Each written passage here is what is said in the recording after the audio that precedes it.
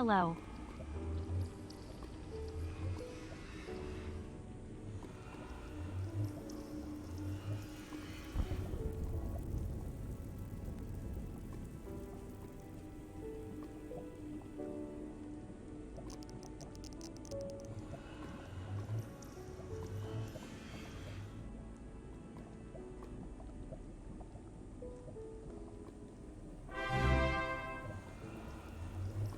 Hello.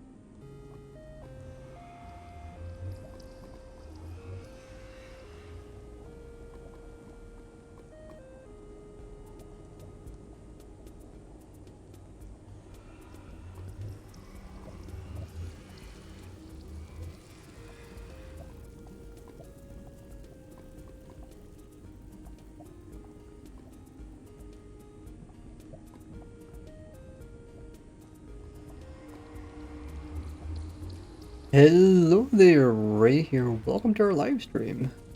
This lovely Wednesday. How is everybody doing? We had burnt ice coming in.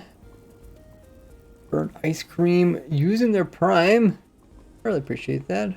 Welcome back to the Gordy gang saying hello. 2 months worth. Means a lot. If you guys don't know, you guys, if you have Amazon Prime or Twitch Prime, no one's the one that has it. Use those primes here on Twitch. You can actually get a free subscription, and you can use that on whoever you want. Appreciate everyone remembering it. You subscribe to me over here. Just remember, we done each and every month for it to work. We also got in the chat Ocelot's here. First time chatter. Is it Arachnid? Arachnix? Very cool name. Arachnix. Welcome in. If you guys are new to the stream, hit the follow button. Also check out my socials. Threw up in the chat. I'm all over the place. Look them all up. See what I'm up to. Hey, Dark Knight, it's back in the chat. There's not a Mojang Dev. How you doing?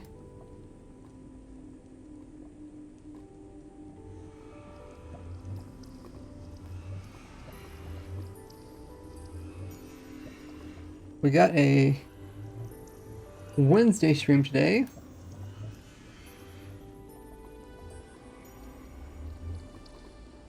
Normally, this is when we have our new snapshots. But there has been a break in snapshots. I think there is kind of like a vacation going on. Mojang in Sweden for the Java team. You do see the United States Bedrock team is still putting out small updates, having problems. We'll probably see some new Java updates pretty soon. I'm completely fine with the delay. Gives us time to work on other cool projects. Take a long time. Hey, we got Huge Pog in the chat. Your name is actually Huge Pog. That's pretty cool. I have a Pog emote. All my emotes were made by my viewers. If you guys ever want to make me something, just message me on Discord. Let's see, where's the Pog one? Oh, there it is. It's kind of silly. Welcome, everybody. Alright, I think we could get the stream going. Got the lovely Minecraft music playing. I'll unmute myself on Discord if you guys want to join my Discord. There's a special voice call dedicated to chatting about the stream or even listening. That one guy's in the chat. Yes.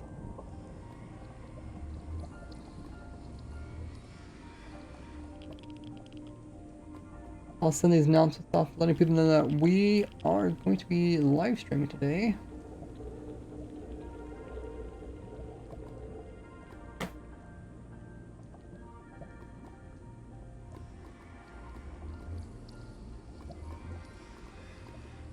So today we're going to look at the speedrunning trick that people use to find bastions. So we're going to try to apply it to find the trims. This video will hopefully be out this Friday. I'm working quite hard on this video and taking my time, trying to make higher quality videos. Even though I got like lots of ideas, I would like to get everything. It all takes time. Alright, so I sent announcements onto my Twitter. If you guys follow me over at RaiseWorks there, I'll let you guys know about streams when we go live, as well as when I happen to skip a stream, or if I come out with a new YouTube video, and also post real life photos, ask questions over there, talk with the developers, and I also post it onto my community tab for YouTube subscribers that have the bell notification set to all.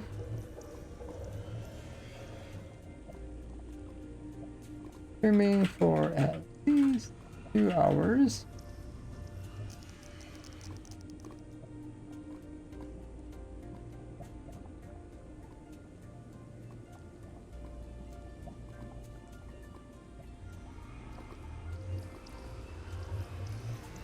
Okay.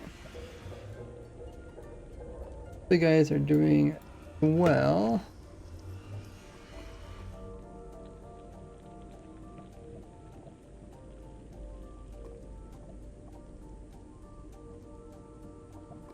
We are into mid-July.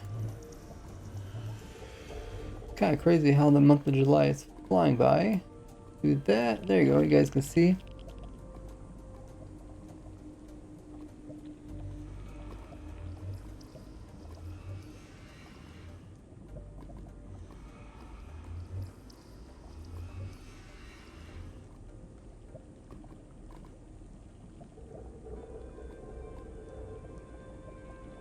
Is the watch time thing working? Hopefully it is.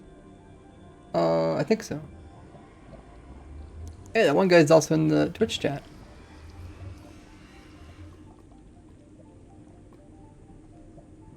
Breezy says, just wanted to pop in and thank you for all the great farms and creations you have provided. It really changed how I view the game. Oh, that is such a lovely thing to say. Thanks so much for the kind words there, Freezy. Welcome to stream.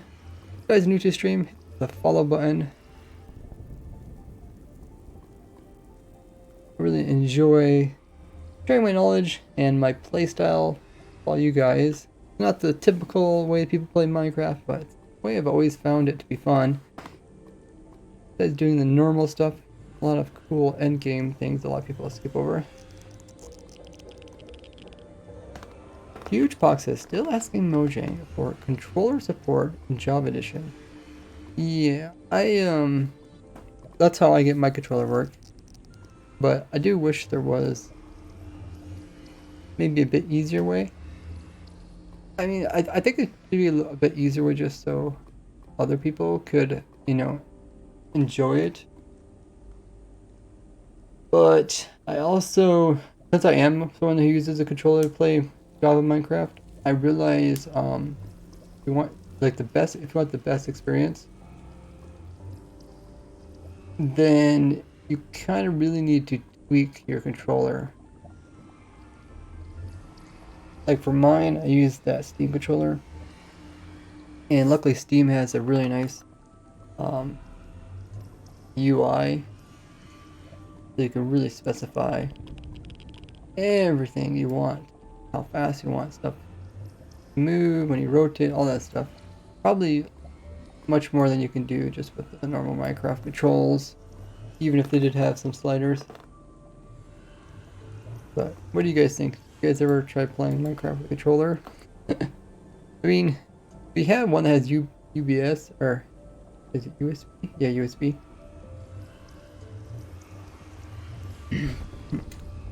Then it definitely not too difficult.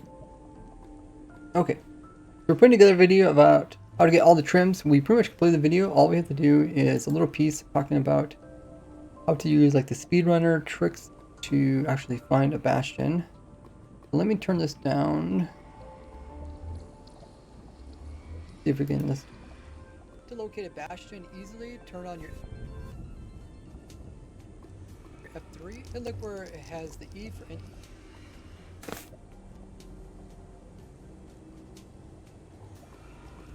So we're talking about finding a bastion because the two easiest trims to get are both in bastions. The netherite one and the snow one. Ooh, I'm gonna sneeze.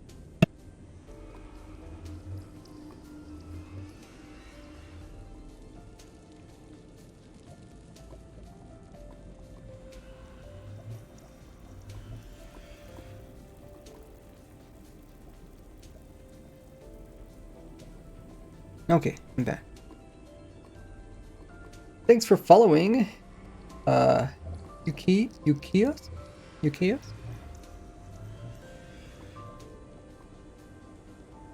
So I think because not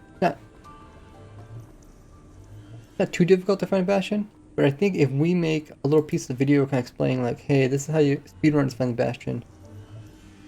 That type of knowledge is probably pretty known for people that watch speedrunning videos, but if you don't know that, then this probably actually would be helpful to people.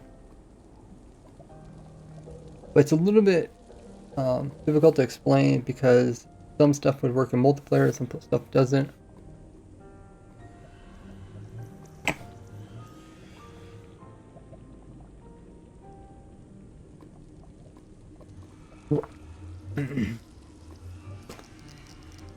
Because all speedruns done on single player. So we end by saying this. It's common because there's just so many bastions, and going to any of them, you have about a 70% chance of finding one. I'm talking about the rarity of finding a template. And then right after this, I want to say something that transitions us over to talking about the strats to finding a bastion. So it could say something like, bastions. You can find a bastion really easily by using these tricks. By using this trick. And then the next piece, I have some other little extra pieces which you don't need to use, but the next piece is me actually talking about it. And a piece of me talking about it is kind of long, so I think I want to do is make it shorter and a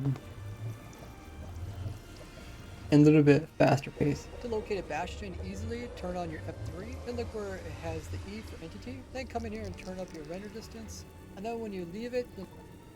Okay, so the first part I talk about turning up a render distance. Well, you can't do that multiplayer because you already have it so high. So...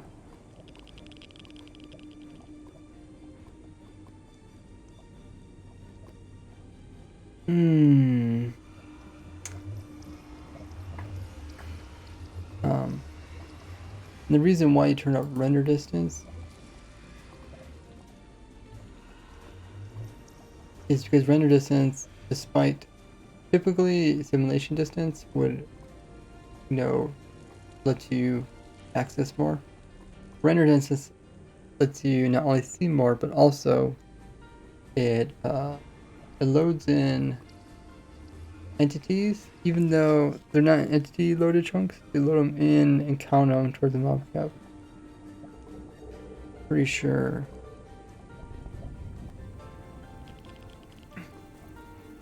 When you leave it, you'll notice that the entity numbers should go up. Oh. Yeah, we got these other lock and review.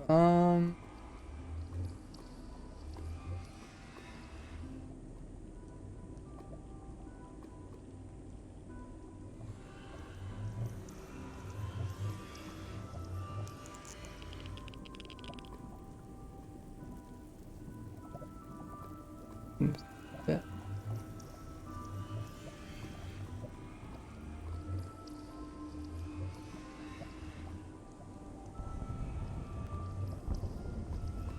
Go up. You turn up your entity count and you don't see a large amount of entities. There's not one being loaded in. So right now. Okay, so turn up render distance.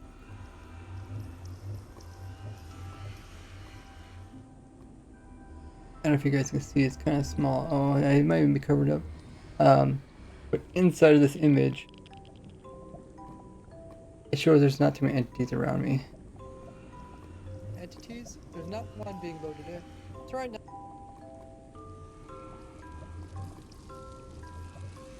So in that case, I would have to tell people to go to a new area, increase the render distance, and go to new area. Now the entity count is low, but if we go ahead and turn up our render distance, the number all of a sudden jumps up to 43. That means there is one around here somewhere. Now if you go ahead and turn down your FOB, you can kind of pinpoint exactly where the entities are coming from. Notice the E and then right before the 43, as we swing over this direction and we point around here, you can see the number gets up quite high. That means there's a bastion over there. And look, I kind of want to summarize this whole talking point. Looks like it's a little bit lower than us. Now you just need to make your way over in that direction.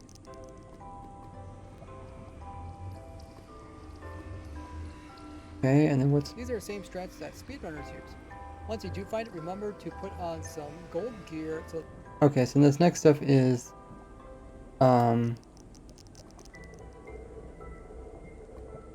It's not as important.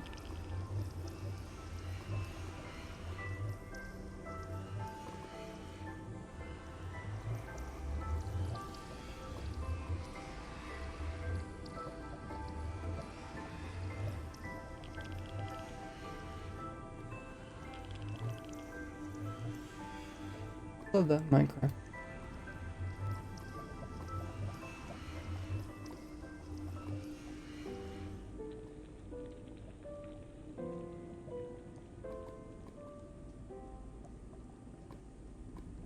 Once you do find it, remember to put on some gold gear so the piglins won't attack you and keep... That one guy says, I use a feather launcher. Does that work on your server? I don't know. What is feather launcher? Keep lava as well as boats ready so you can stop the piglin brutes from killing you. Okay, so I might slip these other images in there.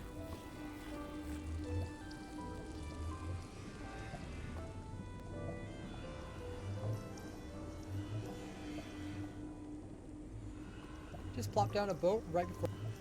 So yeah, these that won't be difficult to do. Let's summarize this whole talking point. It's currently...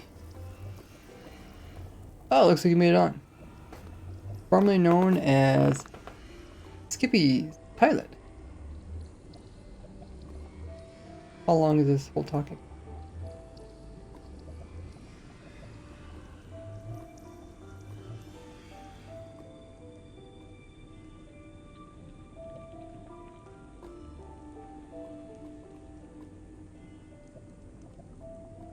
$28, $26. A little over 30 seconds. Or 30 seconds we're talking about. My audio sounds good. I guess we can record it. See if we can load up the recorder.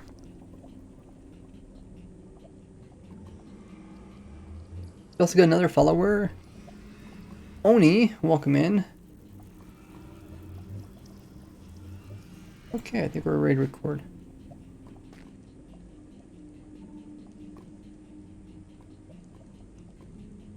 Oh, we got a bunch of redstone blocks here.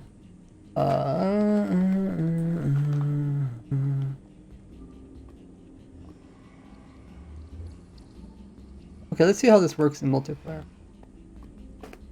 Because there is a render distance on the server is already set, also kind of low already. So there's 140 entities. If I change...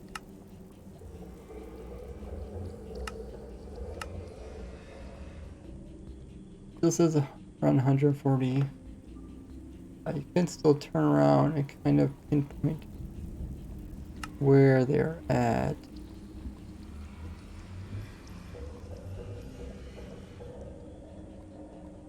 Yeah, none of them are like near me really.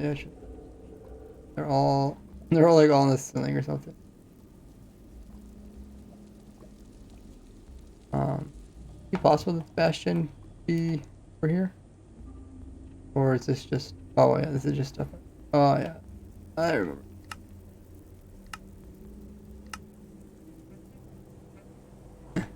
It's just this back rooms that they recreated in Minecraft.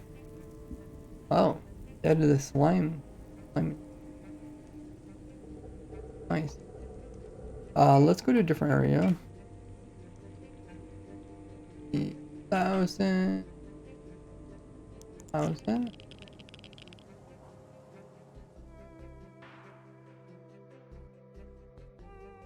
Thank you, not emojing. Posting our socials there. Okay, let's load this up. If we do a similar trick here, this would be like level ground. And yeah, we turned up a render distance. Entity count says there's only 14 entities around it, which would definitely not be cached. So I don't know what the render distance is on the server.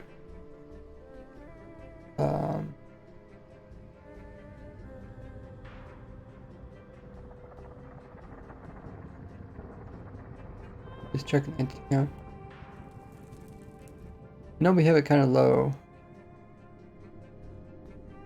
Oh, that is a big tree. Goes from there all the way up to there.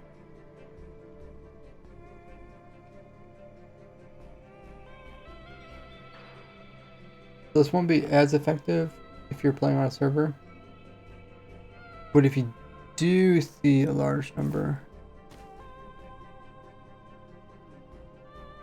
but we can point this out in the next part.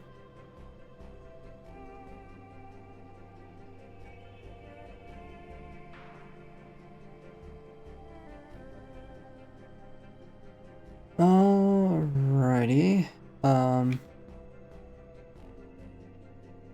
Let's go to a single player world, or I guess we can record the multiplayer part here while we're in multiplayer. But we need to find somewhere there is actually Bastion. I guess we could just locate one. Locate Bastion. 200 some blocks away.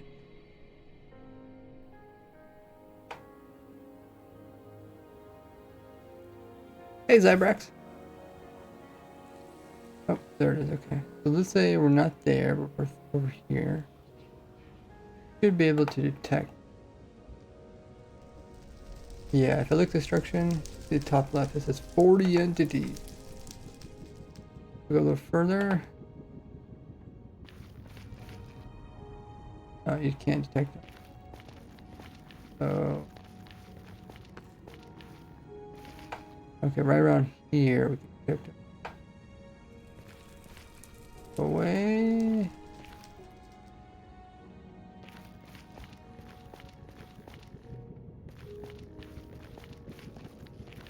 Number's getting higher, higher. 45, I think is max. So what we'll do is, oh, there's another one over this structure. Okay.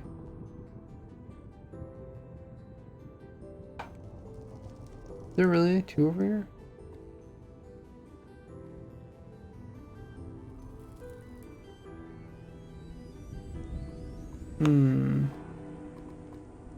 Okay, Bastion.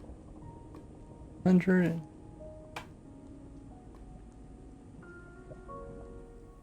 Okay, I think this is the same.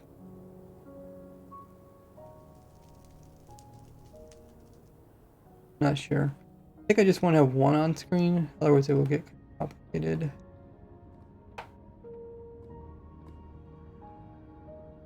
So there's 50 entities that way. Turn this way goes down to 0, and let's go back up. At the highest right there. So I think there's a Bastion there. And there's something this direction. It goes 50. Fly over there.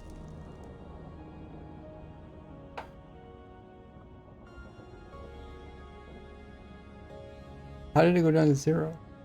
Oh, another Bastion. Okay, there it is. So there is two Bastions. Alright. Okay, let's just get one of them on our screen. We'll stand to the side. Okay. 48. Yeah, this is kind of an obvious one. Let's turn on camera. Do mob on off. This will make it so that there's other mobs in the area. You just have to look for the concentrated location. Oh, I got the answer.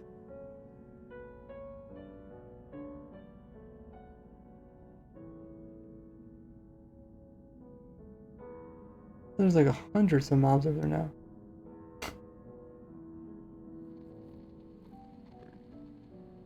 Or almost 100 mobs. Oh, just because there's mobs between me and the Bastion. How many are actually in the Bastion?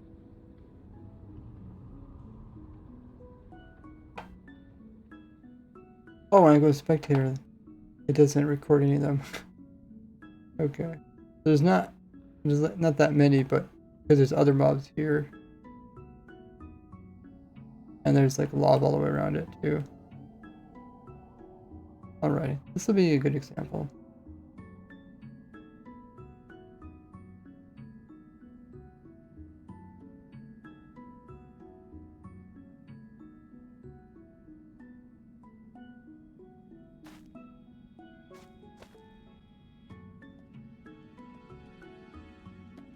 Even though we get some big numbers over here. Get really big numbers over here. Okay, so what we'll do is, first I'll record this, and then I'll put some audio along with it. because I won't be able to talk and think at the same time.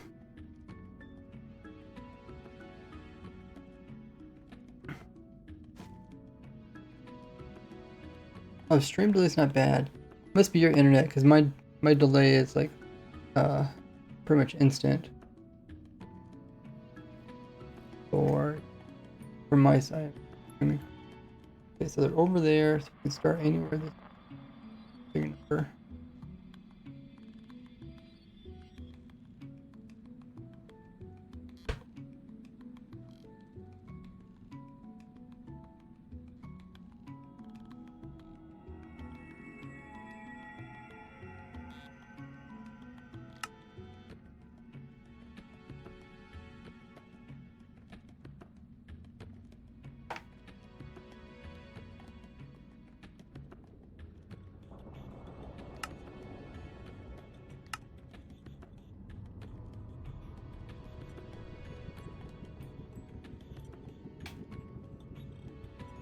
Okay. Let's record the audio part for this one.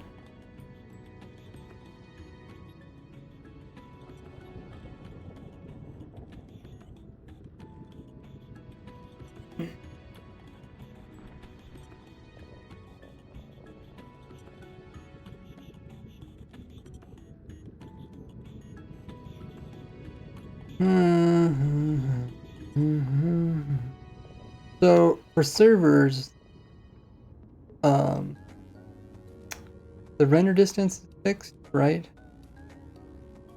If we just, I guess we could test it. Put a portal here.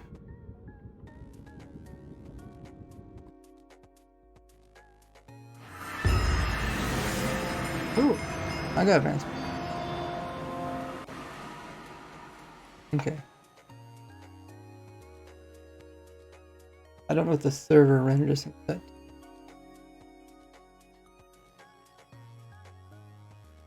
I think it's set kind of low.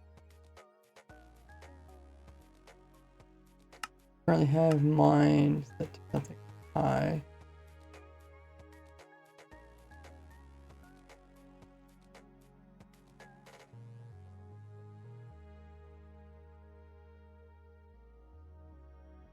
Still loaded in. Okay, so there's the edge of render distance. It's been a while since I should looked at this. Let me look at it on the server side. Server settings. I think they call it server properties. What does it say? It says view distance is set to 16. Which one is view distance? Is that render distance? Simulation distance set to 10. Okay, so view distance is set pretty high. So, ooh, that's a lot of pumpkins. So it's possible for servers to have it pretty high. Oh yeah, just remember the bot doesn't like links. 3, 6, 9, 12, 15, 18, 21, 24? Are there 24 pumpkins there? Yeah, there's pumpkin there, and there's over here. 3, 6, 9, 12, 15. Up over there. I like pumpkin patches. Always been fascinated in large pumpkin patches. Huh.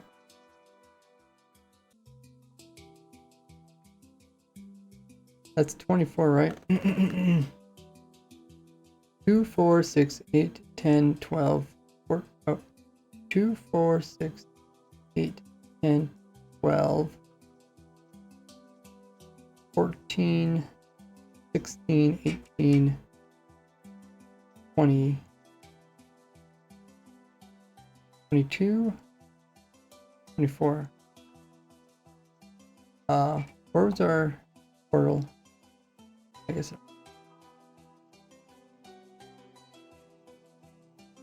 Okay,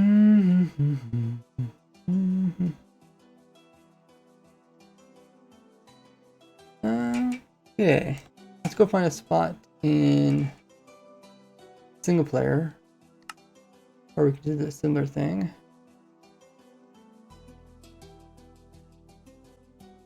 New world.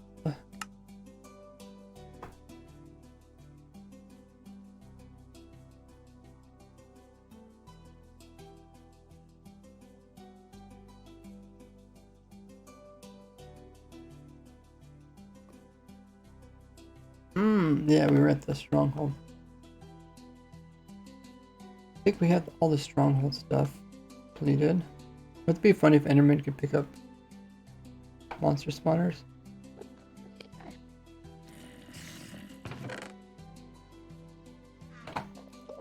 Okay, so we need to go into Nether.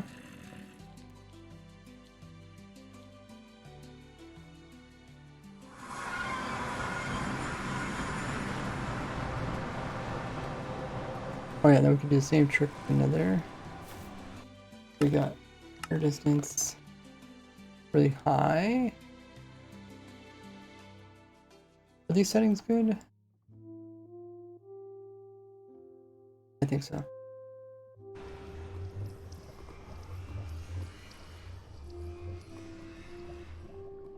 We spin around looking for, I think we're looking for like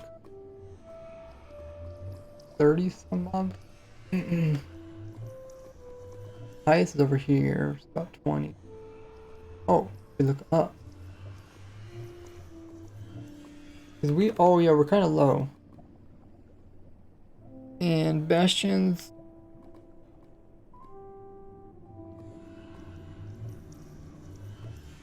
are a bit higher. Oh, yeah, quite a few mobs right around here. Okay, let's turn this down.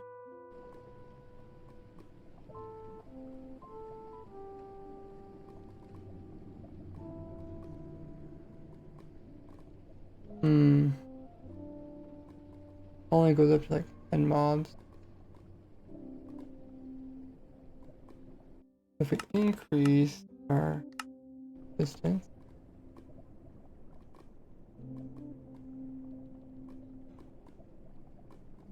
thought we would find one. Let's just use locate. Locate. Dash. It's negative, negative.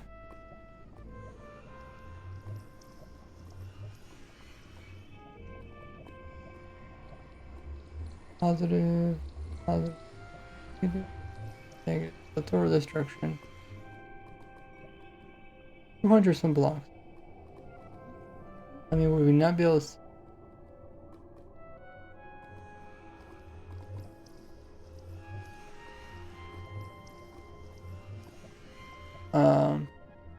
Oh, wait.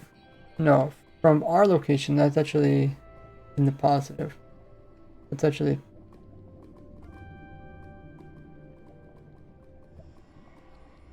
positive X. But I think it's actually this one.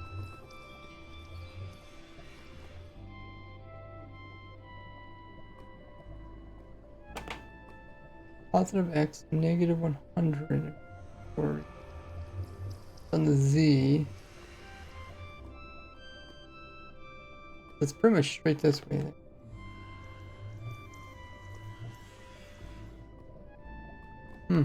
Yeah, I don't see anything. 200 blocks shouldn't be too far.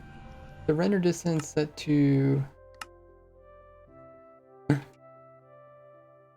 24.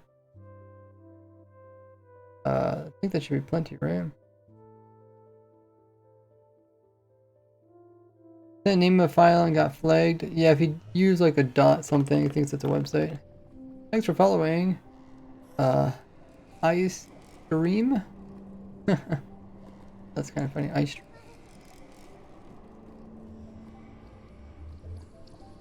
Hey, Gunzy.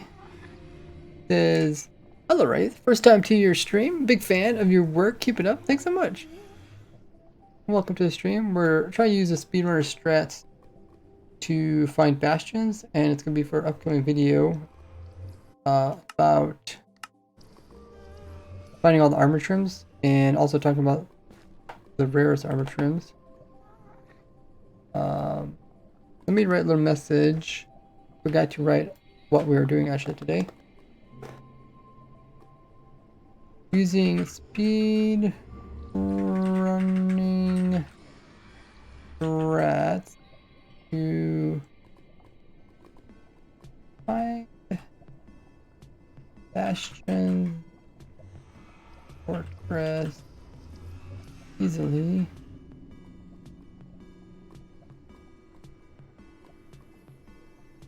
For a video about all armor.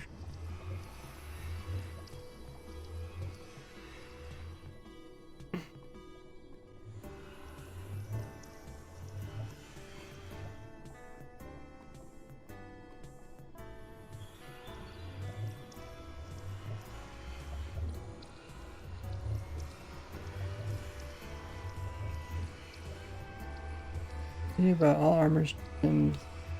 Okay, take that. Sense.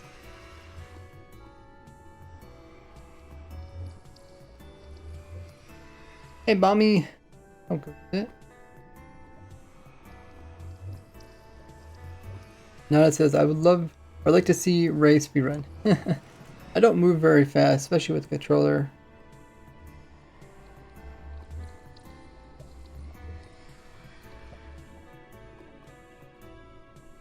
Oh, did you get chunk banned? Not on the server. Okay, let's see if we can find this bastion. So we are currently at, if we do F3 plus C, okay, so we copied our location. If we go to this new location, this bastion's at, it's a little bit above us where we're at. And there's like 55 entities. Quite a few.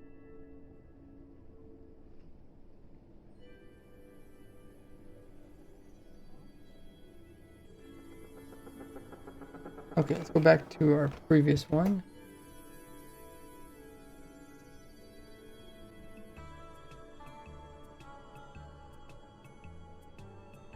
And we want to go towards positive X. Positive, okay. So it's a little bit above us, positive X. If we go this direction, should see a priest.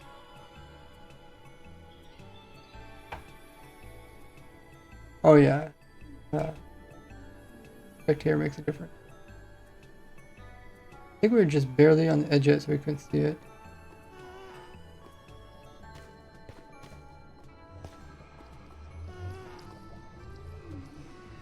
Can't really see it here. It just says 18. It says there's like other entities around us. If we go closer. Oh, where is it?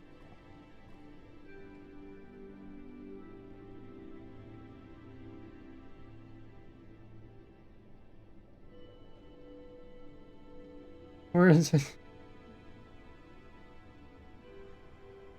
Okay, now the numbers are getting big. There's 50. I think it's supposed to be right in front of us.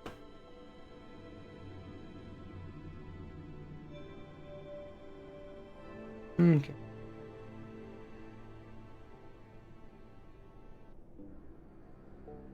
We turn down a render distance.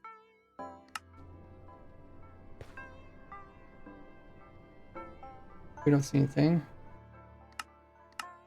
Turn it up.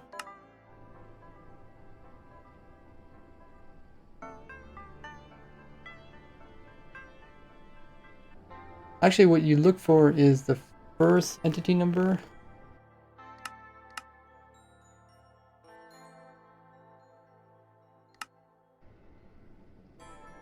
So, or the second one. The second one says 30. Now it says 86.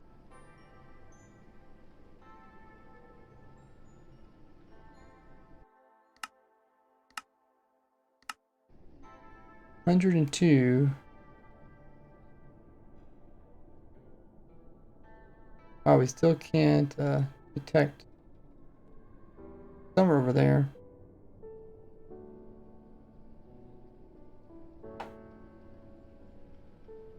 Yeah, it's right there.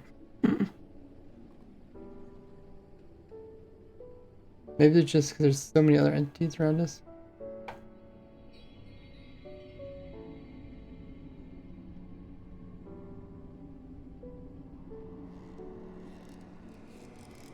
Oh, we have to be really close before it shows up.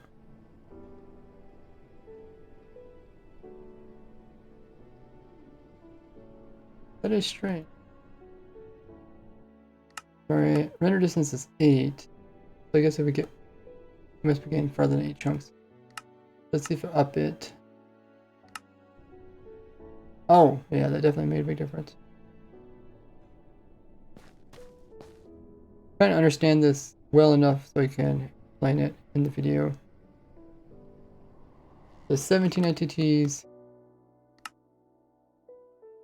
Up it. Now there's 30 some entities. Up it again.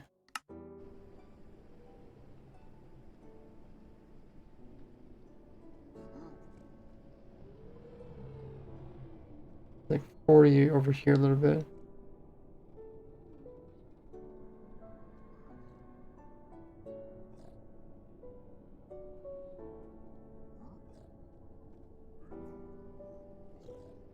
Get closer, see if it gets bigger.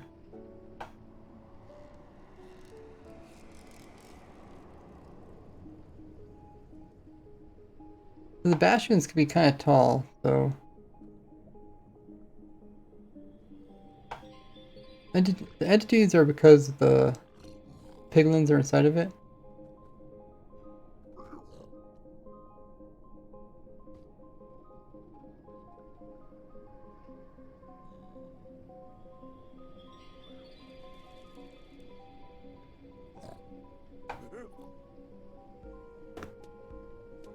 I think this is a pretty good example. Turn around, see really big, like 50 entities over here.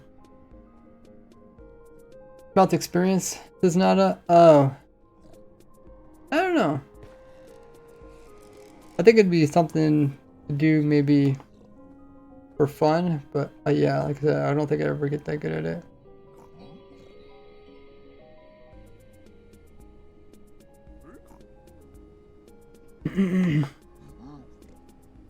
Let's show us doing this in single player.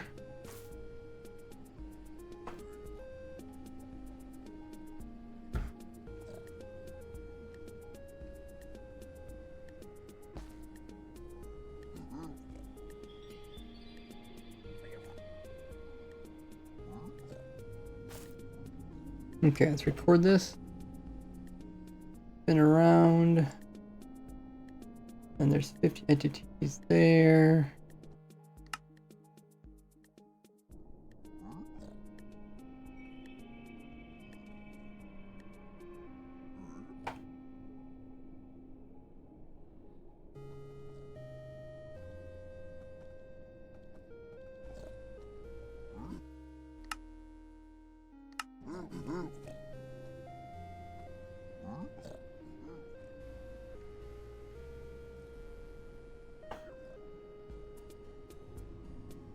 Alrighty.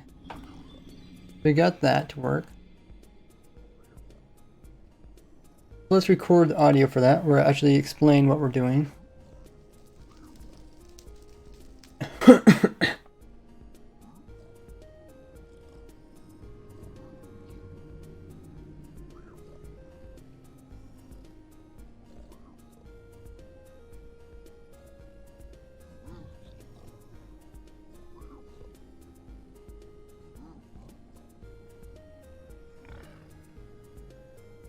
Okay, make sure recording's working.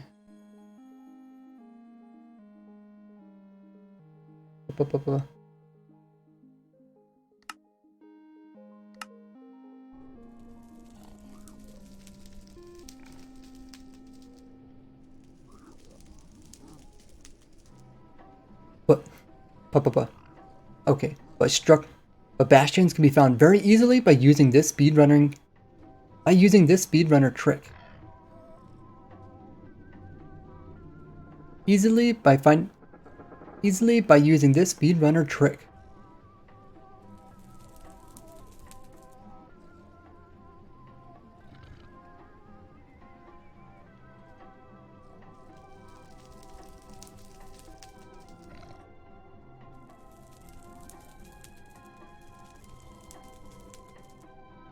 First pull up your F3, then pay attention to the E for entities.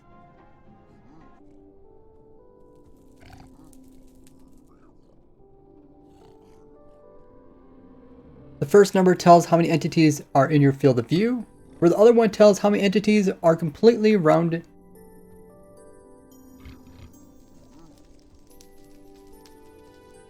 Where the second one tells how many entities are being loaded around your render distance. Where the second number tells the total number of entities being loaded around you.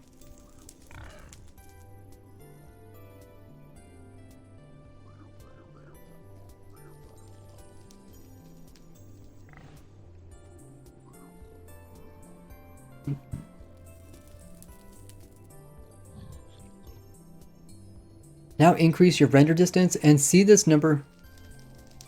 Now increase your render distance and you should see the second number jump up. This means you loaded in a bastion. Now to find the bastion, rotate yourself around in a circle until you see area where the first number is pointing towards a lot of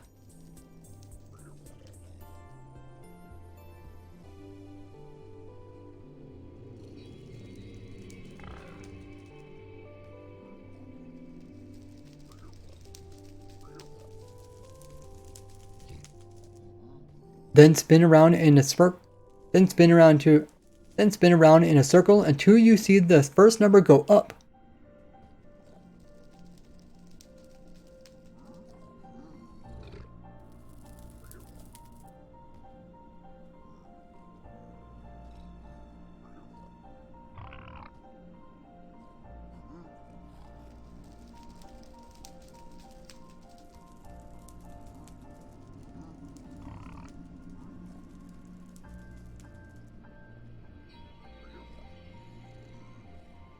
Then pay attention to the first number as you spin around in a circle.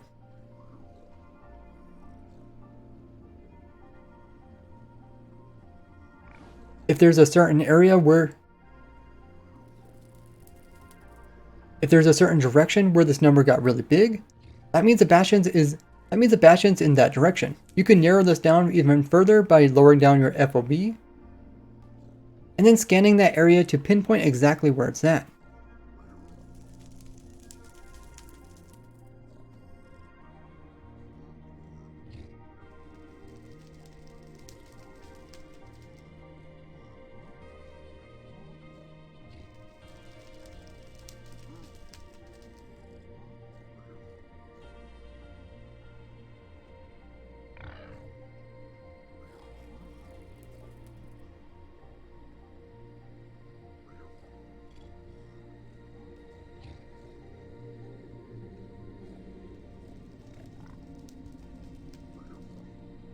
Now all you have to do is walk in that general direction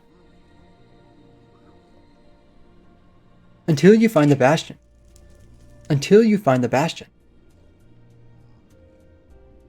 This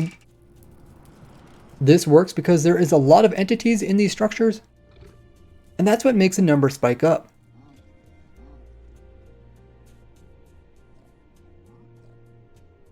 This works because there's a lot of piglin entities inside these structures, which makes a number spike up. Okay. we explained the second part.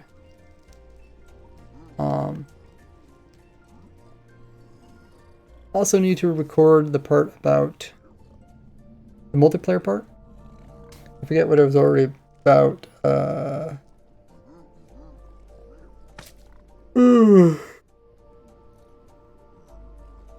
Now it says I also never tried speedrunning.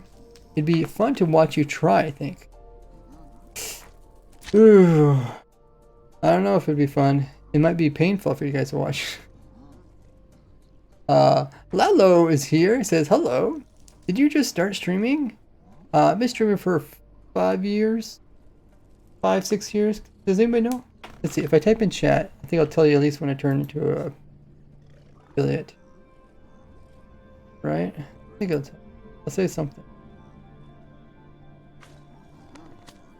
Okay, what does this say? Okay, it says 5 years. 5 years that I've been having a sub for myself. And I think that only starts once you become an affiliate. Oh, Gabby's in the chat. Gabby's been following for 4.5 years. Dang. Yeah. So it's at least 5 years because I had the 5-year badge. Actually, I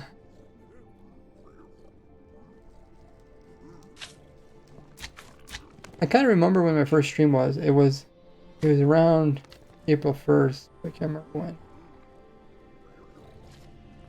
Let's see, if I go into, there's something called Twitter Advanced Search. I don't know if you guys ever use this.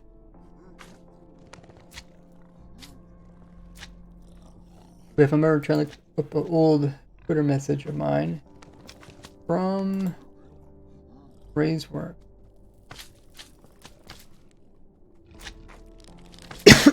Oh, we got a tickle in my throat. How do you spell affiliate? Affiliate. Affiliate, okay.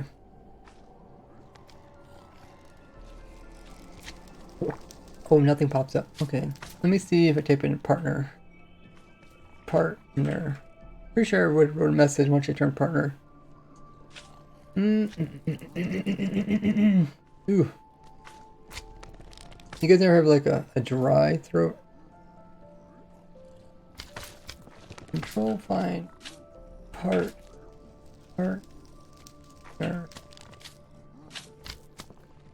Okay.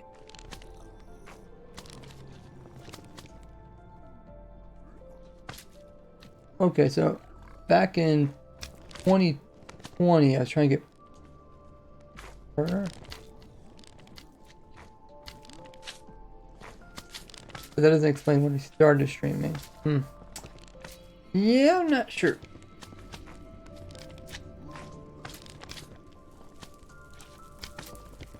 Does it say like when somebody joined Twitch?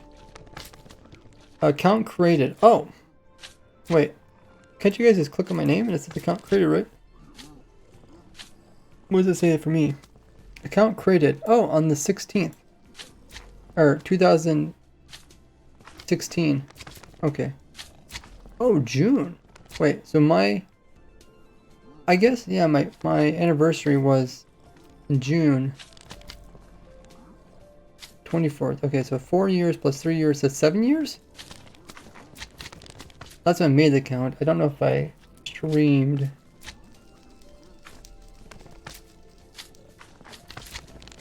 Wow. Okay, so I've been on Twitch 7 years. Maybe not streaming for 7 years. Dang. Thanks everybody that's hit the follow button. Appreciate it. Welcome to the board game. We're getting closer to 50,000 followers. Hey Doom, how goes it? Game says Ray started streaming back in the day when TV was black and white. My parents talk about that because they grew up when TVs were black and white.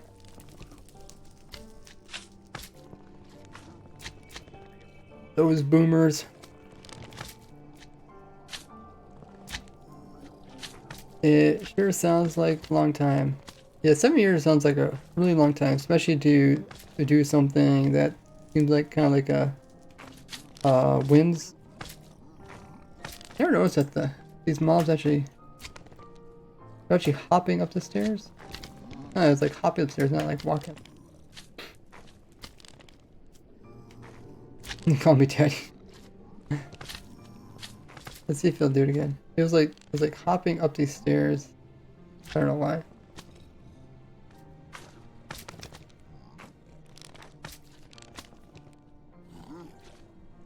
Do it, Piglin. Don't be afraid. It's not like everybody's watching you.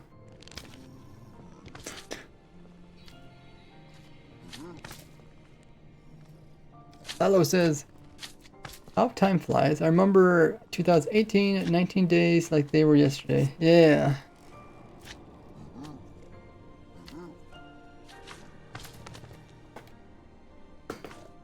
Okay, let's record the second part. So second part is going to talk about multiplayer.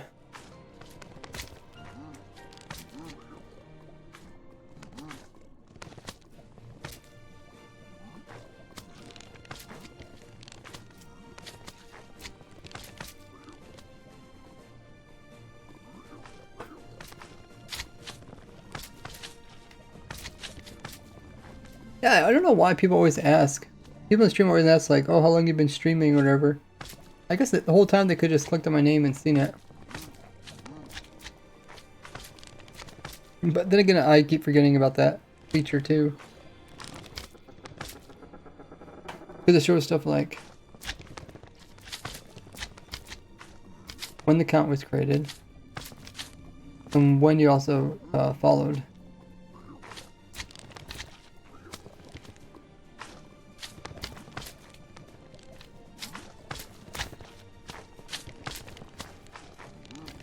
Now in multiplayer, you are limited to what the server has the render distance set to.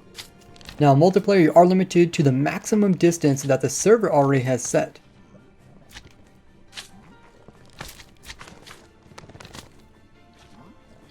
This means you can turn your render distance up, but it's not going to show you any, you're not going to be able to see any further than what their limit is.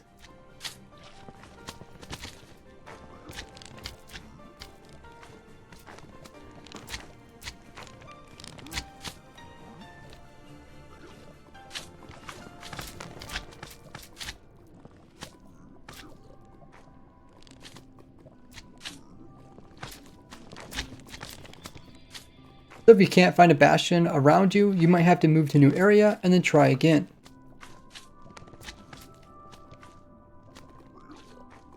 Okay, so those two pieces, I think that'll be more of a quicker version of what I said. Let's double check.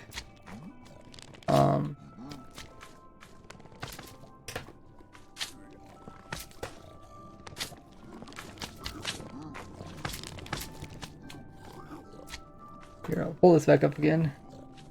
I'll see if this new one. Hey, expect goats in the chat. Seeing a third place in the biddy board. How you been? Maybe says 2018 was a good year. Ah, why was it a good year?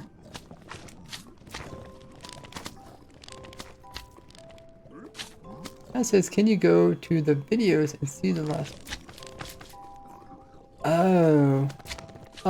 The thing, you're talking about my archived videos there, Nada? You're talking about archived videos on Twitch? The thing is, Twitch wouldn't let me archive my videos there until after I became affiliate, I think. So it doesn't quite tell you when I first started streaming. It'll just tell you the first video that got archived. And I don't know if I was automatically archiving. I don't think I could automatically archive. I think I had to manually archive. It was really weird. There was limits as affiliate, so I had to come in. I think I had to manually do those. Oh yeah, there's like a bunch of restrictions and stuff.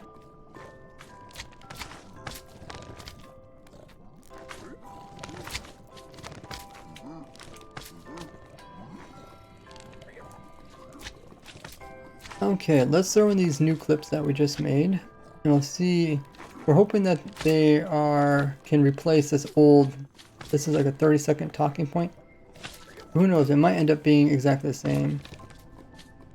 To locate a bastion easily, turn on your F3, then look where it has the E for entity, then come in here and turn up your render distance, and then when you leave it, you'll notice that the entity numbers should go up. If you turn up your entity count and you don't see a large amount of entities, there's not one being loaded in.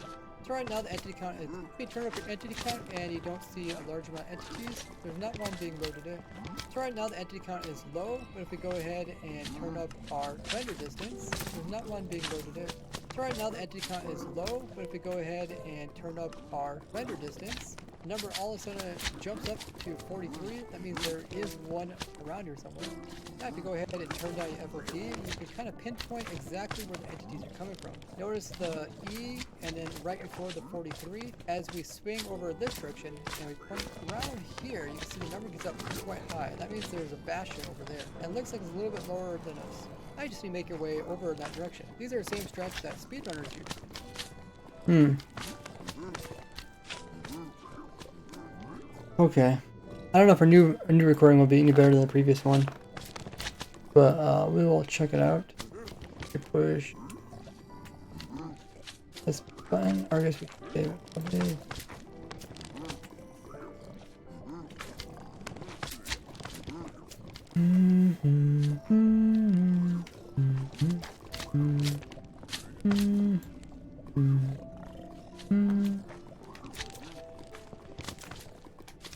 Look at all the bouncing magma cubes.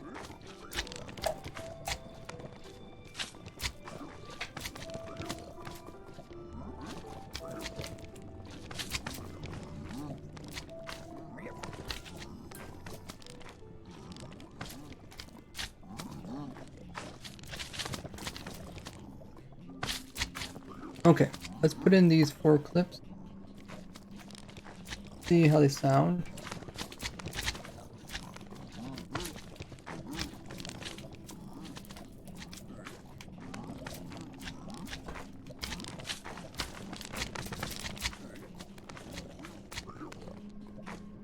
Sure, drink a lot of water.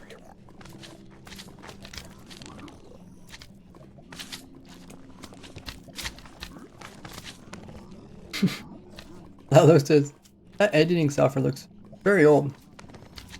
It's Sony Vegas 13. I don't think you can quite see the whole title, but I think it means it's like from around 2013. I'm not too sure what version it came out.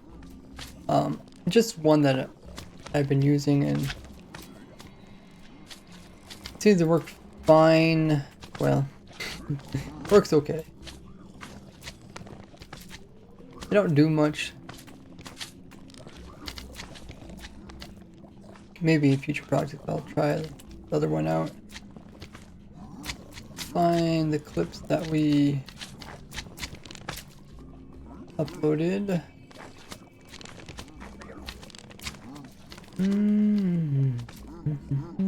Yeah, there they are. And let's throw them in here and see how they sound. Go right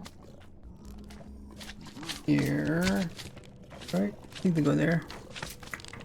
Yeah. There's no shaming or anything. It's just not every day I see it. I guess you don't need much if you aren't going to do any crazy stuff. Yeah, I don't, like I said, I don't do on those very crazy edit types.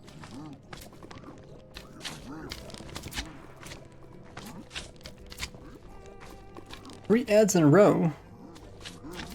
It sounds like one of those gamble slot machines. You get like 3 the same thing in a row. Is that supposed to be a good thing? You won the jackpot. You got 3 in a row.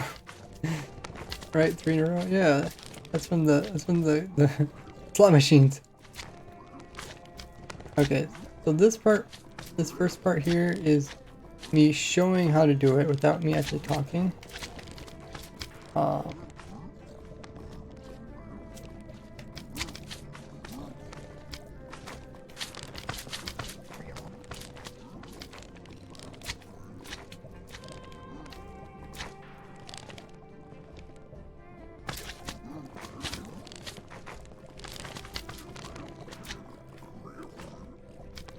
So I'll cut this down a little bit.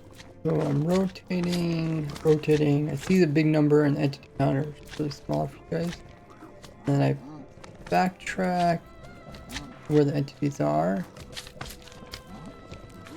Lower down my FOV to figure out exactly where they're at, but somewhere in that direction. And then I zoom towards it, and there it is.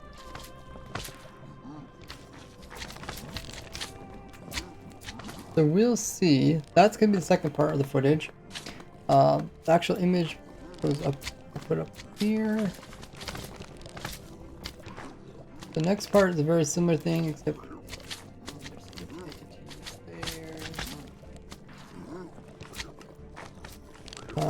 wait. Am I doing it right? Okay, yeah, I am.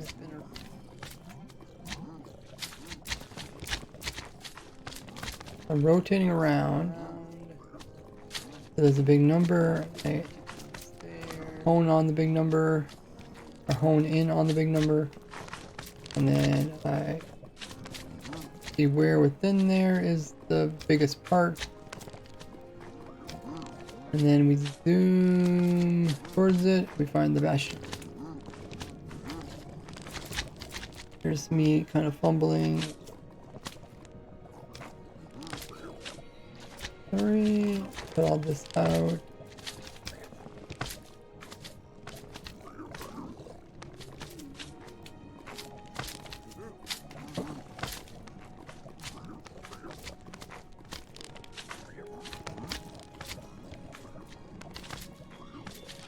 YouTube can never. That's a really bizarre ads on YouTube. Because I've been on YouTube pretty much since YouTube came out. So I kind of seen the whole ad thing once it got introduced, before and after. But then, I mean, it wasn't even that long ago, maybe like 5 years ago or something.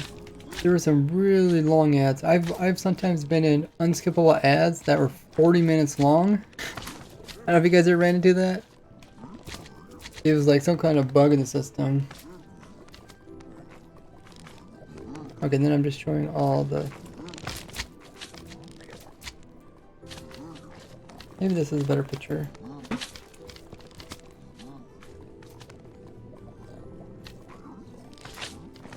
No. I want to show why there's so many.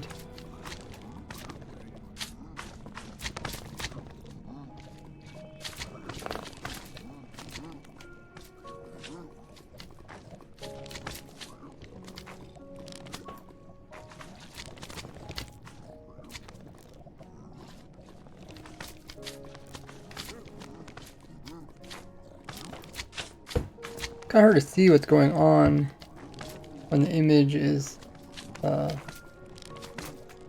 so jumpy.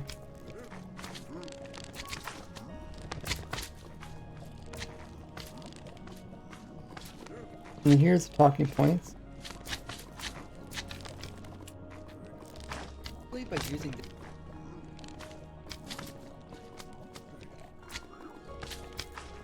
those magma cubes kind of loud. Magma cubes, keep it down. But bastions can be found very easily by using this speedrunning. But bastions can be found very easily by using this speedrunning. By using this.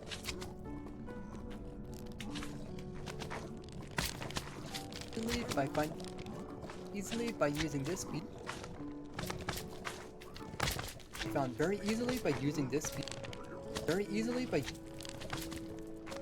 using this. Very easily by using this speedrunner trick. This speedrunner trick. Using this speedrunner trick. Okay. You can kind of hear it. First pull up your F3, then pay attention to... Yeah, this sounds kind of quiet. Let's see. How does this sound compared to the other audio? It's common because there's just so many bastions, and going to any of them, you have a... First pull up your F3, using this speedrunner trick. The second to easiest one is... Okay. Sounds like there's quite a bit of volume difference between this one and other one, which is strange because from my mic perspective, it looks like I'm talking just as loud as I normally would. Approximately 415 meters. But once I put into the software, the bastions can be found very easily by using this speedrunner trick. Okay, let's put these images up to the top again.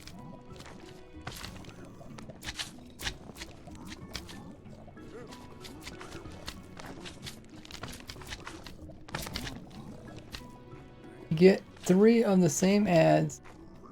You have to buy it. It's Destiny.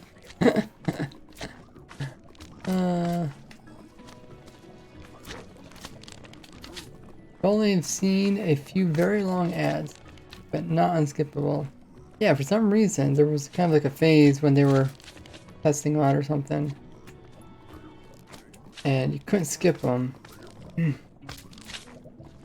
think this is the second to easiest one is the snap template, where you would have to walk approximately.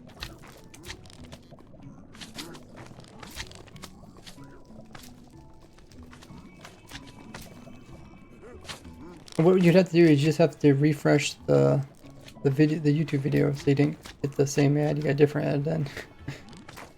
Well, you hope you did at least. I remember one time one of my family members got one of the 40-minute ads or whatever, and they actually sat there and watched the whole thing. I thought, what the heck?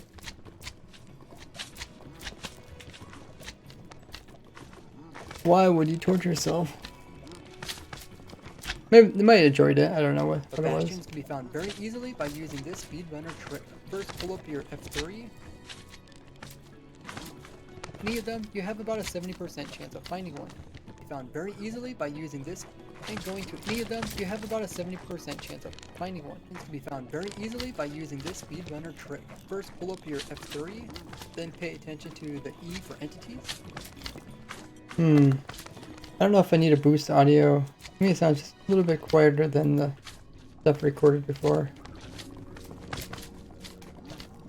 Runner trick. First, pull up your F3, then pay attention to the E for entities. The first number tells how many entities are in your field of view.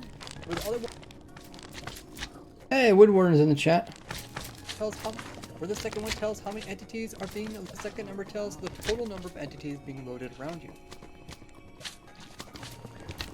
I remember to really speak clearly and correctly. Field of view, where the second number tells the total number of entities. Oh yeah, I can also mute this noise in game. No, that was recorded. Now increase your render distance, and you should see the second number jump up.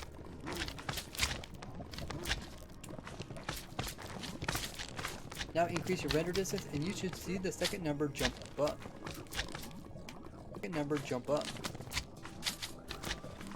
Rotate yourself around in a circle until you see area. How to find the bastion means you loaded in a bastion. Now to find the bastion.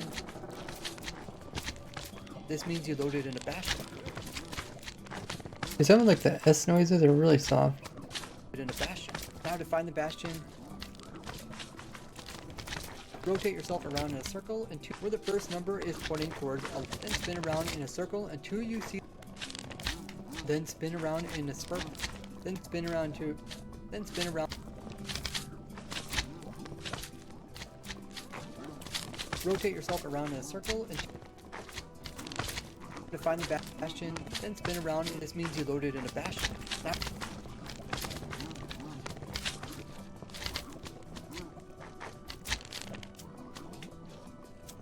then spin around in a circle until you see the first number go up. Hey Johnson, thanks for contributing 6,000 to the community challenge of updating the automatic dragon farm. Then pay attention to the first number as you spin around in a circle. If there's a certain area where you loaded in a bastion, then pay attention to the first number as you spin around in a circle. If there's a certain area where certain direction where this number got, you can narrow this down even further. Direction where this number got really big.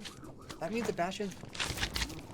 If there's a certain direction where this number got really big, that means the bastions in that direction. You can narrow this. That means the bastions in that direction. You can narrow this down, and then scanning that area to pinpoint exactly in that direction. You can narrow this down even further by lowering down your FOV. That magma's. And then scanning that area to pinpoint exactly where it's at.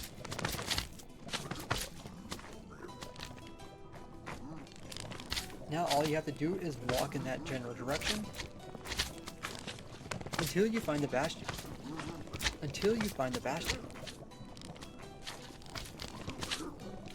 Hey, Devilish Dooney, thank you for contributing as well.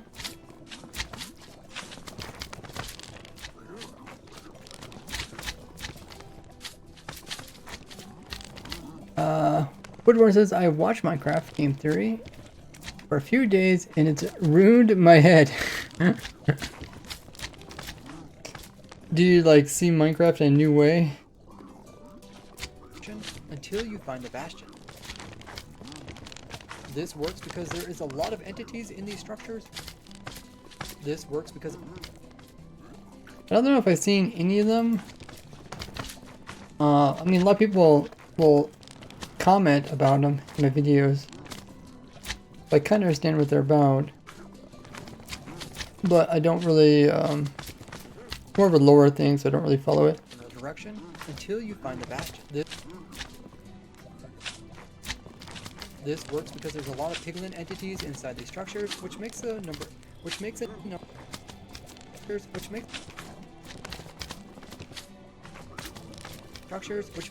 spike up. Okay, so we got the first piece done. The second part's really simple. Multiplayer, you are limited to the maximum distance that the server already has set.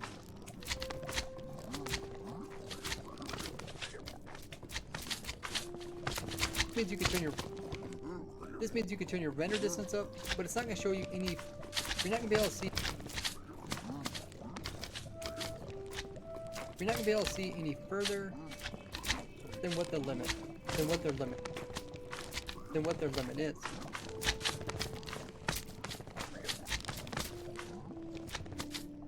So if you can't find a bastion around you, you might have to move to a new area and then try again. Okay. We got those two pieces. These two pieces together is how long? Starts at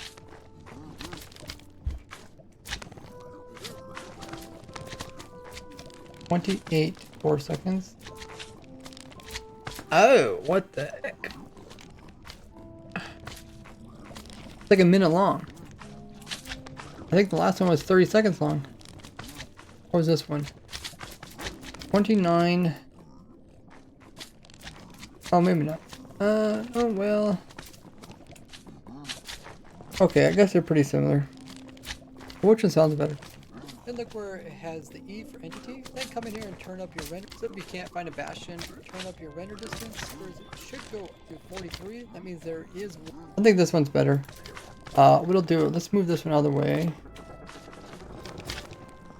Let me just make sure we covered everything. To locate a bastion easily, turn on your F3. Then look where it has the E for entity. Then come in here and turn up your render distance. And then when you leave it, you'll notice that the entity numbers should go up. If you turn up your entity count and you don't see a large amount of entities, there's not one being loaded in. So right now the entity count is low, but if we go ahead and turn up our render distance, the number all of a sudden jumps up to 43. That means there is one around here somewhere. Now if you go ahead and turn down your FOV, you can kind of pinpoint exactly where the entities are coming from. Notice the E and then right before the 43, as we swing, you can kind of pinpoint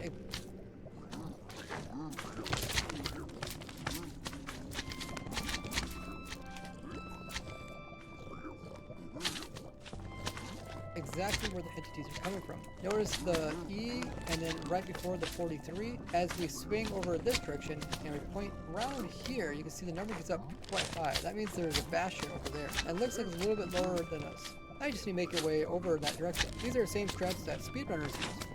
Okay. Yeah, I think the second recording sounded better than the first one. We'll move this one out.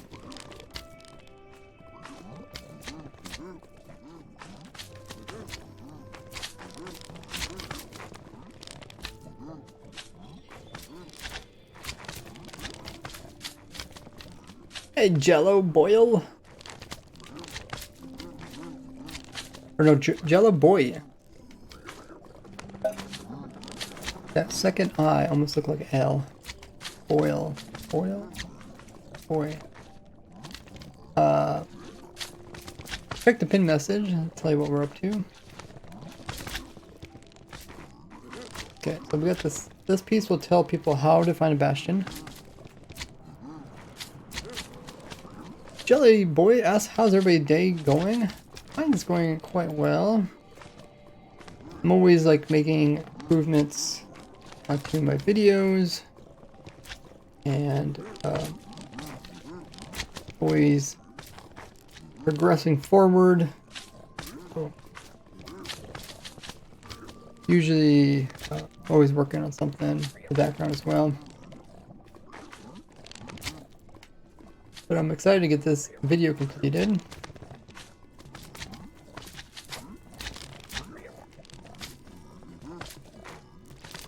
Because a lot of people think the rarest trim is silence, but it's not. Gotta automate everything, that too, yeah. Can't really automate the armor trim thing. I guess you could kind of if you once you got them, you can make copies of it. But this video is more about, it's more of like my other series, because I have like a series about like making a farm for everything, but I also have series about rare and collectible things in the game, and this is more about the rare side. We're looking at how rare each template is, and essentially if you want to show off like the rarest armor trim, what it would look like. Which is a good point. In the end of the video I should kind of conclude by saying like, okay, by netherite on netherite with this trim and that trim.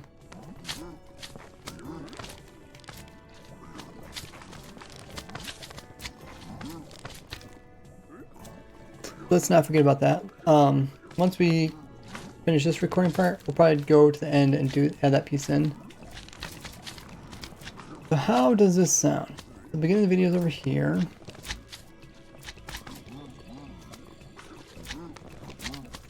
Oh no, these are our...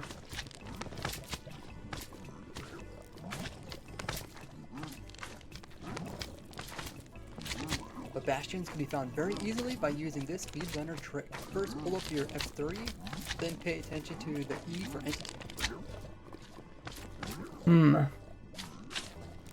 Okay, so it starts out pretty fast. Try and get the words to match up with the image. Hey, Orange YT. How you doing?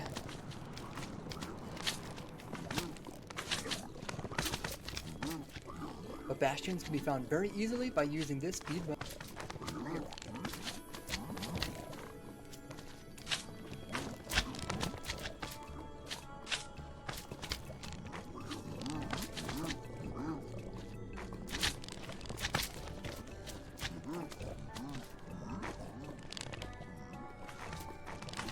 Okay, let's get some...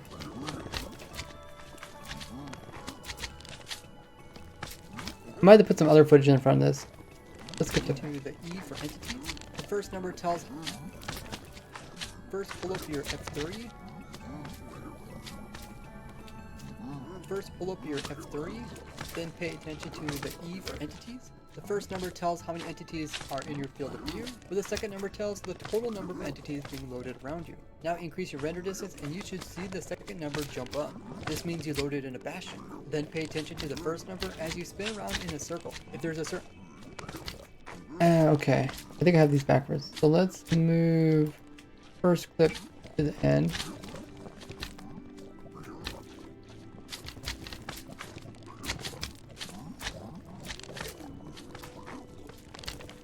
First pull up your F3.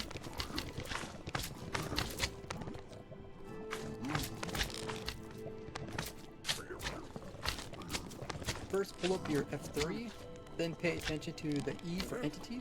The first number tells how many entities are in your field of view, while the second number tells the total number of entities being loaded around you. Now increase your render distance and you should... Okay, so let's slow down this other... You should see the second number jump up. I don't show the increasing render distance, do I? First pull up your F3, then pay attention to the E for entities. The first number tells how many entities are in your field of view, where the second number tells the total number of entities being loaded around you. Oh, yeah, I don't show increasing the render. Huh, okay. You like editing? No, editing is the most boring part of it. That's why I stream while I do this part. That's interesting. Is he going to post this as a YouTube video? Yeah, this will be hopefully out this Friday. Hey, Rick.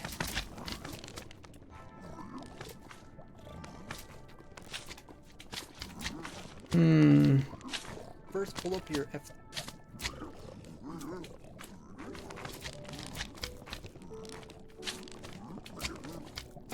Three, then pay attention to the E for entities.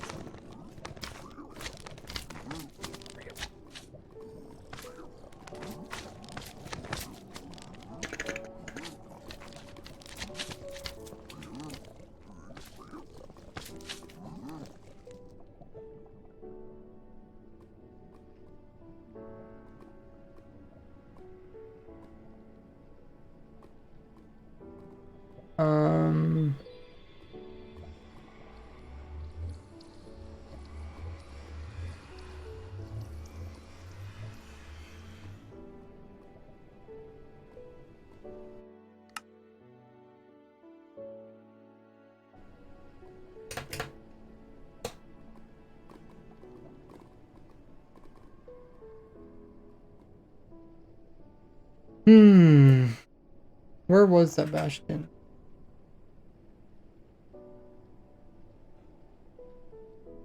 Okay, that's the bastion that.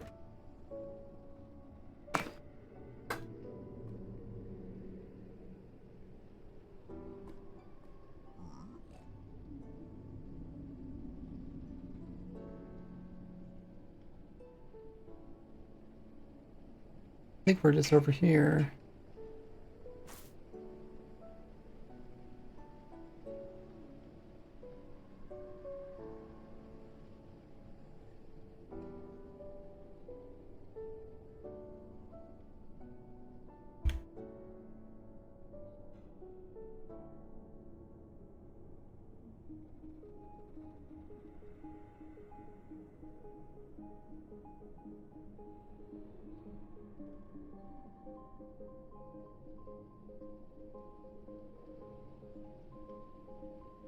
I'll pull up this clip.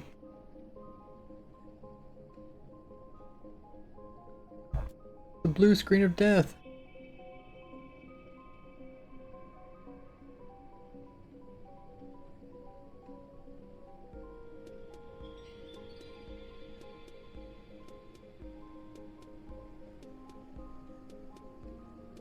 Oh, computer does not like it when I try to load that.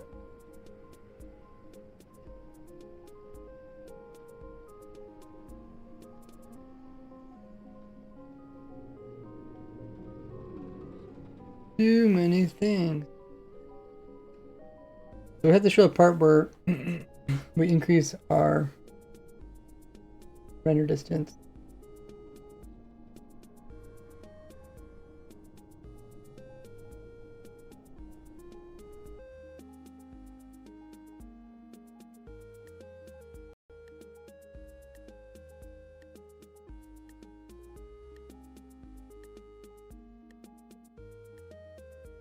Huh.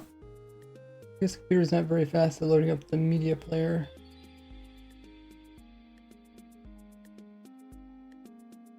Still trying to load.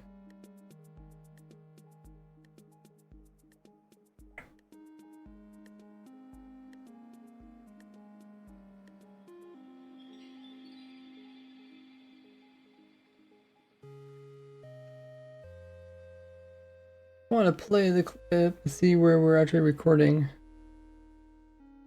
Like where we're recording besides some glowstone.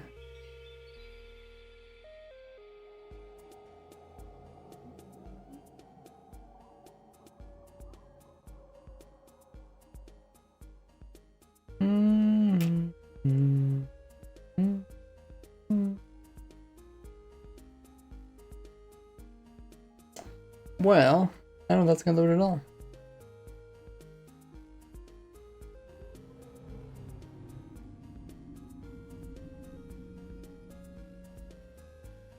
Never had this much problem. Do not open it. Right. Okay, that's probably why it took so long. Let me try to open it with different program.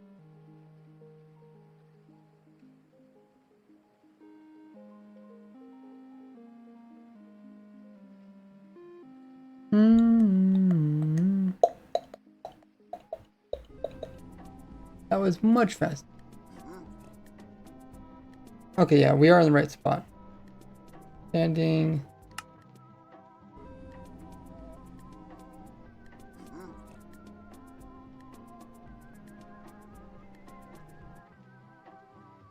Yeah, we're standing in the right spot. Okay, we'll just record this. Going to survival. Up.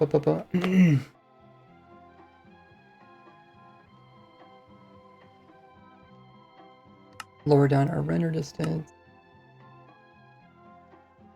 I think most people would have it at like 12.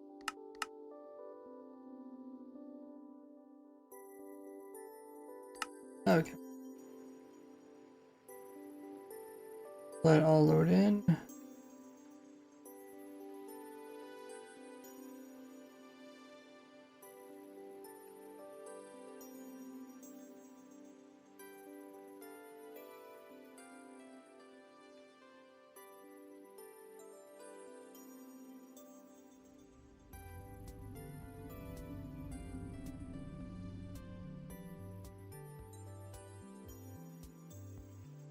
Do some spinning.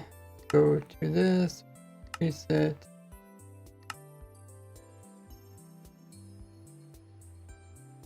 And then we should number jump up.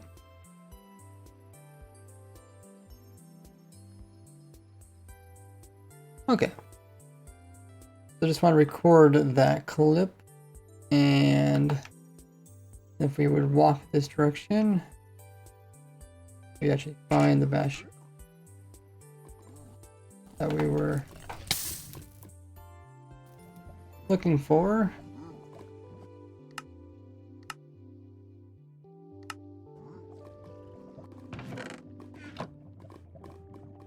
Oh, this one's a double one.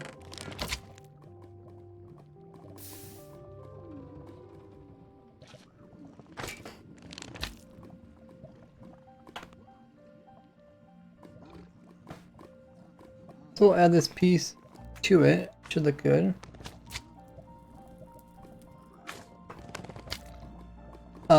Jello says, do you use a warden switch when looking for silence trim?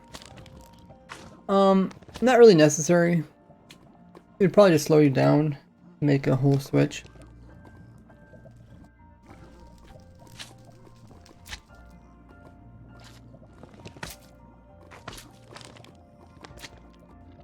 I think if you're like prepared with wool, not too difficult.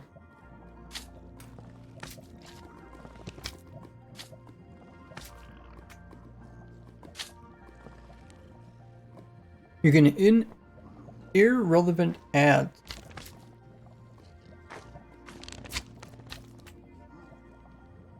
Sometimes I purposely set my settings to not have personalized ads, just so I can see what the current ads are.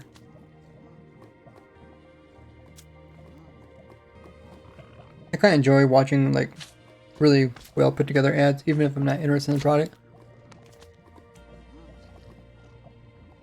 F3 plus F increases render distance by 1. F3 shift F decrease render distance by 1. Did they remove that though?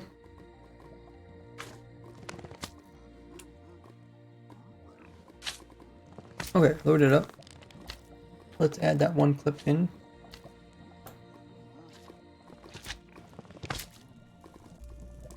I thought they removed the changing the render distance things for a new version. Oh, they said they removed it in 1.18, yeah. That's what I was thinking. Big Boom, you can click on it. It'll tell you what it's about. Welcome in M. Mini Grub is here. How goes it? Another one of our Dream subs. Appreciate everybody who subbed to me. And if you guys don't know, if you have Amazon Prime or Twitch Prime, you guys get a free sub to use each and every month here on Twitch. Make sure to use it up. Great way to support me. No extra cost to you, and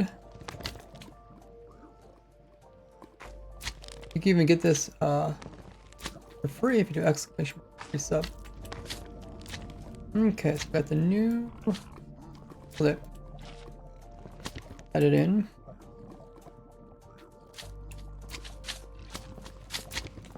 Let's see how it sounds.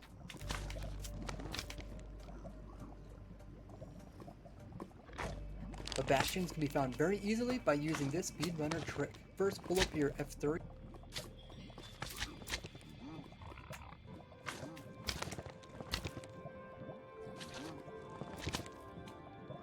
First, pull up your F3, then pay attention to the E for entities. The first number tells how many entities are in your field of view, where the second number tells the total number of entities being loaded around you. Now increase your render distance and you should see the second number jump up. This means you loaded in. Okay, so then this next part we can speed up. Entities being loaded around you. Now increase your render distance and you should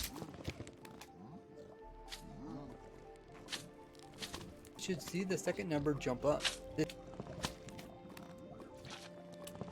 Increase your render distance and you should see the second number jump up. We'll speed up previous part. Where the second number tells the total number of entities being loaded around you. Now increase your render distance and you should see the second number jump up. This means you loaded in a bastion. Then pay attention. This means jump up. This means you loaded in a bastion.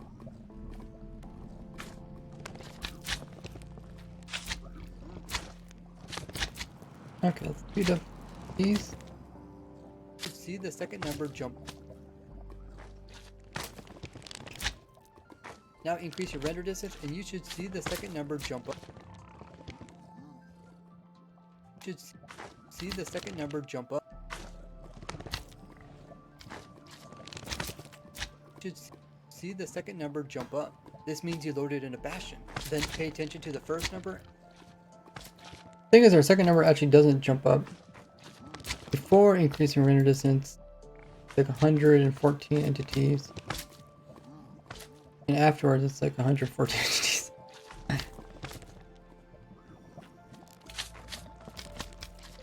Don't know what that means. That means we're always loading the bastion.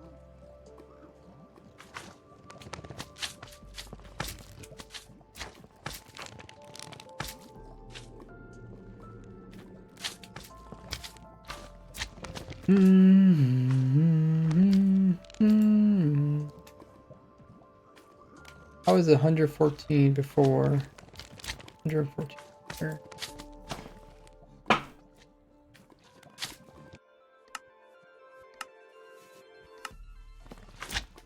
Oh, I was wondering why the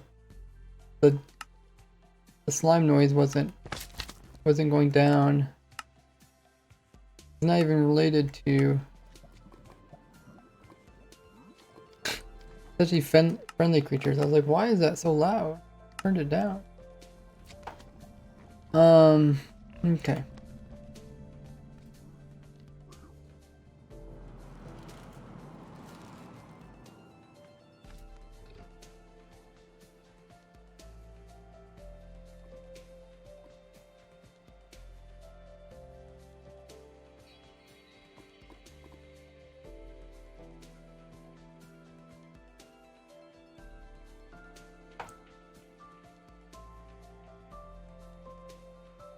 So from here, Andes is kind of high, but if we turn it way down. Okay. Maybe we should record this. I have to get rid of this piglet though.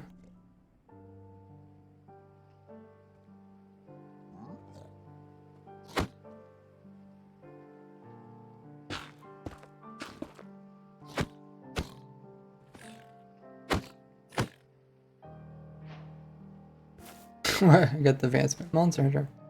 Congrats, you are a monster hunter. Okay. So we'll re-record the first portion.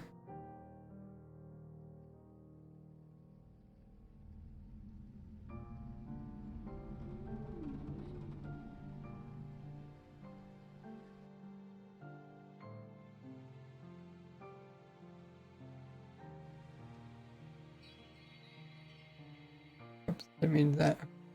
Do this. Open this up. Kind of spin around a little bit. The numbers are changing. Go into here. Go into here. Increase it. Watch the number jump up.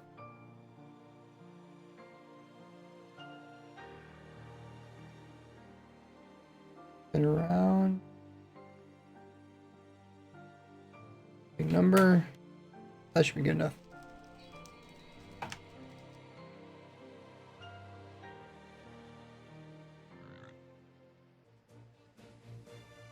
M's been watching for 229 hours? Dang. What? Is your name always M?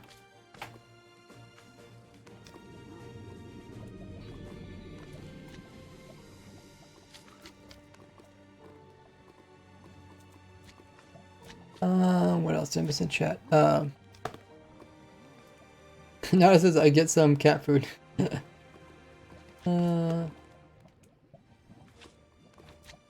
Personal ads equal data mining, possibly.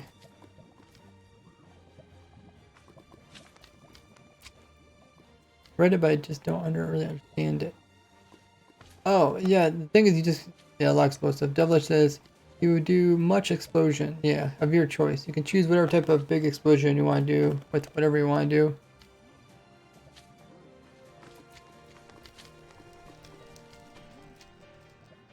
Now it says, can you use speed running strats?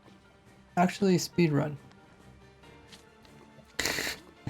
Maybe someday. Possible.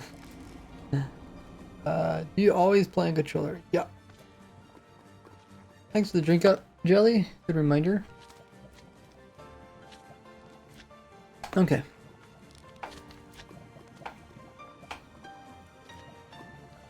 Now the slimes won't be so slimy.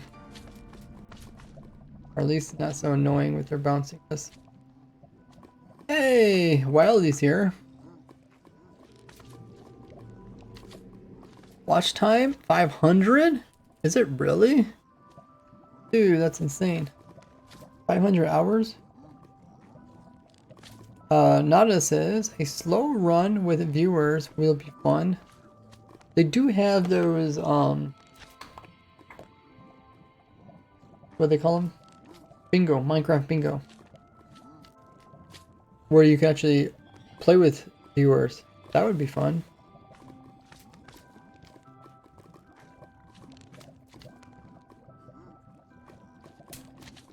Jelly says cat. Not counting, oh yeah. You also have hours underneath your old name, that's true.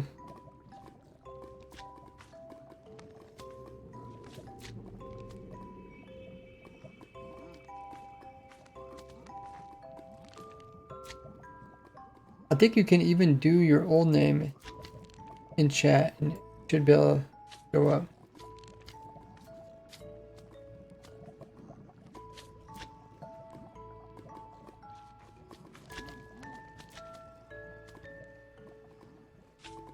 Okay.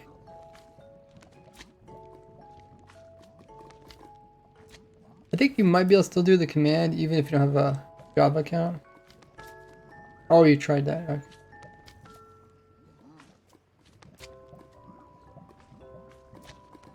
Okay, let's grab the new recorded piece that we just made.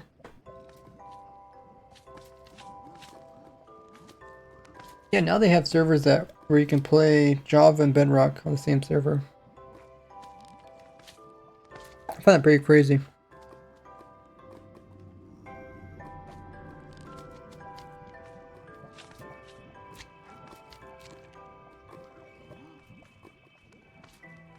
Hey, Wobble's back. Of course we remember you. We weren't gone that long. You must think my mind is decrepit and old. Would not remember you. Okay, we got new footage. New footage will go into here.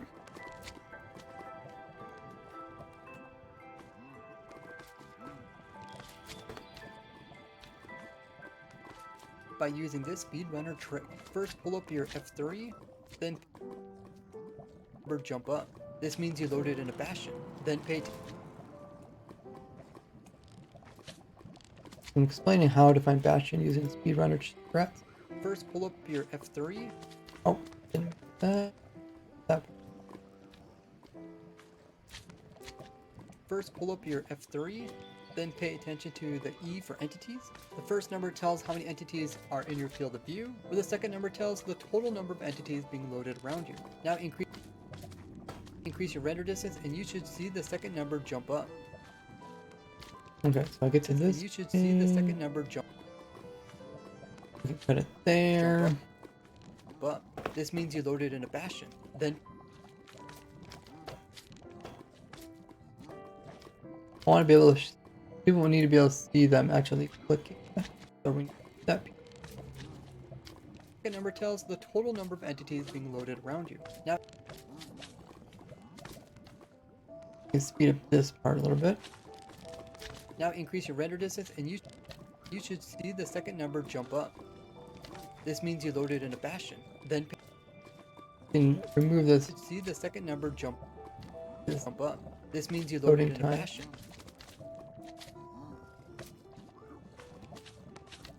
Jump up. This means you loaded in a bastion. Then pay attention to the first number as you spin around in a circle. Okay, so now we can that.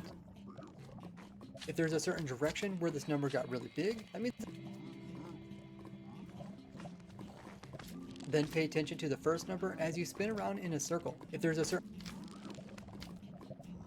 direction where this number got really big, then pay attention to the.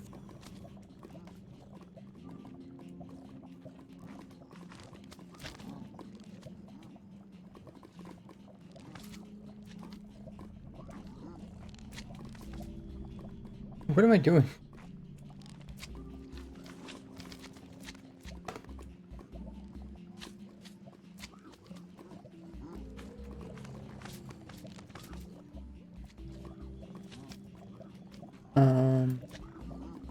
Scanning that area to pinpoint exactly where it's at. Now all you. I think we can get rid of this part. Then pay attention to the first number as you. Oh yeah, this is the old one. Then pay attention to the first number as you spin around in a circle. If there's a certain direction where this number got really big, that means the bastion's in that direction. You can narrow this down even further by lowering down your FOV and then scanning that area to pinpoint exactly where it's at. Now all you have to do is walk in that general direction until you find the bastion. Until you find the.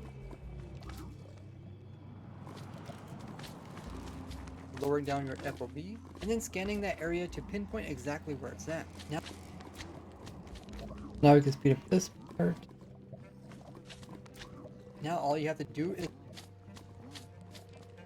is walk, and then scanning that area to pinpoint exactly where it's at.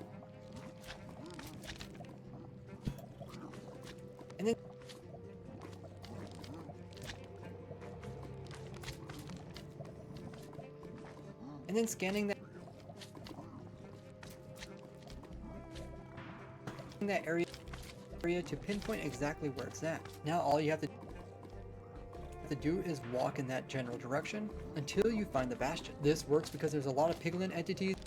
Okay, so now the words kind of match the image. Ooh, Wobbles once at 10 hours. Until you find the bastion.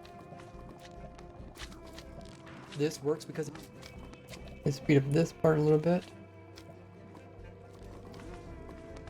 Walk in that general direction until you find the bastion. This works because there's a lot of piglin entities inside these structures, which makes the number spike up. Okay. So that was the first part. This works because there's...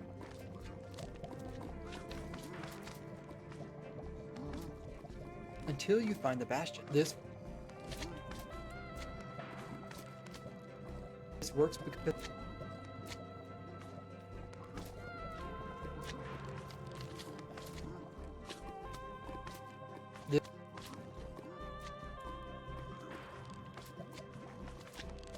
inside these structures, which make...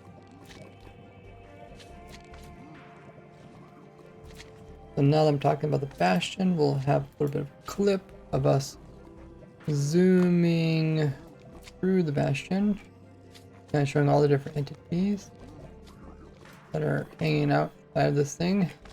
Now multiplayer, you are limited. Okay, so now we're talking about multiplayer.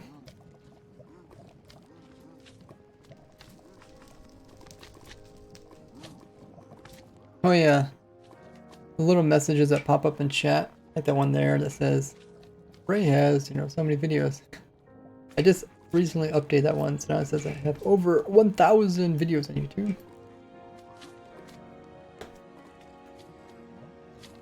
Now multiplayer, you are... Now we're going to switch over to talking about multiplayer. Probably should have a little bit of a transitional scene.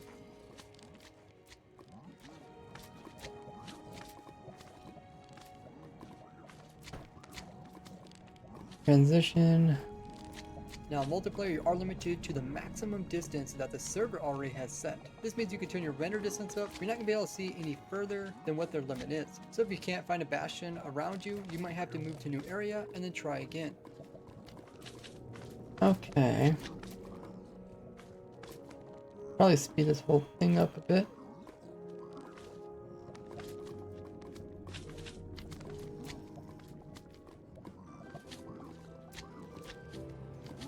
Which is where you find four.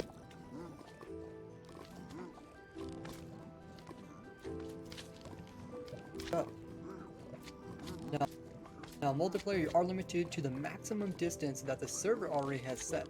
This means you can turn your render distance up. You're not going to be able to see any further than what their limit is. So if you can't find a bastion around you, you might have to move to a new area and then try again. Okay, I think that's pretty good. Kind of fast paced. So the whole thing is, let's see how long the whole thing is. Starts here. If I move this over, you guys can still see. Yeah, so it starts at 28 minutes and it ends at 58 minutes. But it's like 50 seconds long, which is fine. Okay, so we got that piece done. We also have to put on some gold gear. And then, oh yeah, I forgot. Let's record a little part kind of saying,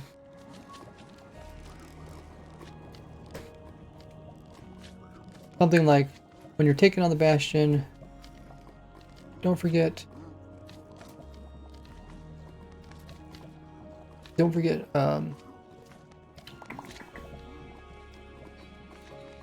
to work gold.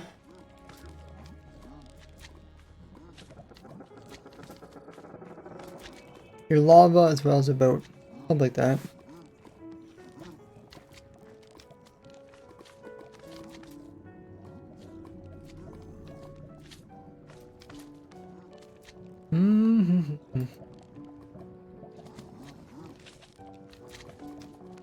Record that right now.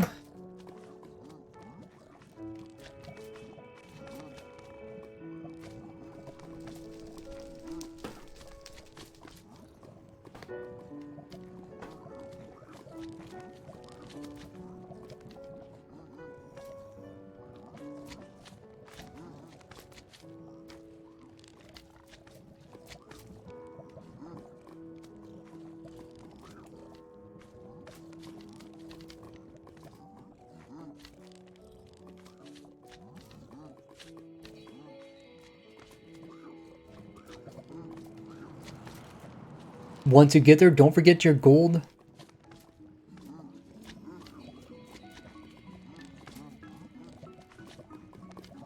Once you get there, don't forget your gold armor, your boats, as well as lava.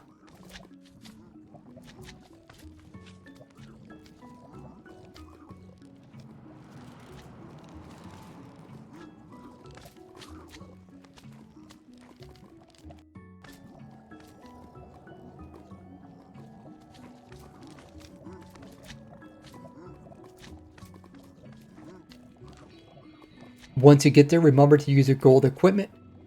Once you get there, remember to use your gold. Once you get there, remember to use your gold armor, boats, and lava to conquer the bastion.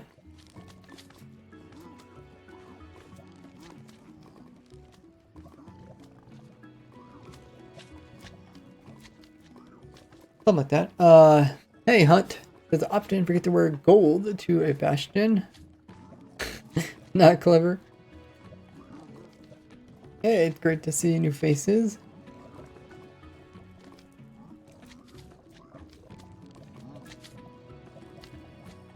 When did you find Minecraft? Me? I have a whole video about how I got into Minecraft. I think it's called 1,000 Screenshots Over 10 Years. Hey, JT's in the chat. How have you been? I've got 2 moderators in the chat.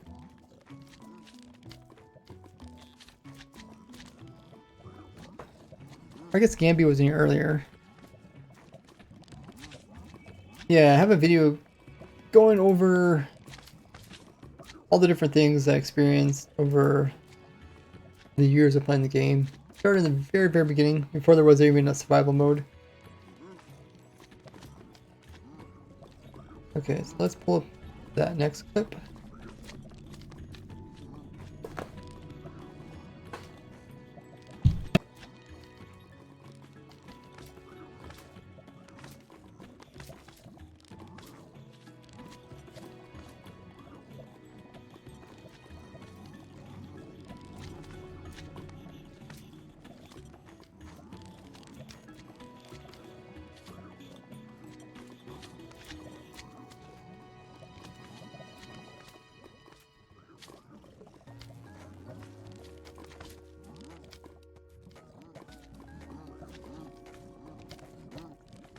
Once you get there, don't forget your gold armor. Once you get there, remember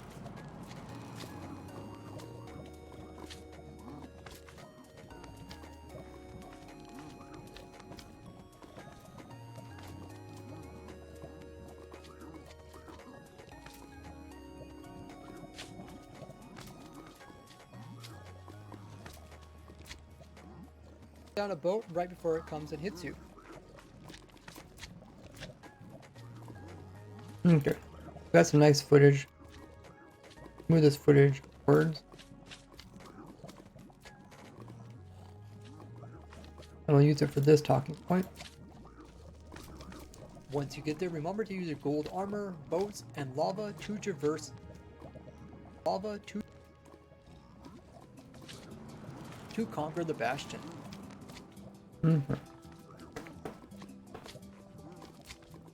Area and then try again. Once you get there, remember to use your gold armor, boats, and lava to conquer the bastion. Okay, so as I'm talking about that, let's show the actual pictures. First thing I talk about is gold armor. Once you get there, remember to use your gold armor, boats, and lava. I have to kind of make this pretty fast because I'm talking about it quite fast. Lava to conquer the bastion.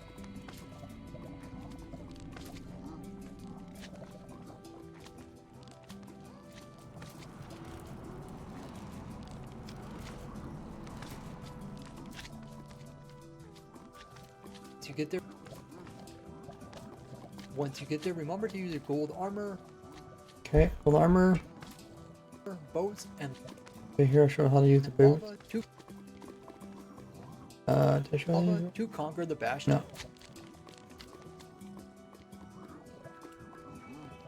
No. Oh, that footage. That one will work perfectly.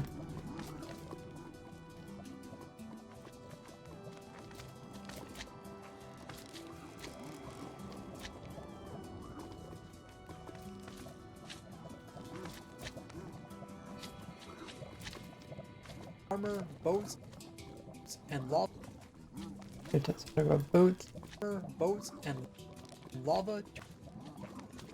I captured it. Lava to conquer the bastion. Okay, perfect.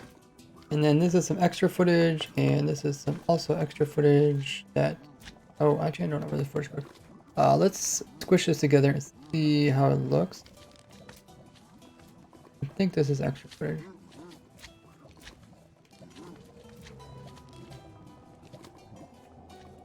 Yeah, that's kind of boring.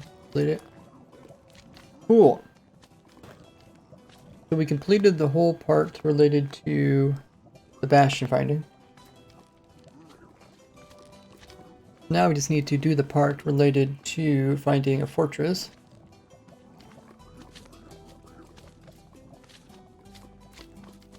Gold socks. The video isn't an hour long.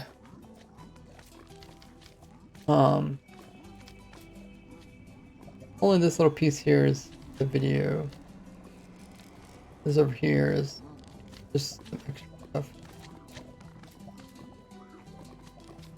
Remember, the bot doesn't like links. Hey Electro, how goes it? Welcome in.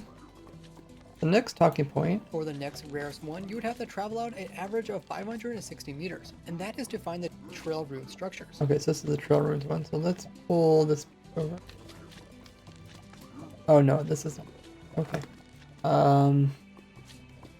We talk about that fortress. Core fortress.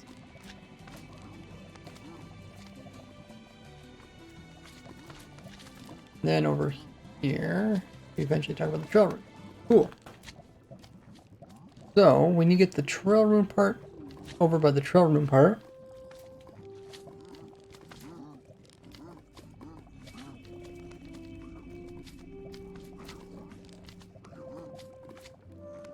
The first number tells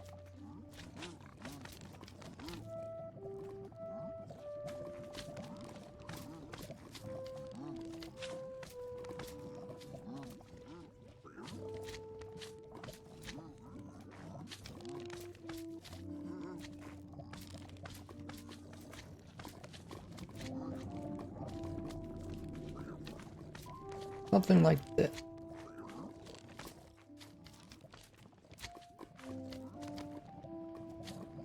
the easiest smithing template to get is actually the netherite upgrade. What makes it the Okay, so we talk about that. After talking about the nether one, you can make more copies of it just by adding diamonds and the unique block which it takes. then after that we transition to talking about The second to easiest one the next one is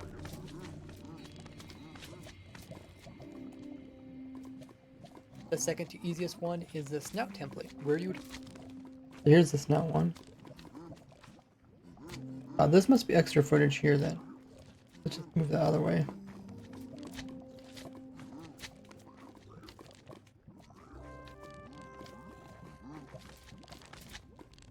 We talk about the netherite upgrade, and then we're talking about the snout one. We need a transition between two of these. So let's put these right beside each other. I'll add that transitional piece. takes. The second to easiest one is the snout template.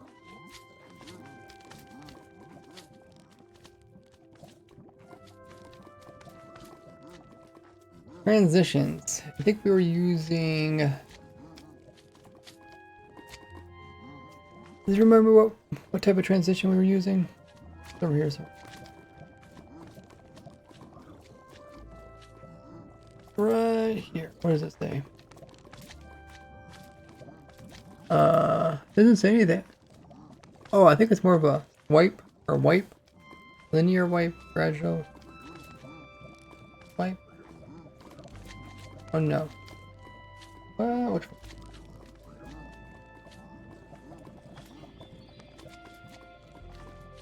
I don't think it's anything actually. These are actually kind of cool though.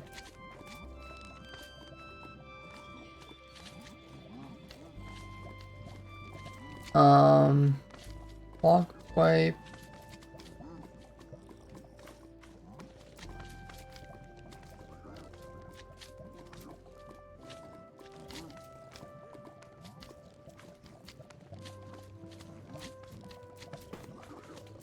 Barn door. What?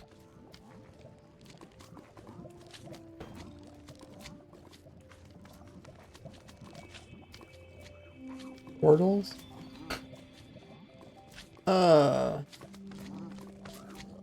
Swap.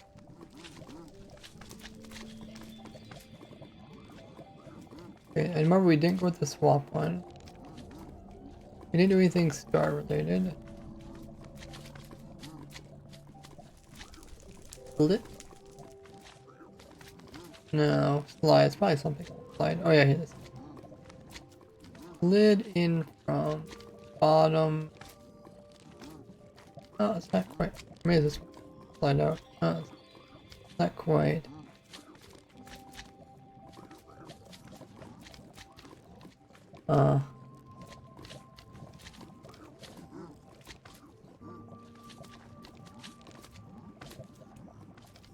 Zoom in bottom right. That's what it's called.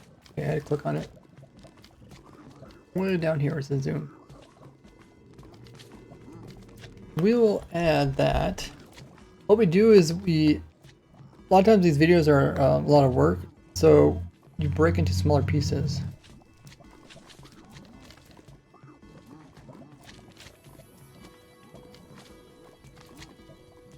And so what I did for every trim, I made its own little video for each trim. Now we're putting all the little pieces together. And then we're gonna have this position for these.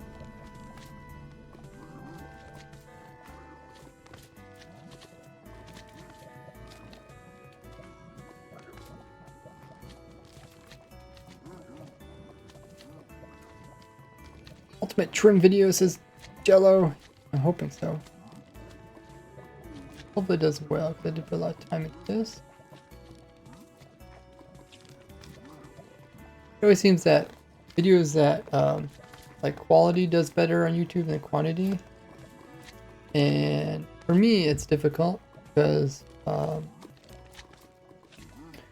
I have so many ideas. I would enjoy doing quantity for quality, but that's not how it goes. I don't think I'm doing this right. Whoa! What the world? MB Ski coming in with 999 biddies. You just completely hit the cheer goal right on the head. Precisely 999 biddies out of the 999 biddies. Thank you so much, MB Ski. Means a lot. And welcome in. Get up on the biddy board. How you doing? For any biddies that are over 100, you can actually put a text-to-speech message along with it, and it will read it out. Kind of cool. Okay, so let's see how this looks. Oh wait, did I put it in the wrong spot?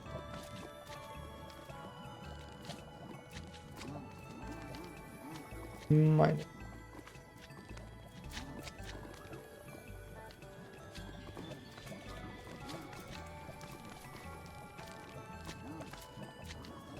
Oh yeah, I did, okay. Control Z. Yeah, the videos can be full of a lot of information. Be pretty fast paced as well. At some point in the video, I also need to put up some like text to let people know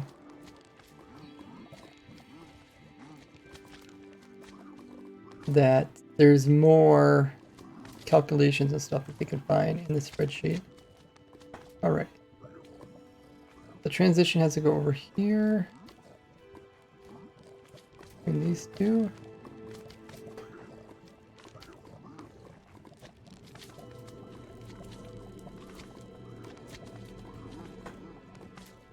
A little bit of pause. One tacking point to the next one.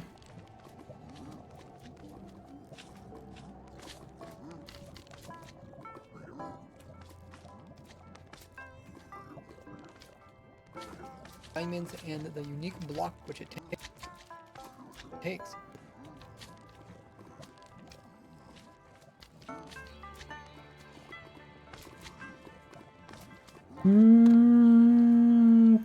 Okay, yeah. Okay, this is fine. Just try and make sure that the new image isn't covering up anything important in the previous one. So this image starts out by showing the silent armor. So if it ends by showing the silent armor, it's kind of a repeat. We don't care about if it gets covered up. So it goes like this, transitions, and like this, and then The second to easiest one is this. nice little transition. Oops. Save that. Hey, B-Mates Chaz well. Let's listen to how that sounds. I haven't did the intro yet, but this is what it sounds like so far. The rarest armor trim is not what you think it is. After doing a bunch of math on a 10 billion square area in Minecraft, we calculated what is actually the true rarest armor trim. Starting with the easiest one to get and working our way up to the rarest, let's see how each of them fall into this category. The easiest smithing template to get is actually the netherite upgrade. What makes it the easiest one to get is because it's found in bastions. And because bastions can generate anywhere throughout the nether dimension, there's just a ton of these structures throughout the whole dimension. Each bastion averages around 8 chests. You have almost 100% chance of finding one just by going to one structure. And to find it, you only have to walk approximately 413 meters. How far you have to walk to get one template is a way of measuring how rare these are, as this takes into account how rare the structures are and how rare the templates are within them. Since once you get a single template, you can make more copies of it just by adding diamonds and the unique block which it takes. The second to easy. Seemed like a kind of a big pause between. Maybe I shouldn't make it so big. And the unique block which it takes. The second to easiest. Oh, maybe it's not too bad. How long is this?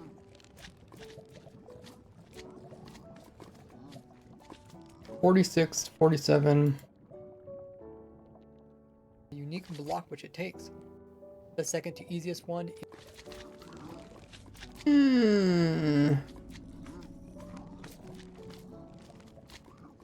Make a little bit fast. Block which it takes. The second to unique block which it takes. The second to easiest one is. Yeah, I think that's big enough pause. Is the snout template, where you would have to walk approximately 415 meters. It's common because there's just so many bastions, and going to any of them, you have about a 70% chance of finding one.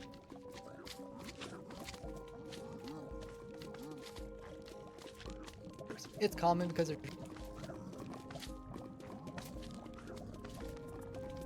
Oh, I can actually shrink this? For real? Huh. Okay, just trying to get these talking points to line up the images. It's common because there's just so many bastions, and going to any of them, you have about a 70% chance of finding one. Looks better.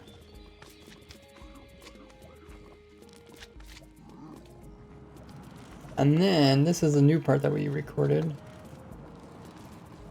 where we talk about like cool tricks and how you actually find bastions easily. And I'm hoping that this part is fast enough that it doesn't like kind of interrupt the pacing of the video. They always say pacing in the video is like one of the most important things. That and storytelling. I need to get better at storytelling. Sulford, how you doing? It says, it's interesting to see how much work behind the scene is done for your videos. Oh yeah, kind of one of the reasons why I enjoy streaming. You guys can see the behind the scenes. Welcome in, by the way, first time chatter.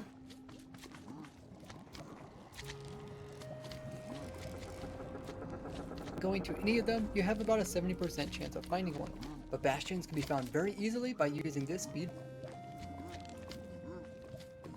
speedrunner trick. First pull up your F3, then pay attention to the E for entities. The first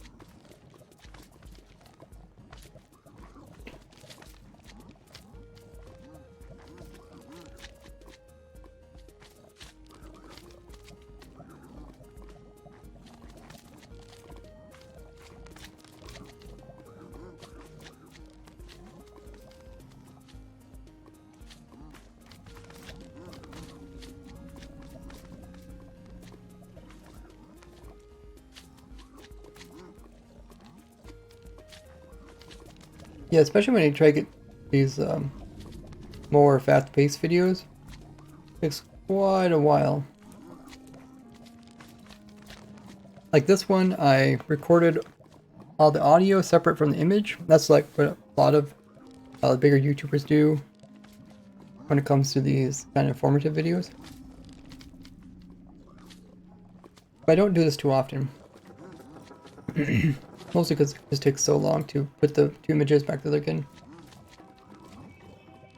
chance of finding one.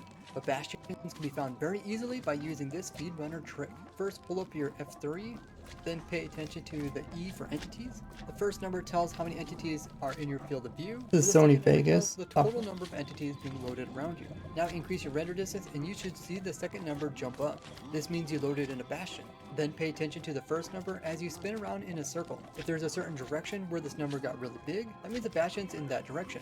You can narrow this down even further by lowering down your FOV and then scanning that area to pinpoint exactly where it's at. Now all you have to do is walk in that general direction until you find the bastion. This works because there's a lot of piglin entities inside these structures, which makes the number spike up. Now multiplayer, you are limited to the maximum distance that... Oh, why does this line up anymore? Hold on.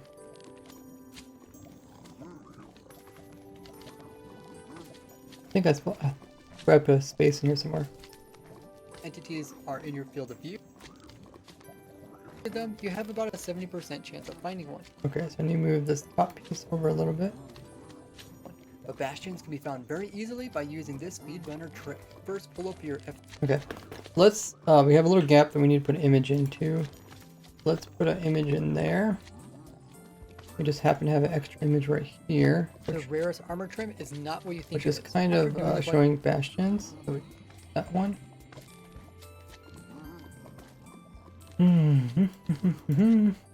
But bastions can be found very easily by using this speedrunner trick. First, Okay.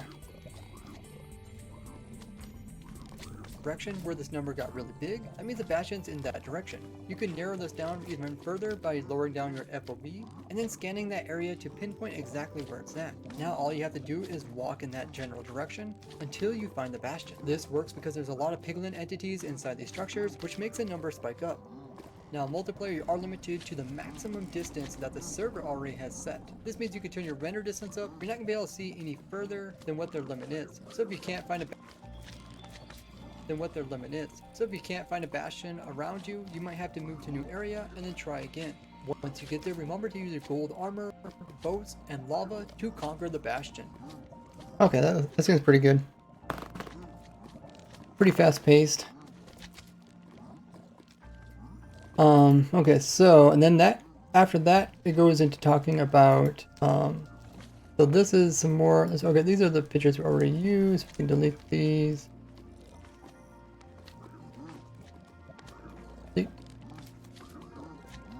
And this image, I think we need that image for a different part. We'll move that one aside.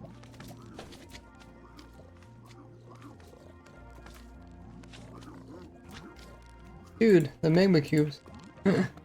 They got so populated that they pushed me out of the way. I guess we could go back to watching the lightning mob head farm.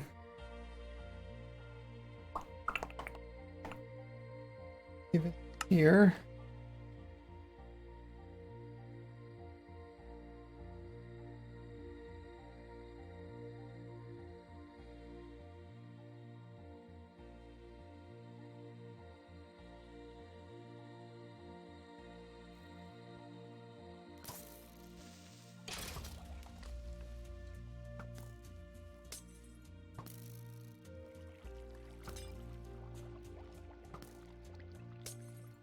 One thing I don't like about the resource pack thing is they automatically are removed when you like hop to a different version. I'm kind of someone that likes to set things up so I never have to keep doing them.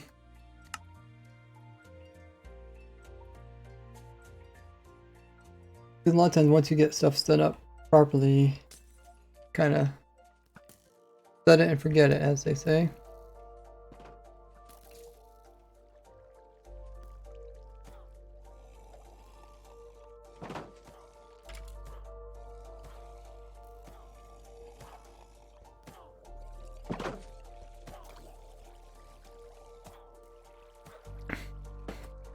Okay, so we'll let this run in the background. This is my automatic mob head farm for creeper, skeletons, zombie heads, and also the new piglin head 1.20. I'll explain this video more in upcoming. Explains far more in upcoming video. But most of what I'm doing is just making sure everything's working properly or do a video on it. It's actually a pretty simple build.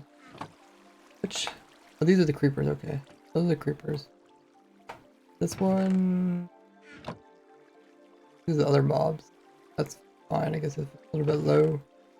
We're mostly looking forward to the minecarts being recycled. We don't want any loss. Yeah, this is a mob head farm, Jelly. It's also the lightning farm, but and a charge creeper farm, but not really the purpose of it. I mean, it's a purpose within it, but not the dedicated, the solo purpose of it. Okay, so if we sit here, hopefully we can watch it.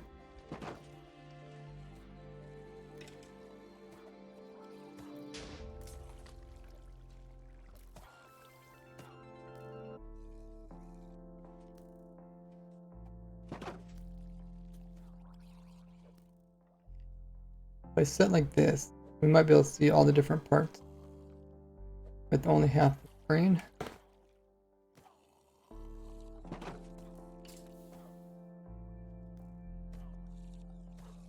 Yeah, you guys can see the lightning from here. You can see other mobs on the right column. Then creepers. Creepers look like they're a little bit lacking at the moment, but they should come through pretty soon. And then you can see when they get sent down, exploded.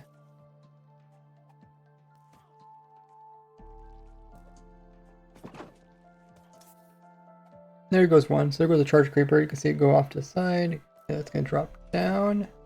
Get hit by a skeleton. It blows up. Yeah, you guys can see all that. So if anything odd happens, mostly looking at if the mobs die from the lightning. We want them to be able to make it into the killing chamber. Oh, here goes more creepers. Okay, that looks good.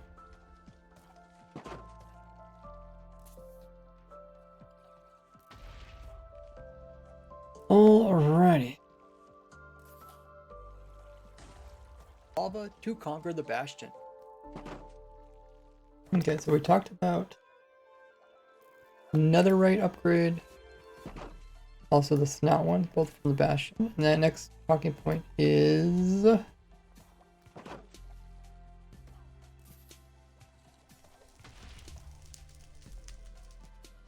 trail runes.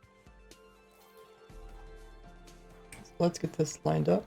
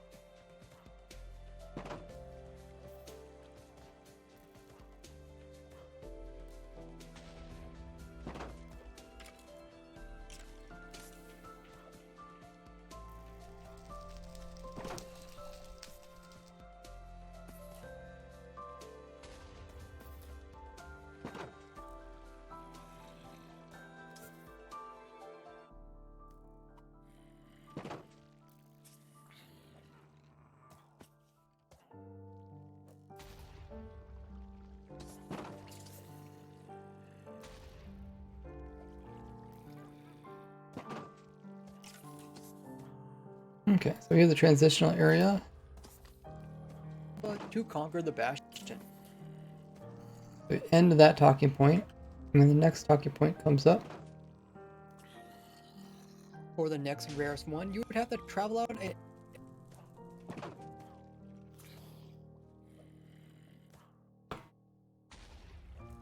For the next rarest one, you would have to travel out an average of 560 meters, and that is to find the trail. Oh wait, this doesn't line up.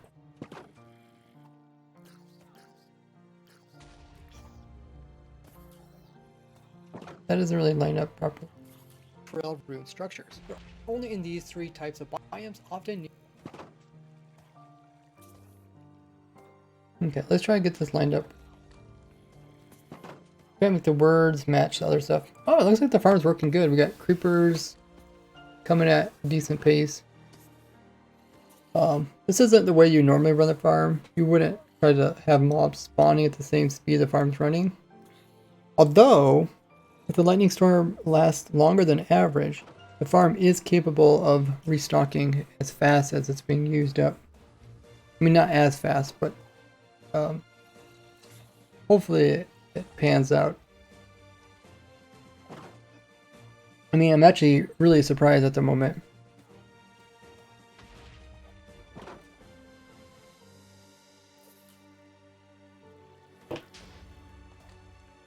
We could actually speed it up. I slowed down the farm, like the cycles, you can see it's on a clock. I slowed that down because I thought once in a while we were getting 2 creepers, but we figured out the problem, getting 2 creepers.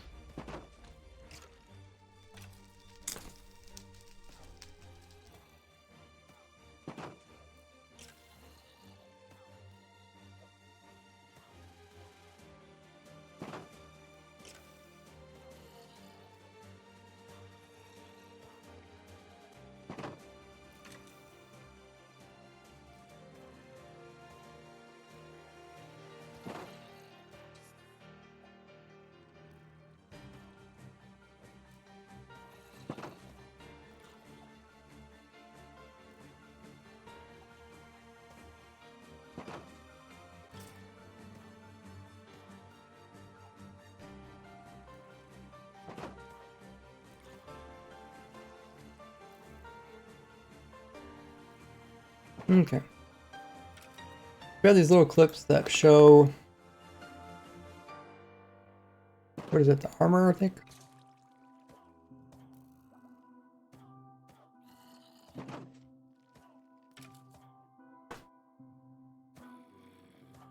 Where'd it go?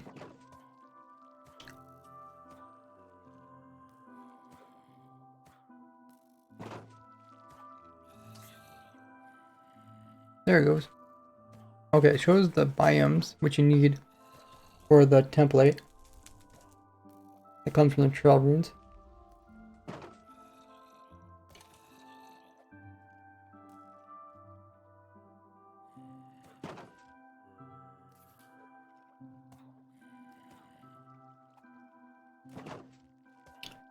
Maybe this does line up properly.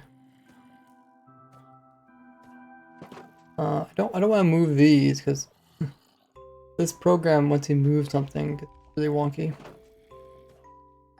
Let's slide everything.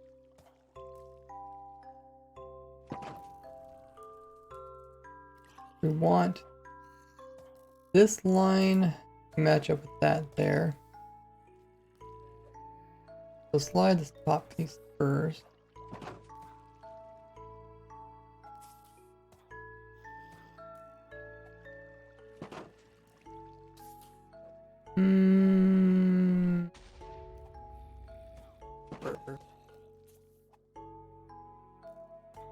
Oh, actually, I don't know if that even lines up. Yeah. Razor and host. Despite it having Okay, now let's line up the words.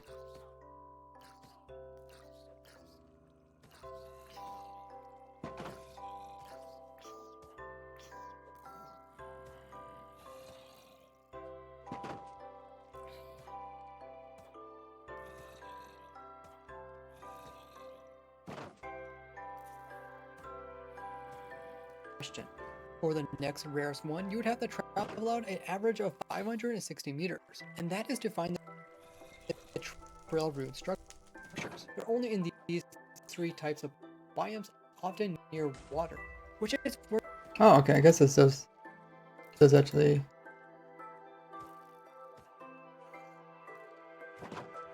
Oh, this does go together. Let's speed up this part showing the actual thing. I'll speed this up, and then we'll make the other one a little bit longer. Wait, how do I do that? I can't do that.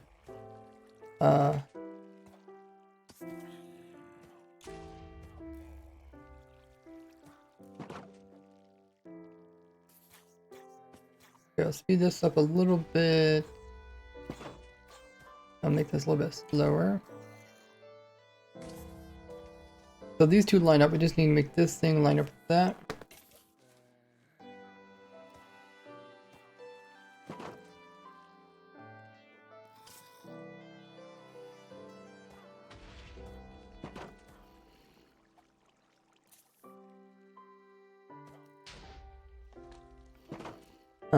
Actually, wait, how do I make these line up?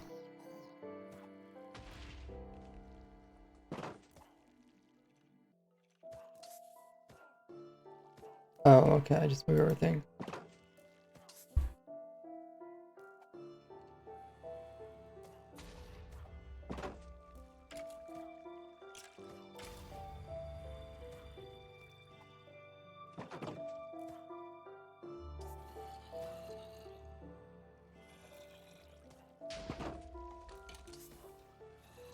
Wow, I'm actually surprised the mob hit farm is doing quite well.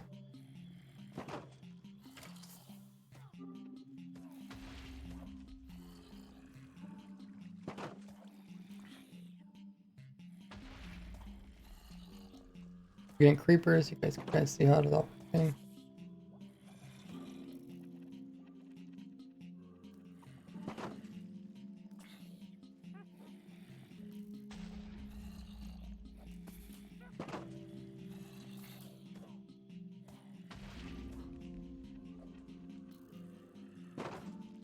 Okay, lines up there.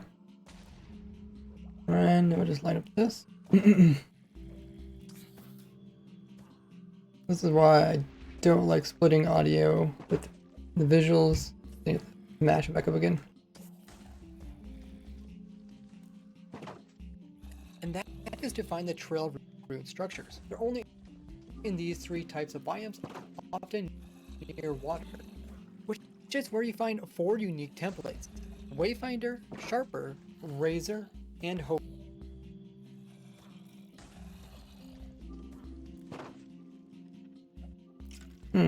That's not too bad.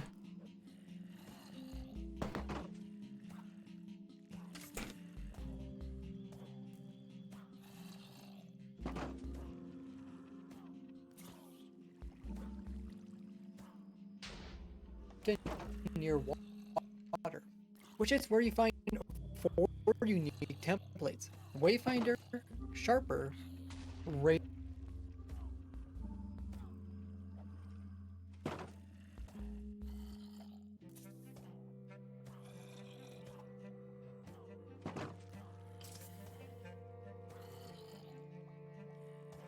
Okay, so then we talk about the trail runes. The transitions here are complete. Or the zips in from the bottom right. Oh yeah, I think it's kind of confusing when I also move at the same time. Nice. But trail runes have way more gravel that provide the loot than chests within a bastion. The next harder one to get is the rib one, which you can find at nether fortresses by traveling approximately 568 meters. These are very common throughout the nether dimension. Each one on average provides a little over 5 chests, with each chest having about a 7% chance of getting the rib armor trim. To get one, you typically would have to loot 3 different nether fortresses, but we can use a similar trick to finding bastions to find these nether fortresses easily. Okay. That's where I That's where I left off. Then here is this next portion. It's all about the actual trick, which is actually way more complicated. Way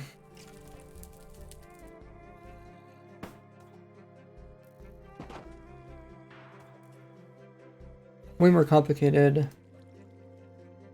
Well, it seems way more complicated than the other one. So you do find the spawner, which is part of the treasure bastion, and it's this.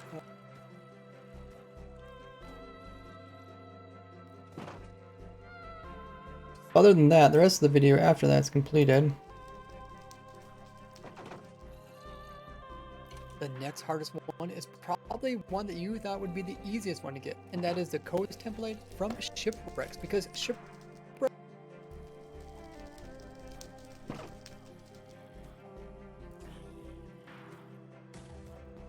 but you would approximately have to walk 676 meters to visit just over 3 of them to have a solid chance of getting this.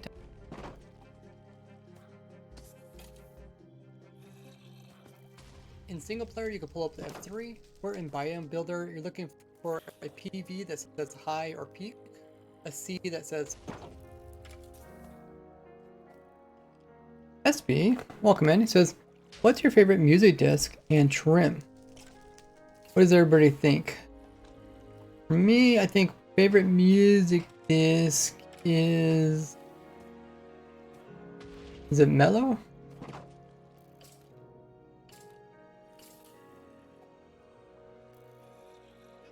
One of the more classic ones. Maybe it's Cat. Well, it's probably not Cat. What's the other one that's not like Cat? There's Cat, another one. One of those classic ones I really enjoy. Can't remember what the name is. Favorite trim? Definitely the silent one, just because it looks so much different than the rest. because strongholds are bits. Okay, for JT, like Mellow High. Is that the one?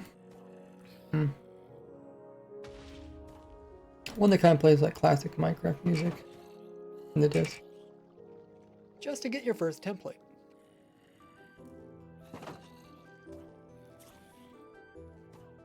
Okay, so how long is this video? If we include all this talking stuff, they try to get the video around 10 minutes. We start out at about 30, probably about 31 minutes. We go to 31, okay, 40, about 41, so it is about 10 minutes long. JJ says it like stall. Ooh. Is that the one that kind of makes weird noises? I actually don't know him that well.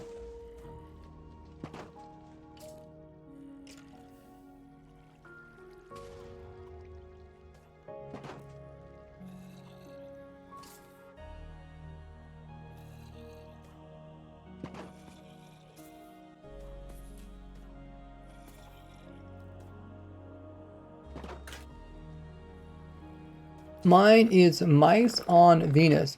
What? Oh, your favorite music of C418. Mice on Venus. I don't know which one that is. Is that one in Minecraft or not?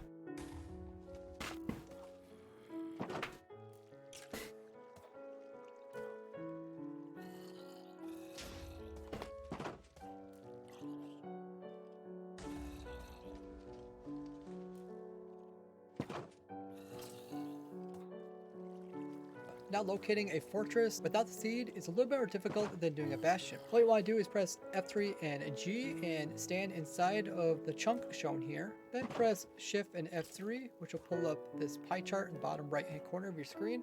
Then you want to select the tick one, which is pushing the number 2 on the keyboard. Then Then you want to select the level one, which is 1. So press the 1 on the keyboard. Now I want to select the block entities, which shows up as pushing 3. And then once we are in this pie chart here, it might say unspecified, but if you're loading a chest like I'm loading that chest over there, it shows that there is a chest being rendered around me. So you can actually know there's a chest near you without actually seeing it. But what we're looking for is a monster spawner. Okay.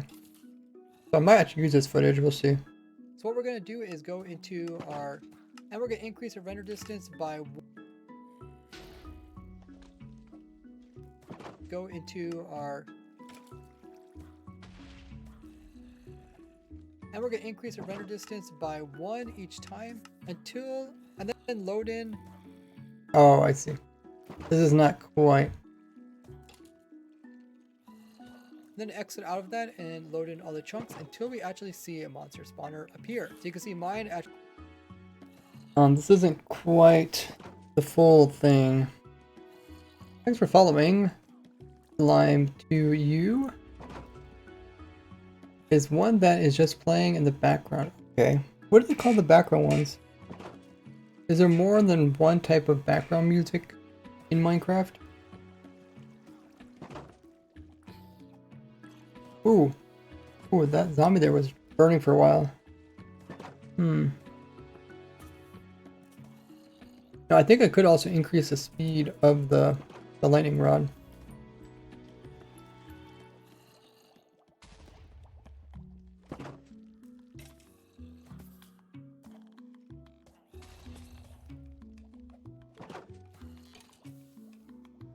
We did talk about also making the lightning rod synchronize with the mobs.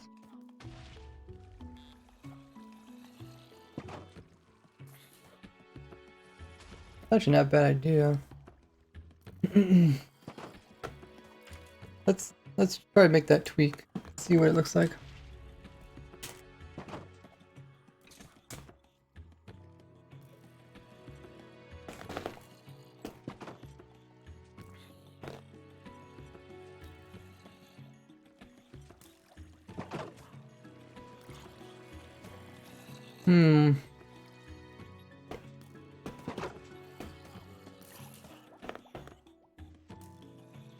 The problem is this clock only turns on when this turns on. We can't use it as a clock. What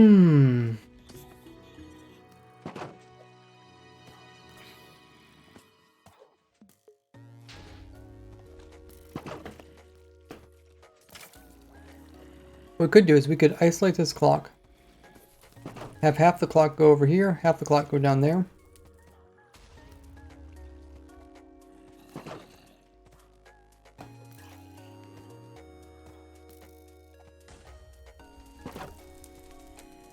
And then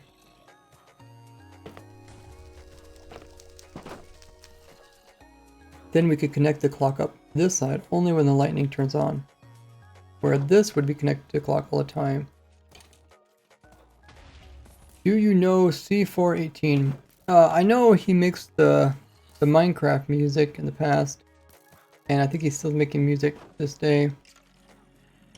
Don't know much more. How long have you actually been playing Minecraft? Over 14 years.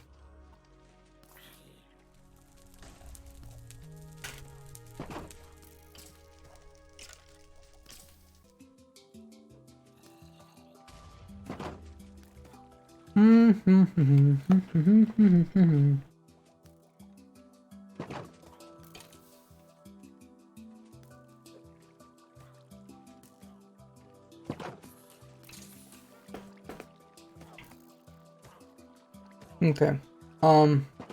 Maybe I should make a copy of this first. Pause it.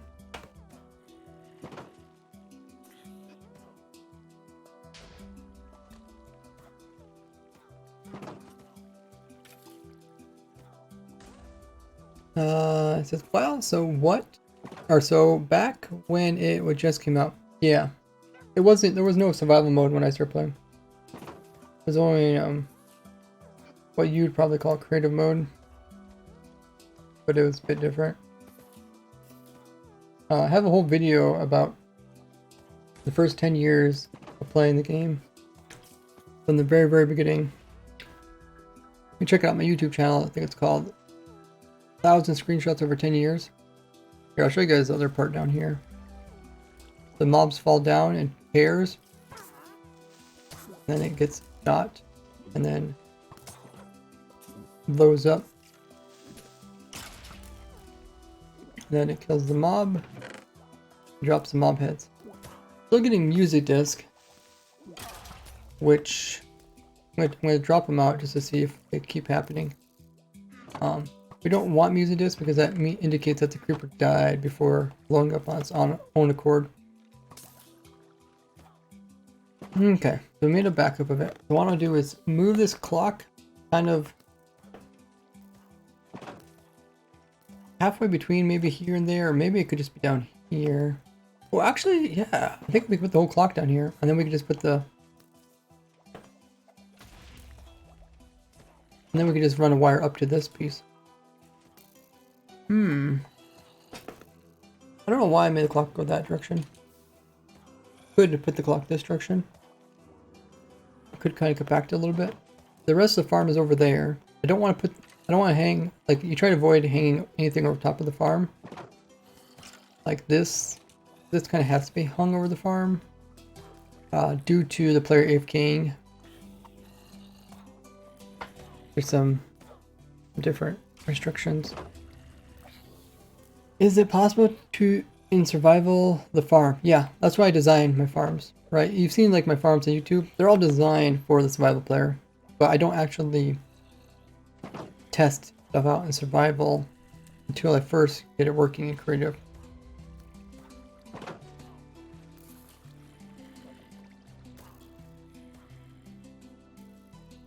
Yeah, all this, you can see all this here, just normal survival blocks. These commands aren't actually needed, that's just for me to test. Okay, so I think I'm going to put this down here. Probably shouldn't try to compact it. Still make sure it works.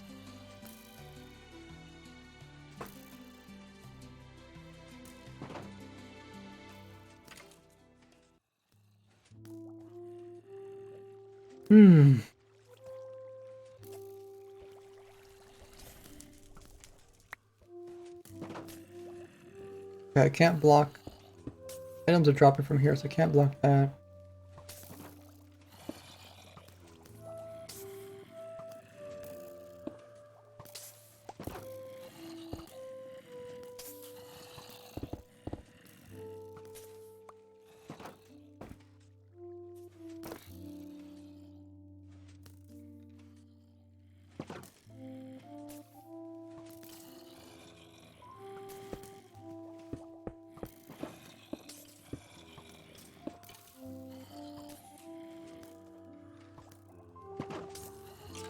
We need this clock to turn on this clock. Items are also dropping from here.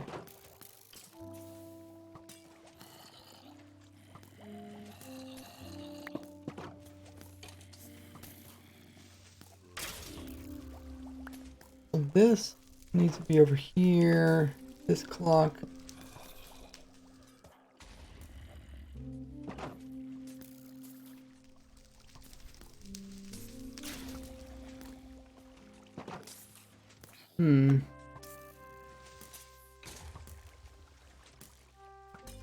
How can we do this?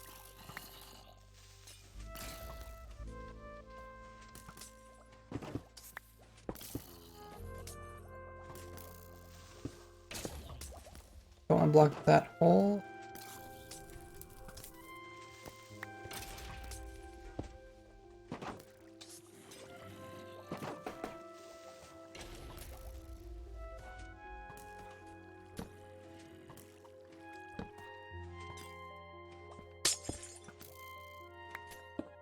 Okay, I think this should work.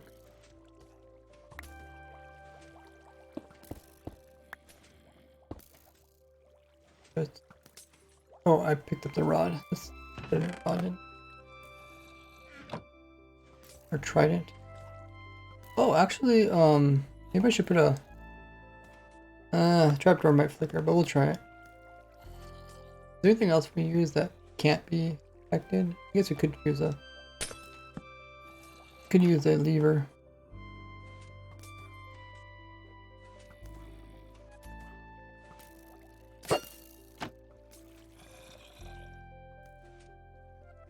Oh, it actually gets stuck.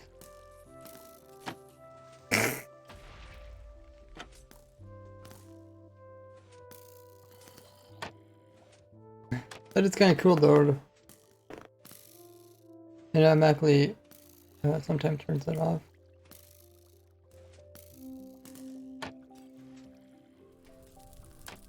Can I do this? No, I need it. Oh, it actually gets stuck above it. Huh.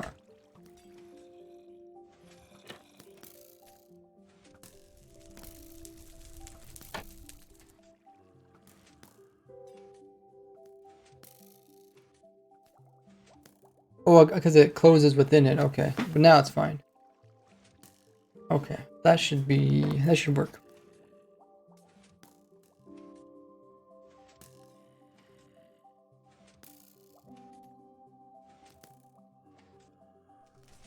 Okay. Oh, actually, wait. So this clock needs to be down here, but it needs to be independent. So it can't actually be attached to this. Might take me a few tries to get this where I want it.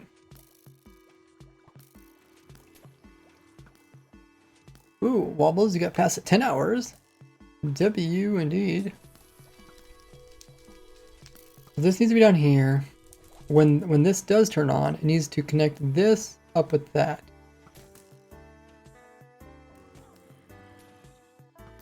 So it can either cut a wire. Why is this?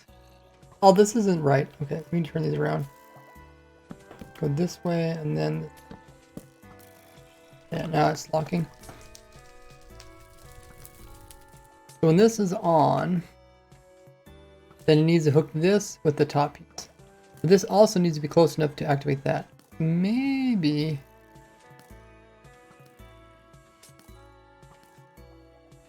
I don't want to put redstone here because that's gonna make it do weird stuff.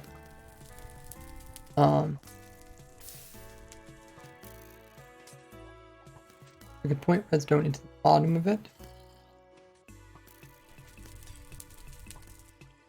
Block itself is just circle.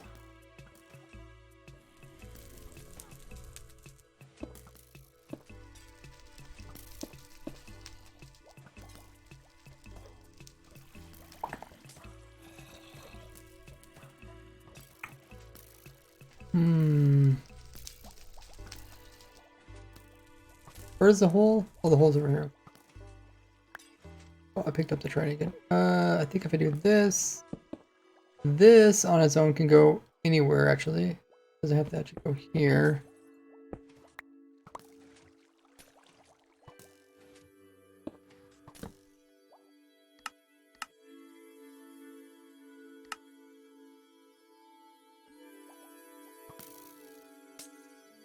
Try this again. So if you're in survival, you'd flick it open. Oh, you can't actually reach right in.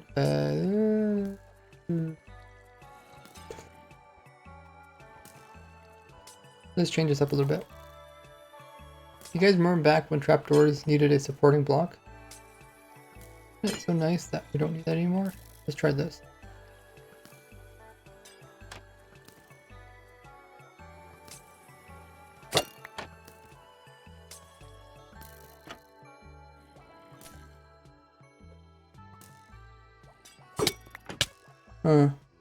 Yeah, you might have to stand up a bit higher to do this. We'd open that up. Stand up fire.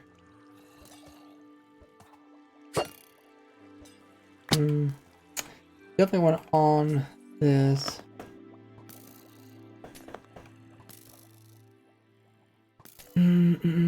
Okay, let's try putting this over here. Powering that. Block there.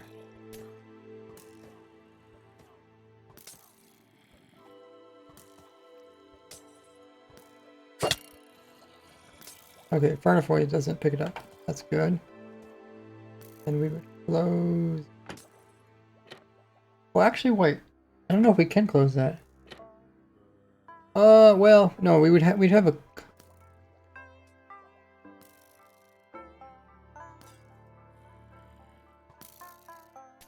Okay, let's put this clock in. Once we put the clock in, it should. I say that, but then again, can't block that hole there.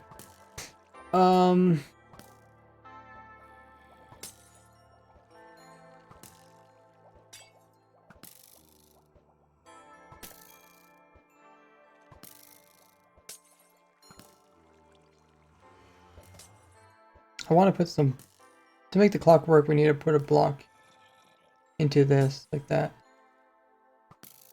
That means it's gonna cover up wherever the item falls through. Hey, Side Gamer, welcome in. Says Infinite Effects still work 1 to 20? Only if you smuggled in, like I explained in the video. Make sure you watch both parts of the video. They're in the description each other. Hey, Rabbit Bear says, hey Ray, I was just wondering, no way to obtain the unattainables in Minecraft. Oh, smucked my mic. Recommended video. Yeah, I got a video about like I got obtain rares for 1.19, 1.19.2, 19.3, 19.4, and 1.20. So check out all those videos. We're also in the rare playlist. If you know where that is.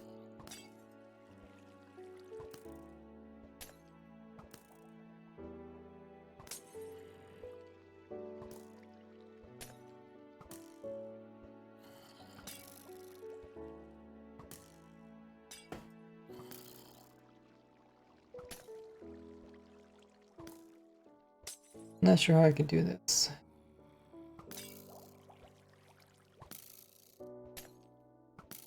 Why don't I just move this back by one? Yeah, why not?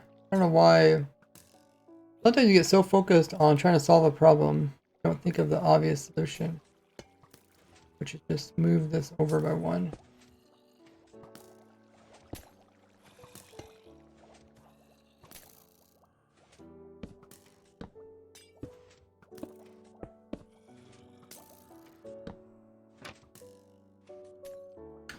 And then this would go forward by one.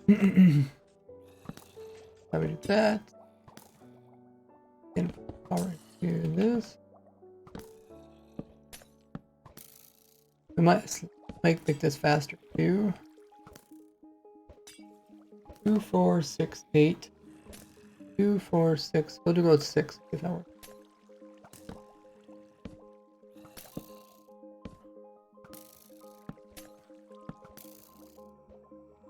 Okay. How's that look? Nice little clock.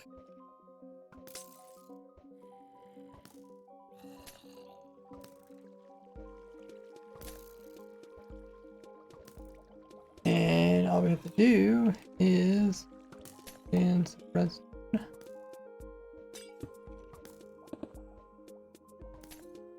Don't need a lot more.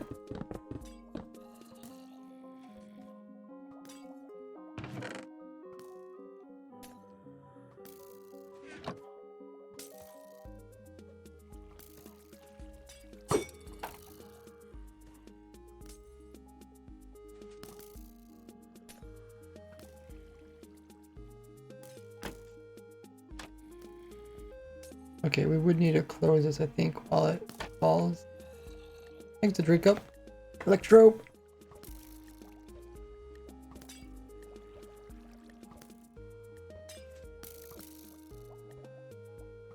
Did I cover it up? Oh, it's covered up from this. Need glass.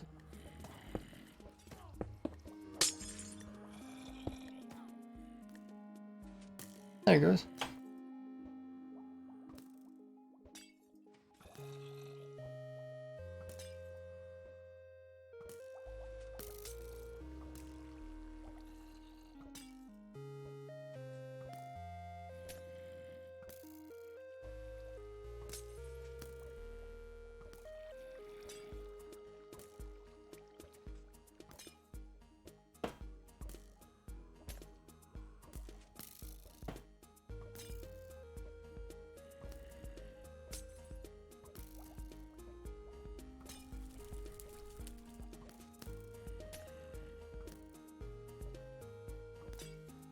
Okay.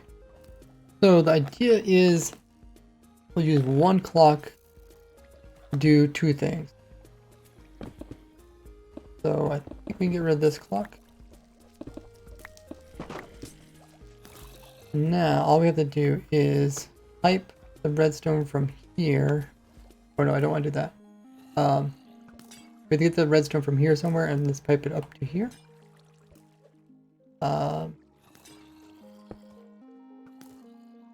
Is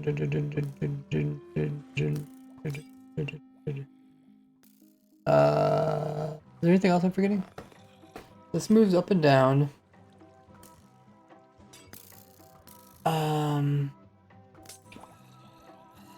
Oh yeah, we do need a fade out clock. It doesn't look as impressive when it's not lightning so fast. But I think this is better. We need this to go up to here. I think all it is need to get the redstone to this block, or even just this block, I think. I don't think we need any of this.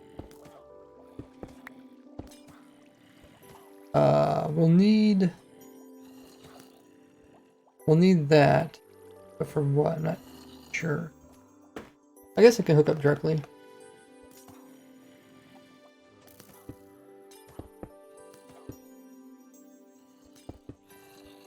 You gotta make sure not to block that with solid blocks. This comes down. If I put that there, it's gonna get messed up.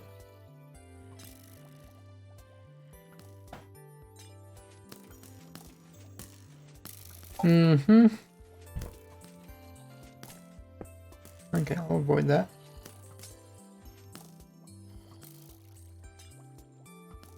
We can also pull power from this side too. Doesn't really matter.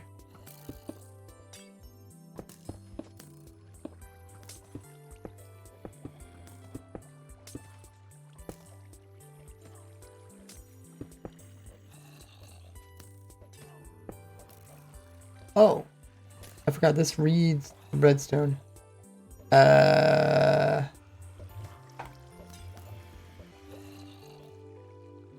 Sure. We can go this way, then up.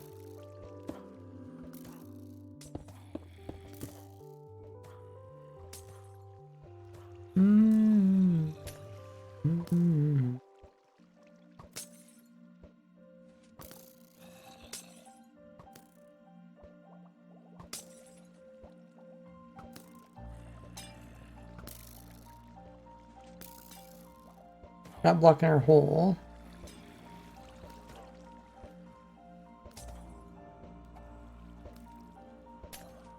Well, let's just put it over here.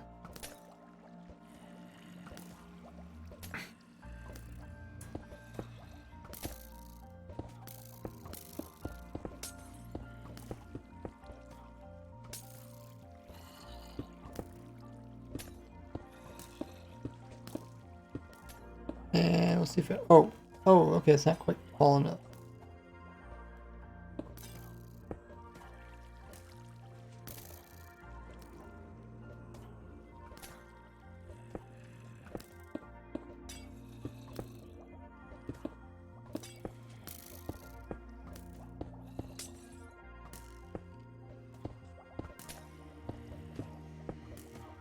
Okay.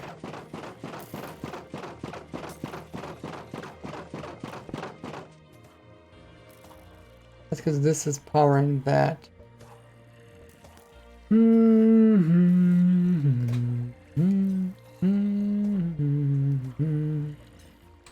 So what we need is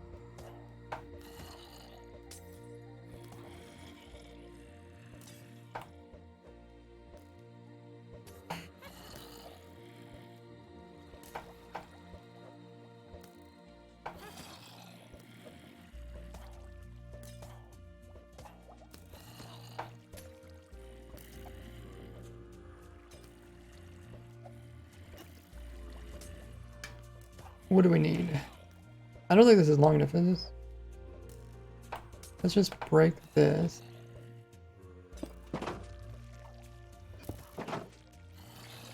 No, don't quite reach that, but we can move this.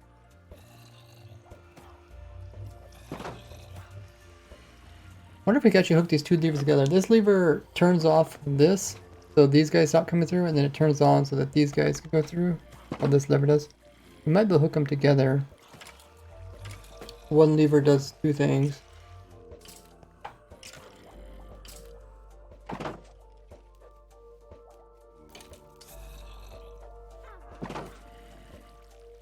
If we were to do that, it would probably look like something like this.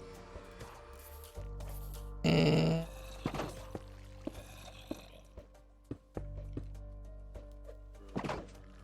that. Oh, I think we need some a bit closer. I could just solid blocking. So if this turns off, then it goes through here. But this flashes on and off.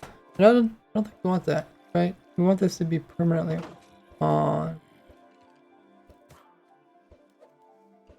Right? What exactly is going on over here?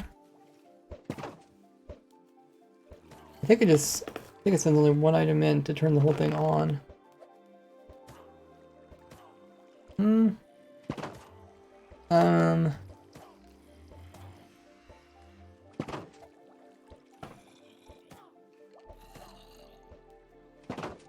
So what we need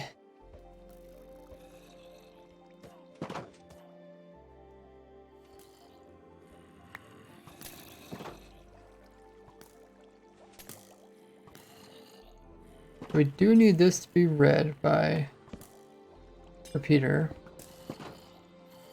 Oh, if it goes into a slow clock, then it's gonna be we're gonna have to need a second clock.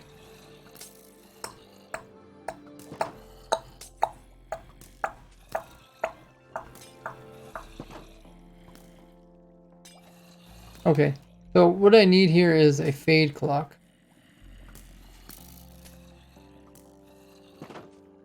But the fade clock has to be able to stay on. We might have made this part simpler, but we're making this part more complicated.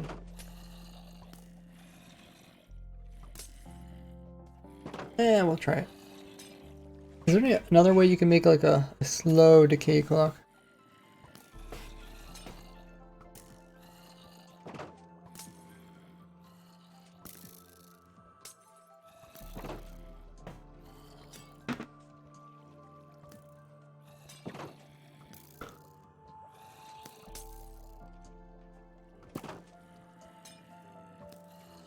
I sure like the music disc clocks.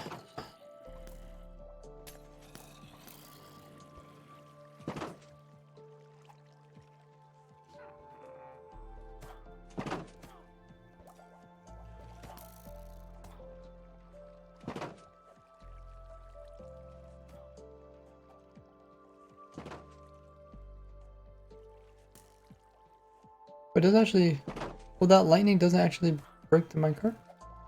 Oh, I moved it back by one. Oh my goodness. I can't move it back by one. That's so silly. It has to go over here. Earlier I was just like, why don't I just move it back by one to fix a problem? But it actually has to go here because the detection range is specific. Oh my goodness.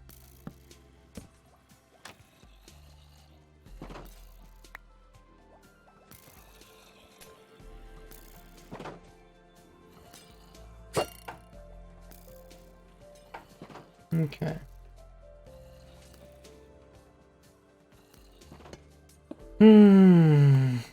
Let's try this again. We have that. We can't move this over. But we could connect this with that a couple different ways. Easiest is just doing this.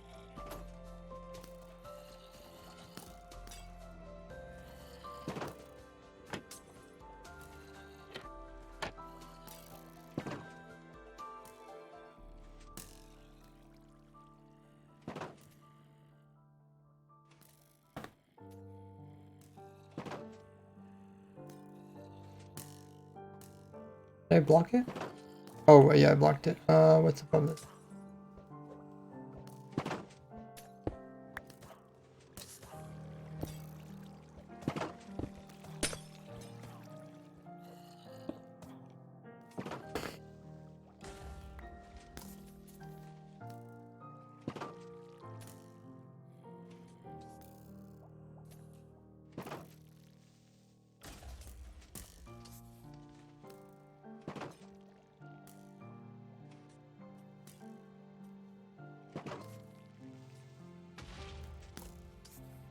Okay, so it's now to actually drop in it, right?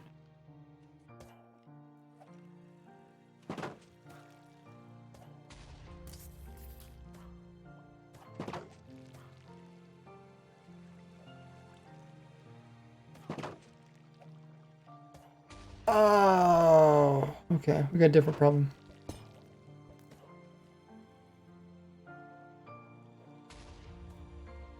So this is going off twice for every time this goes off once. So we either have to decide.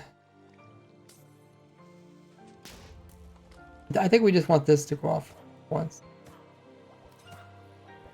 Is somewhere I could put this?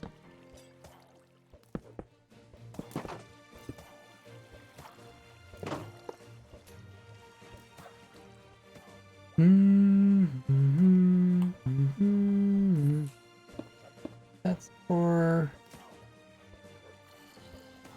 the time being. Let's put it here. Hey, pizza. I think I forgot to write in the pinned message that we're also running this farm. Okay, let's rehook this back up.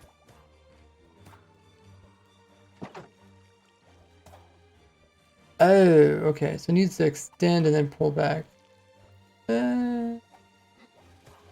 This doesn't have to. We need to block this area here so it doesn't go over there anymore. How do we block that one?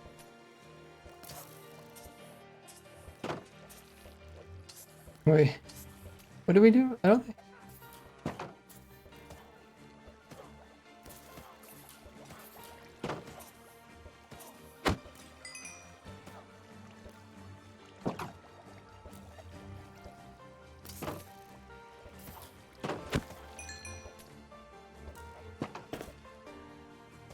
This wasn't a problem before. Why do they sometimes go over there?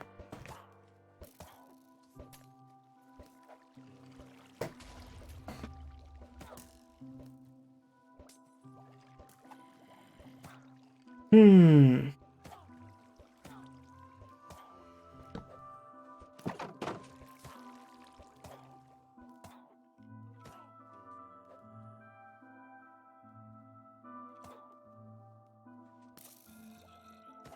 Okay, not sure.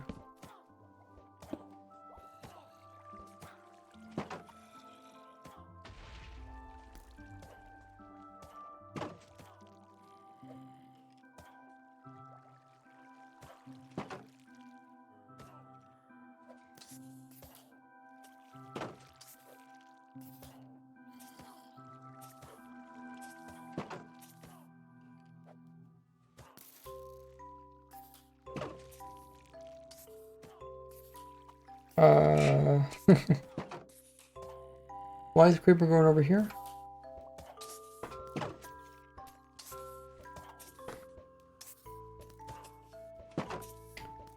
Hey, Eway. Thank you, Pizza, for following.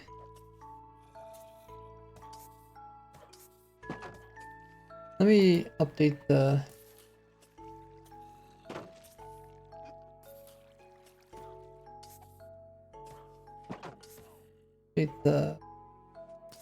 pin message.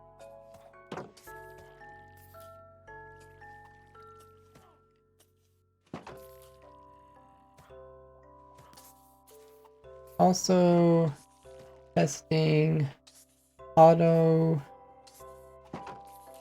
mob head farm in background.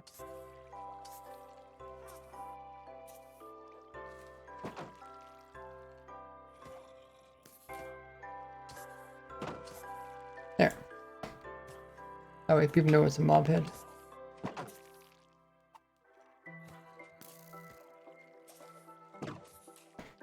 So let's time how long this is.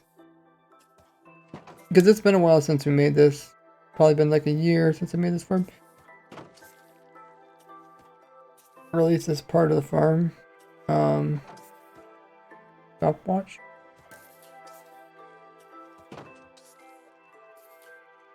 Open the trapdoor, we'll start the timer.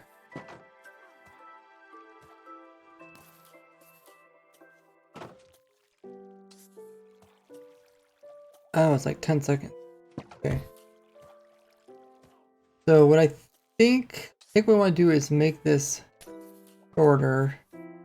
For now, let's just knock out a bunch of time here. We want to make this like half the speed.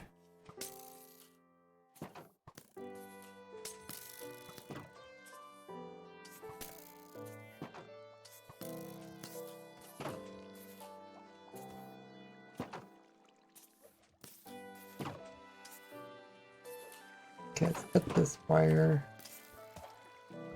See, sometimes it goes over there. I think it has to do with this block. This block is over here.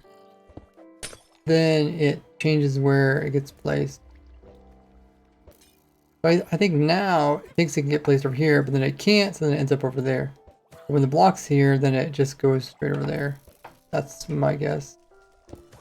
I could probably test it.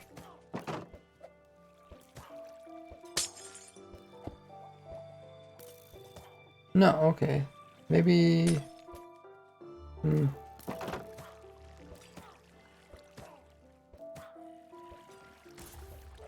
Okay, I don't know. Maybe it's the moving block?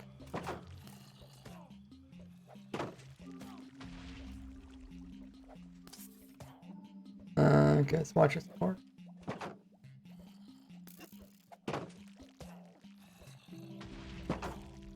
Oh, because the gate's open. That gate on the opposite side's open. Okay, so we just need to time this differently.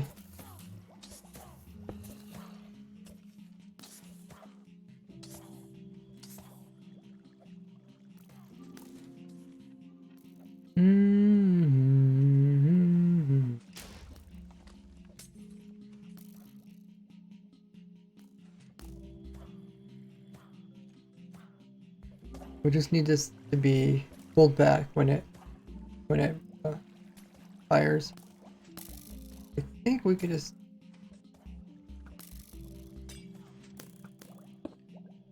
stair step kind of.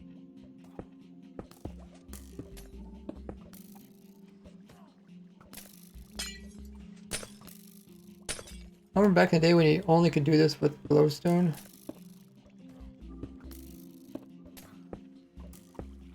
Like glowstone was like the main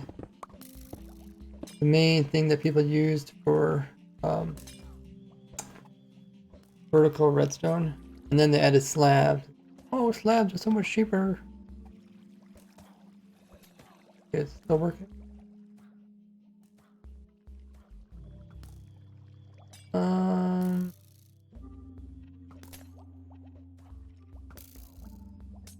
Oh, okay, turn that wire there. I have that. Well, we could just put a block.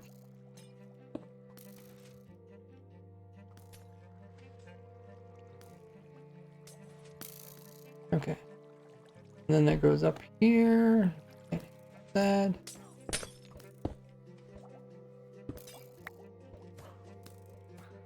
Okay. And then let's try to hook this up.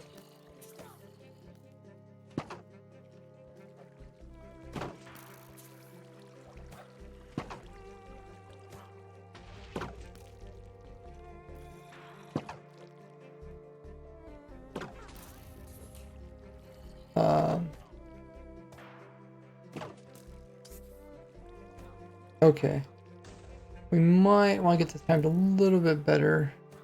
Because right now it's a little bit either too fast or too slow.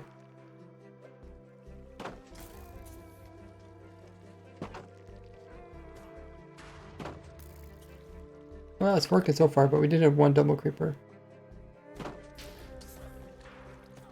Pizza says, "Hey Rays, I love your farms that you make. They are also good." Thank you so much, Pizza.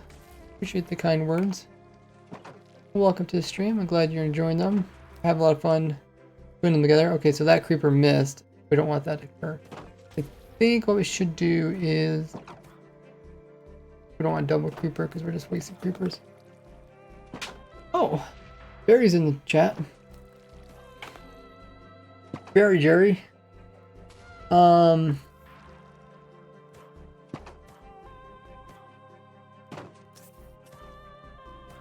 Let's see.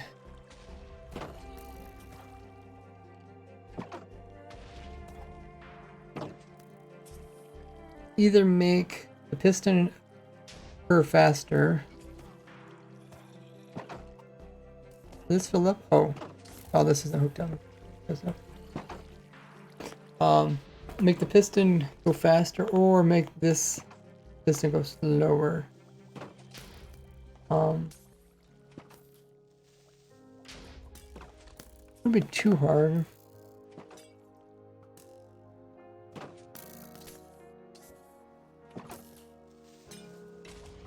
Still need to put in a piece that turns this on and off.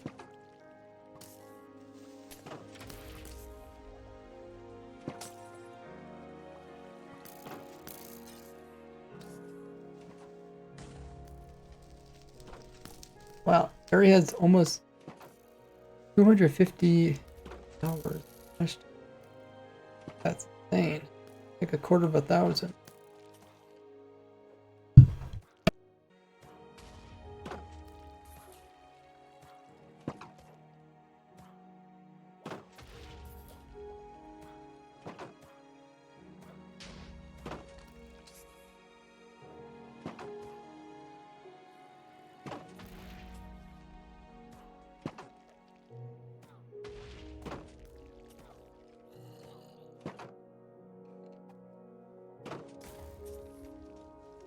I mean, it's close.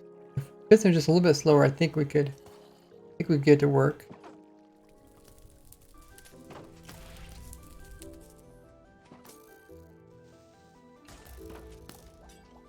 What we could do is put a feeder in here.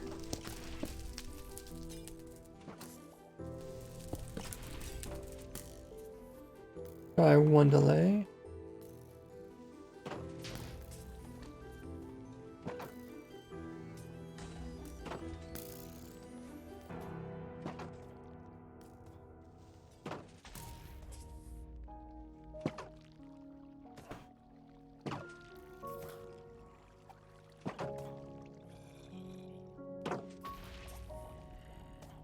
Okay, we'll pay attention.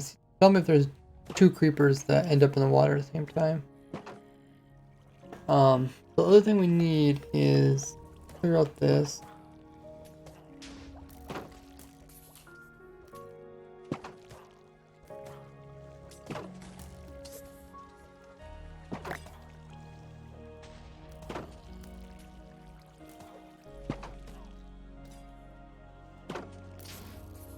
Oh, we got two creepers. Okay, make it a little bit longer.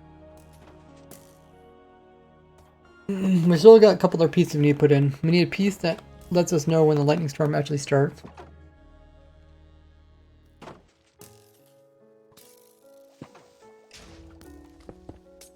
I'll just put it here for now. That's probably move it somewhere else.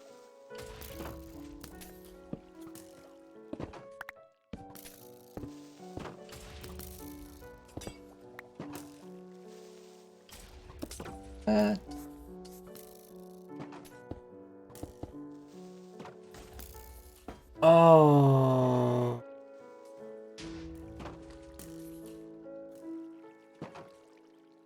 That's not quite fun.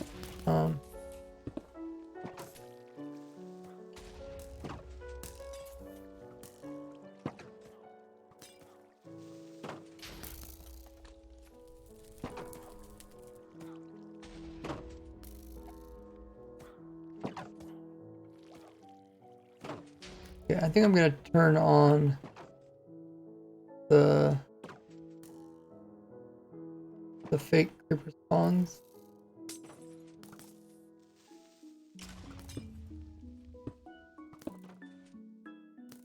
That's the zombie one.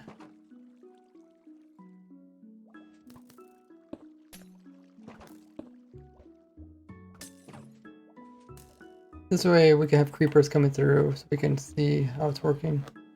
We need them to be kind of thick in there to illustrate kind of how it would be in real survival. Okay, oh yeah, we need to turn this back on again.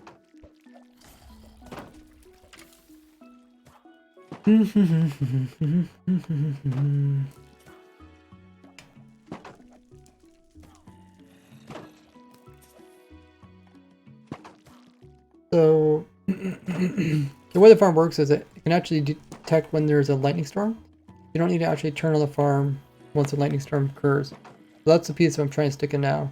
This little thing, if this stays powered, it means that there's a thunderstorm. Or how does that work? Yeah.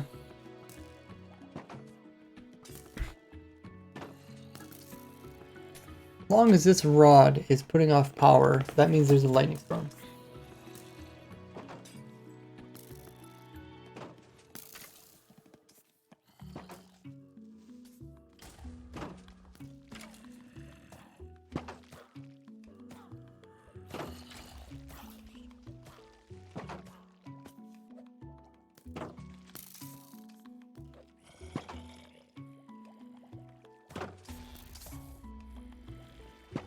Okay, we also need to watch his creepers and see how much damage they're taking. I don't want that creeper to kill this creeper here, or I don't think we want it to take any damage either. Oh, do they actually take some fall damage, or is it just magma damage?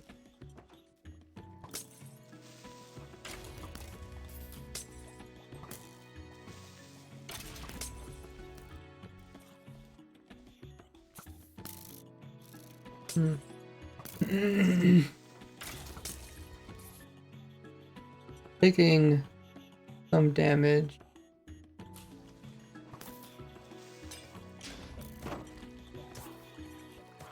So we're able to make the farm faster.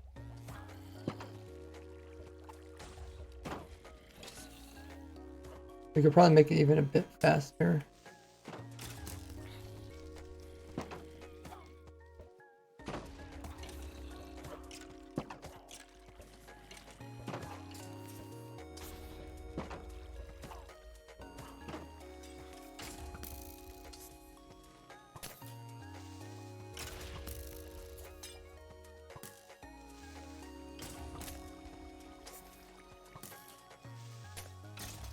We have to keep that one creeper way up in the air, otherwise it'll take damage from the explosion from the lower creeper.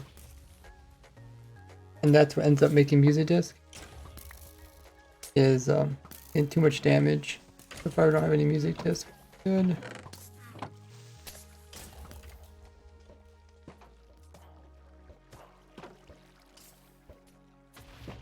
Oh, so is this one gonna die? Oh no, I didn't, okay. Wait, why is it? Oh. That one was not getting aggro. Okay.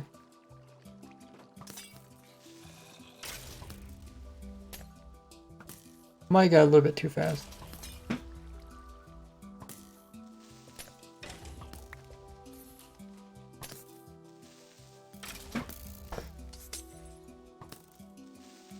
What do we want from it? We want just one creeper down here at a time. We want it to blow up fast as possible.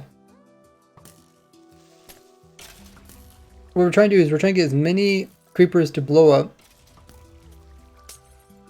in a certain amount of time. So we want them to blow up as quickly as possible without making another whole like chamber system.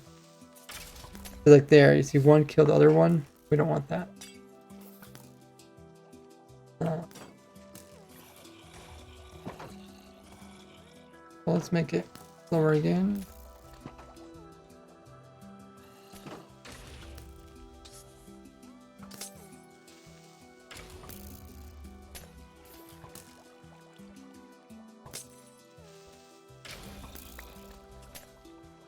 Add a portal to another for piglin heads. I already have it. Right here. I already have a piglin farm on this side too. All the pieces of the farm are already working. I'm just trying to compact it and speed it up.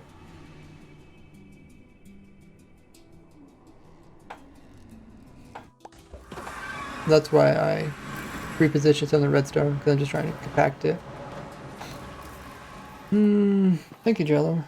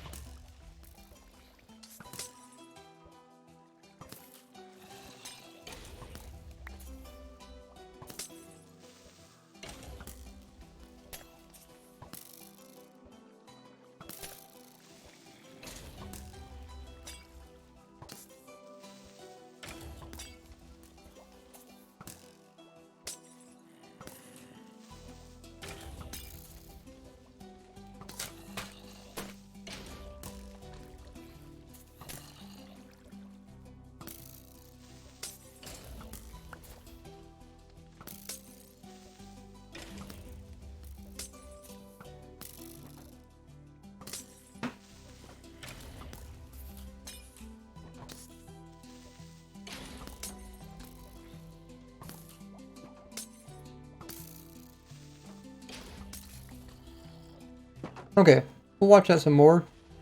Let's first get this other piece working too.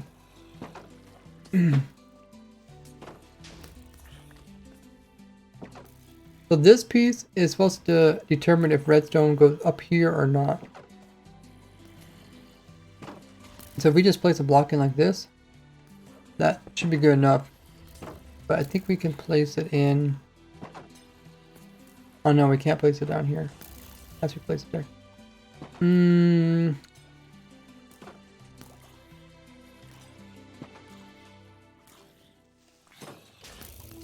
Thanks for following, heck. Oh, Miss Whiny Mosquito says, are there automatic skulk farms in Minecraft? Yeah. You have a couple of designs. If you do exclamation mark farm, somebody could do exclamation mark farm in the chat. There will be a spreadsheet. It shows how to farm up every item in the game Minecraft.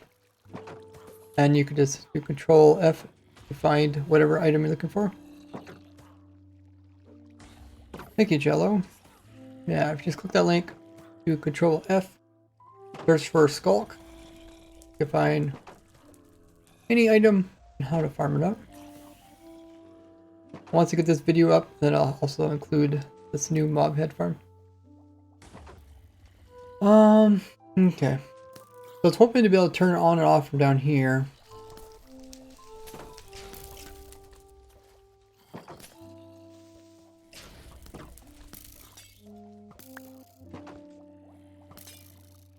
Oh, isn't it? Oh, that turns. I guess it doesn't really affect it. But that is powering this, which could affect it once we turn this next part on.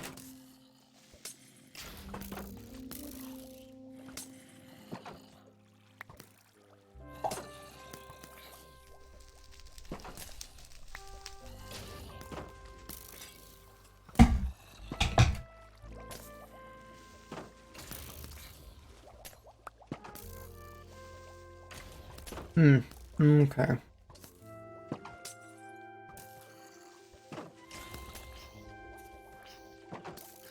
I thought one way we could stop signals from going up here is by having it constantly on.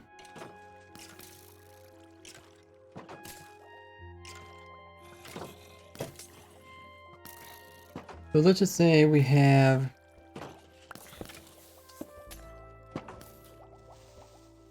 a torch here.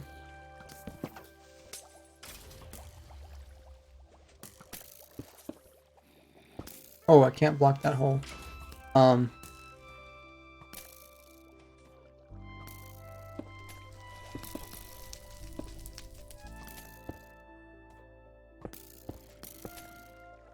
quite what I want, but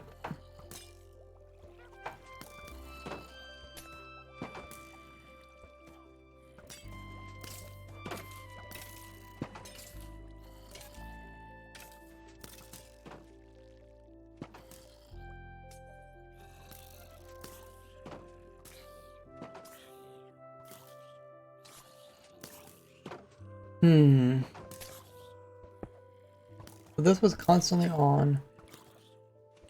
It doesn't affect the rest of the farm, right? Cool. So this essentially, there was no lightning storm, then this top piece turns off. That way we're not losing mobs while there's not a lightning storm. I don't know how to do this piece. This is a piece that detects when there's a lightning storm.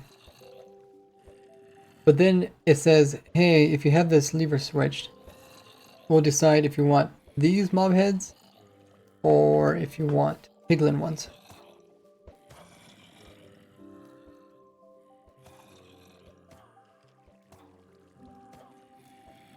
And then, actually wait.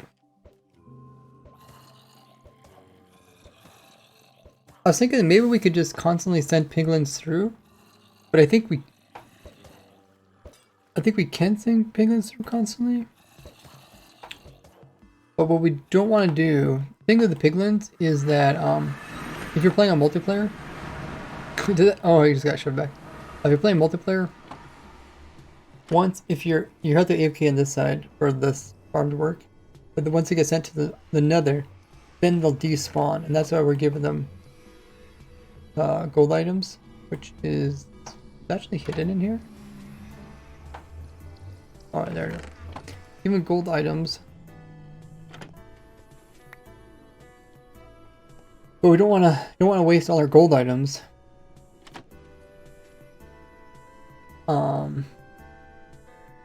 Until we know there's actually a lightning storm.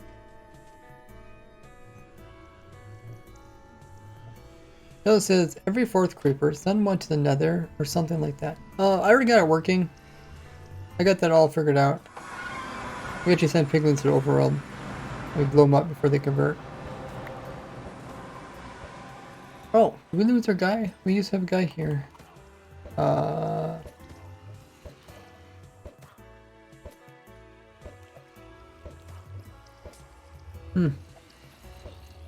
Wonder how we lost him. Hey, don't matter.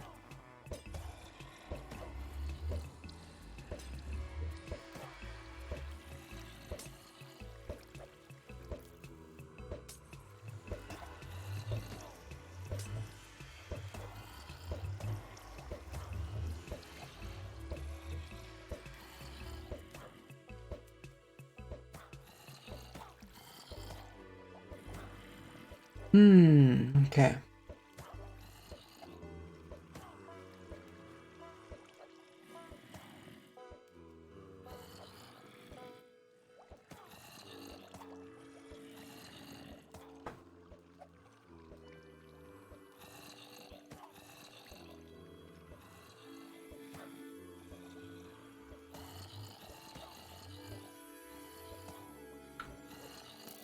This isn't actually working as good as I thought.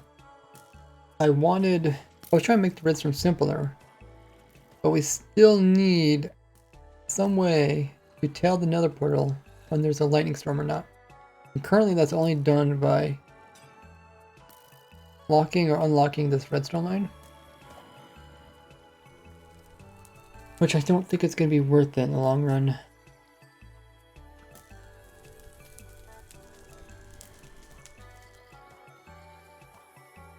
but let's try it.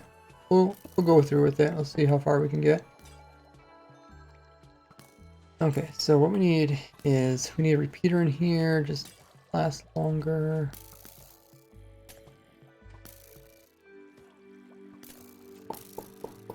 We need this character line attachment longer as well.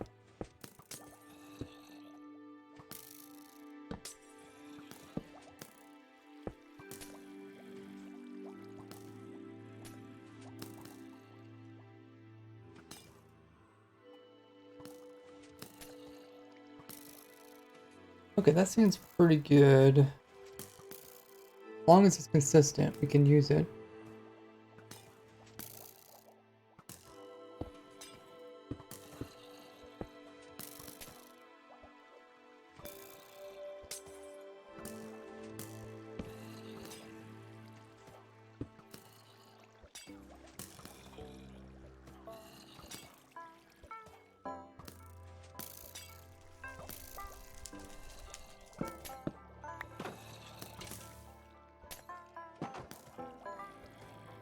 How can we do this?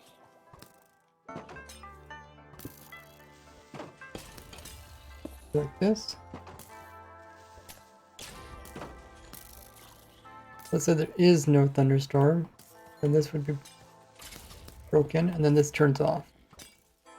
Or this turns on, which locks all of this. Actually, it locks it open, but that's fine. Now the question is, how? When this starts flickering, when this redstone line flickers, then we need, that lets us know that that lightning, and we can throw an item into the portal. I think this item, all that item does is just turns on this side, and this side is self, what do you want to call it? This side can run on its own.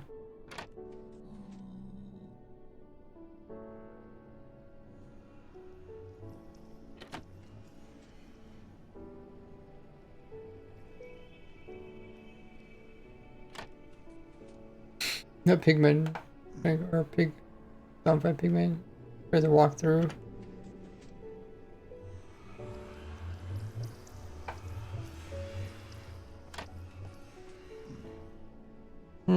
I think this was the best way that I could figure out how to do it.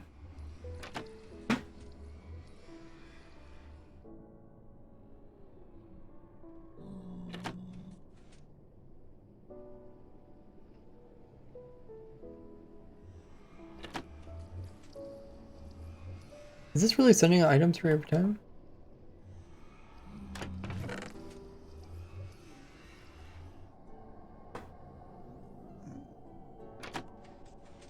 Oh, it is, okay. So if we go back through again, and we update this line to throw item through, that item should turn off. Okay, it does. Okay.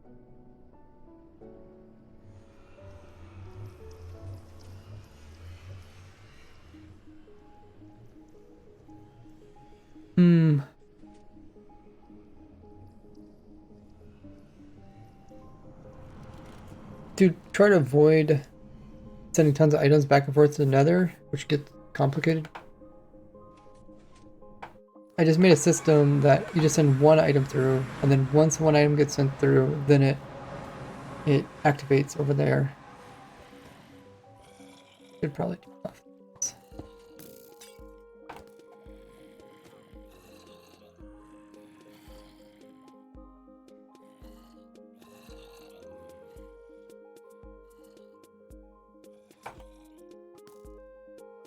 Too quick. They do convert, but we made it so that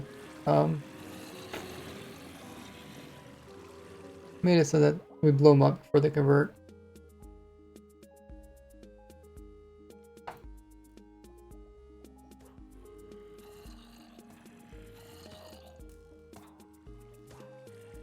It says, what kind of torture contraption is this? Check the pinned comment.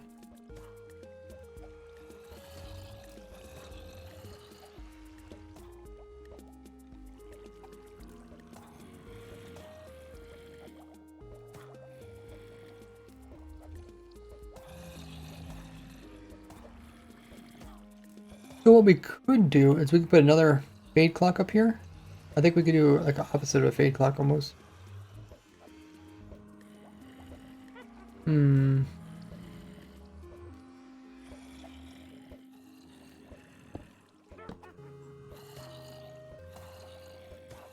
This goes into fade clock.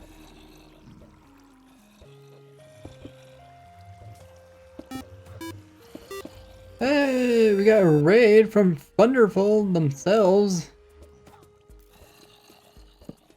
Hey Thunder, how you been? Welcome in, Raiders. What were you up to in your stream? You guys don't know who Thunderful is. He is an amazing streamer here on Twitch, doing a Minecraft speedruns and much more. Let's get a shout out. Shout out at Thunderful. Those of you guys that are in my stream, make sure to drop them a follow. Check them out. The link there, top of the screen. Click that and drop them a follow without even missing out on this stream. Welcome in everyone that came in from their community. You guys know who I am. I'm RazeWorks. I'm a YouTuber and streamer. I've been playing Minecraft for over 14 years. And in that time, I've done a lot of things. But one of the biggest thing I'm known for is my very ingenious contraptions to do with mob farms of all sorts. I guess not just mob farms. Farms of all sorts related to Minecraft. I actually have a series where I'm designing an automatic farm for every item in the game of Minecraft. Let's turn this farm on so you guys can watch this one at work. Let us know what Thunderful is up to. Oh, Thunderful says, did some modded Minecraft speedrun. Sadly died to one of the new bosses added. Ooh. Okay. So, let's see who in chat can figure out what this farm is.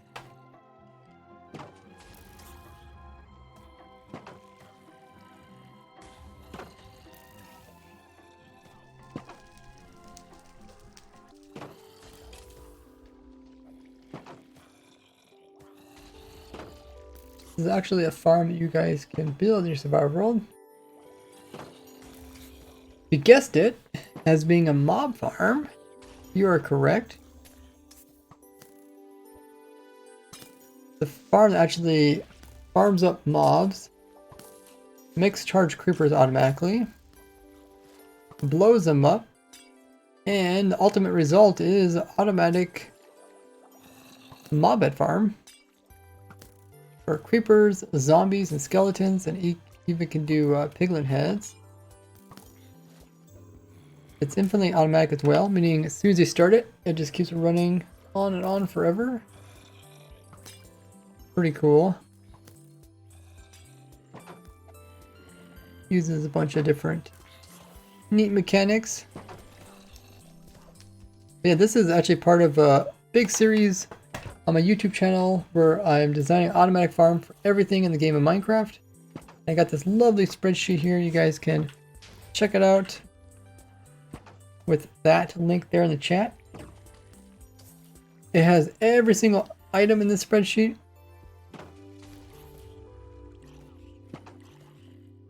And over here on the side, I show what type of automation you need in order to make it work. And I have an automatic farm video on it to show how you can get each of these items automatically. Some of them I even have tutorials on how to build them up. If you're ever wondering how to farm something like beacons, you always come on here and do Control F5, type in beacon. There it is. And then if we look at what's needed,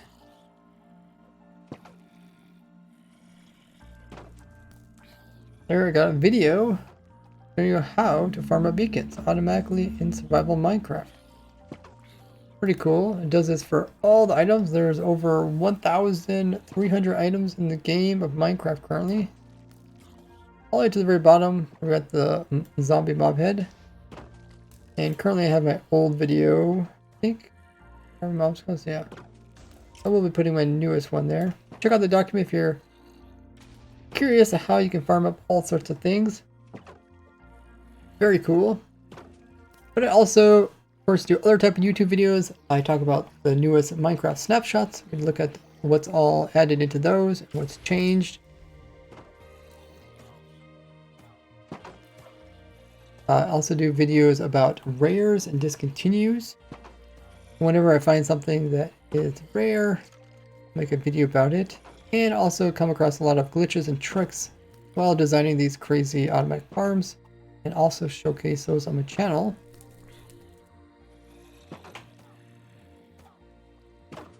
Well, it sounds like you had a lot of fun there, Thunderful. Doing a modded Minecraft speedrun. Hey Missy, saying, that's very cool, thank you. There's a shout out to Thunderful in chat as well. Thunder says, the amount of work you do for all of this stuff in Minecraft is just legendary. Oh, thank you so much. I do really enjoy this. Now that I have like the spreadsheet, we're keeping track of which ones we've completed and which ones we have yet to do. It does make it easier to see what's left.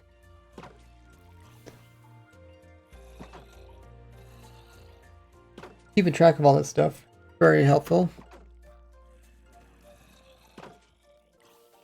Hey Corjiro, how goes it? What are you up to? So, let me give you guys a little explanation of how this actually works.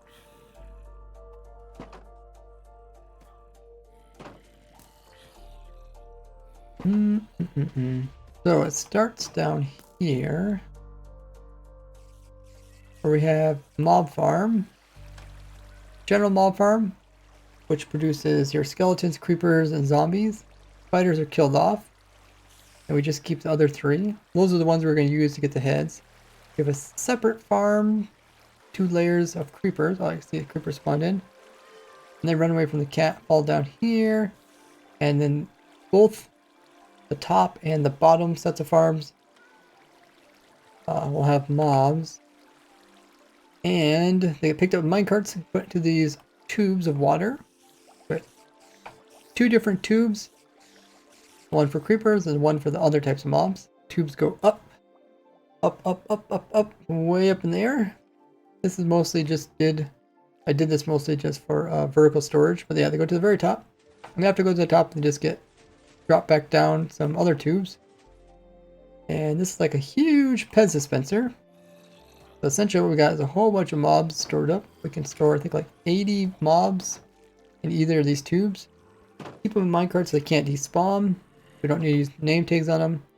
Easy way to store a whole bunch of mobs and they don't count to the mob cap, so we can get over the mob cap, which we need. We're gonna get 80 in both. That's what, 160 mobs. Mob cap's like 70, so do need that. Plus we don't want them to despawn by being too far away from the player. Once they come down here, this is where all the magic happened. We used a little trick with a radiant channeling, falling onto a lightning rod during a thunderstorm. It's currently raining and thundering. This causes a lightning strike to hit it. That lightning strike will damage nearby things, including minecarts. So the minecart comes in contact of the lightning zone and it breaks the minecart into an item. It's picked up by the hopper. We actually drop it and reuse it. It would never run out of anything. We can make it infinitely automatic. Now let me turn on this for now. Let me get enough creepers.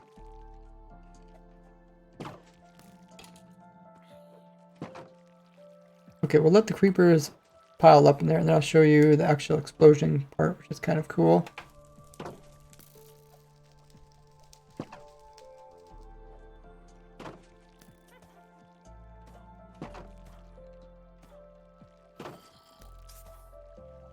How's it always lightning? It's a thunderstorm right now.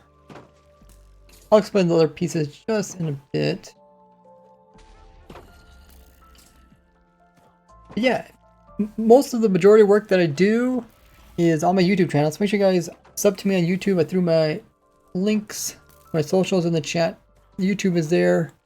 Check it out. I got tons of crazy videos. Always coming up with new discoveries and farms, tricks to share, all related to survival Minecraft. So if you enjoy Minecraft, learning something new, playing the game for over 14 years, I love sharing my knowledge with you guys.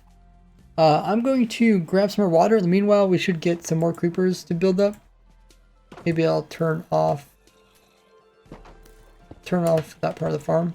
Let the creepers build up, and then we'll come back and I'll show you how we time everything perfectly. In the meanwhile, check out all my socials. They're in the chat and on screen. I'll grab some water. Be right back.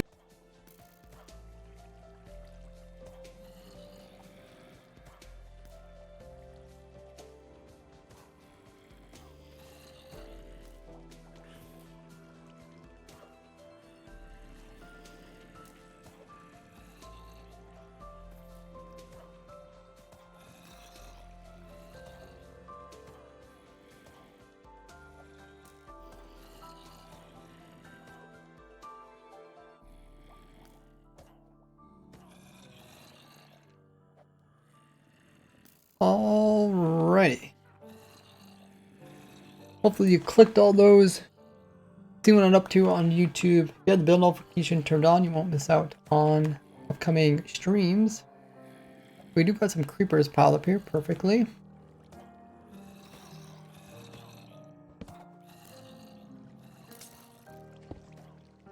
So, what happens when lightning does start striking? So normally you don't have lightning storm, but what if it does go off? This little lightning rod here, it just keeps going up and down all day long, and this clock just keeps powering it. But once the lightning does occur, this lightning rod will put off redstone, which goes through this repeater here, goes into this little extender, and what that does is it will unlock it, so lets the redstone go up here. Now this clock's redstone will go upwards, and we're going to use this to do a couple things. It's going to drop the stuff inside the droppers. It's also going to make this piston extend and retract. And that's the main thing that drops the mobs. Oh, I guess we went through all the creepers really fast. Where'd all the creepers go? We might have ran out of minecarts. Let me... Oh, yeah, we don't have enough minecarts.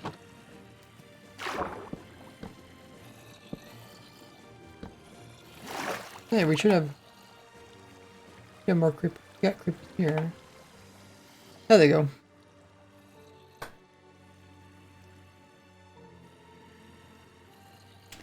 This is for 1.20, yeah, because we get piglet heads. Piglet heads came out with 1.20. Designed for Java, but I think you could do maybe something similar. I don't know if they have that trick. Okay, now we're getting some creepers.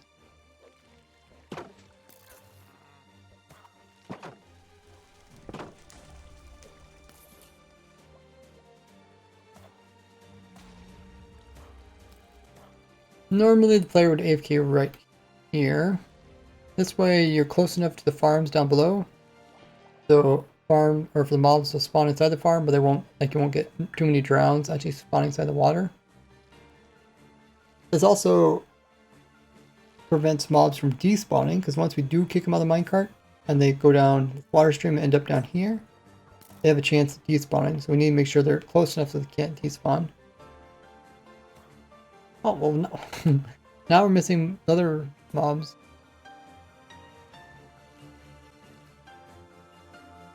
Oh, that's because we have something going on here. What the heck is going on here?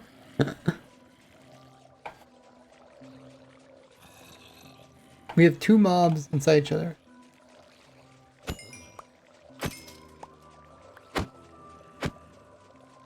Okay, I was wondering why we had such a pile up.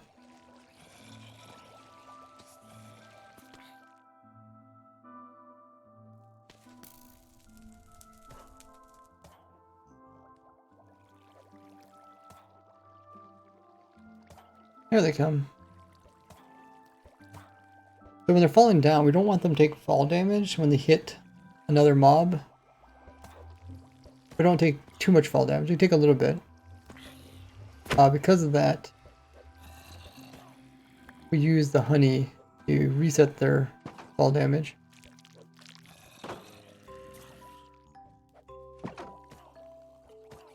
So once the machine recognizes that there's a thunderstorm, it will release one creeper and then one of the other 3 mobs. They both get sent down different waterways. They both then drop down into this killing chamber where the skeleton will shoot at the golem in there, but instead hit the creeper. The creeper will get mad and try to blow up the skeleton. The skeleton is just far enough away it doesn't die. Instead, the charge creeper will blow up the mob that's in this drop area right here. Wait for one to come through. We got one coming? Oh, we got a couple of duds.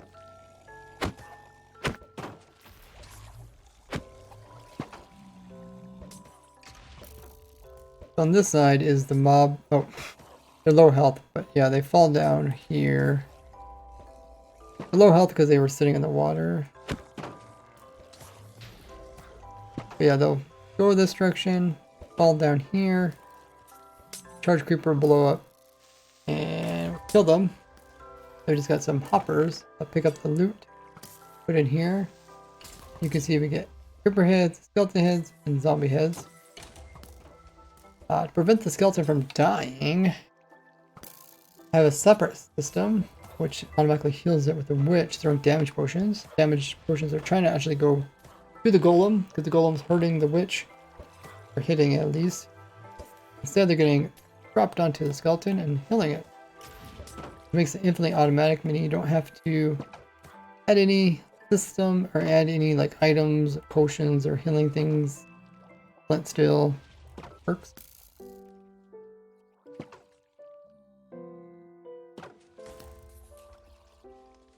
So hopefully I explained all the pieces.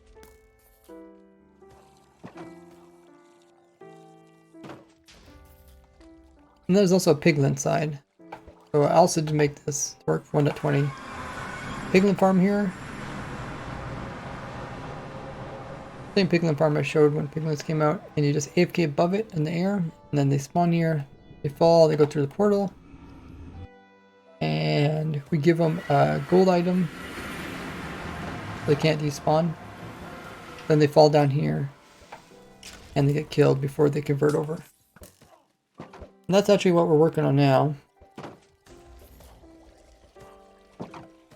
I'm making a part.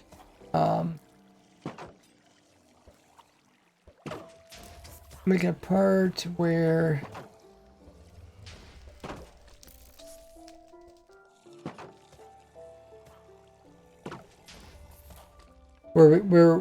the system down below, the lightning rod needs to communicate with the nether side, let it know that when there's a lightning storm or when there's not a lightning storm.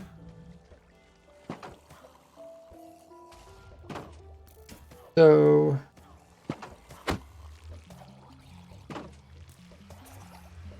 I changed some stuff up. I was trying to compact some of this. Some of this changed. We're not supposed to have drowns in here, but I think it killed all the creepers.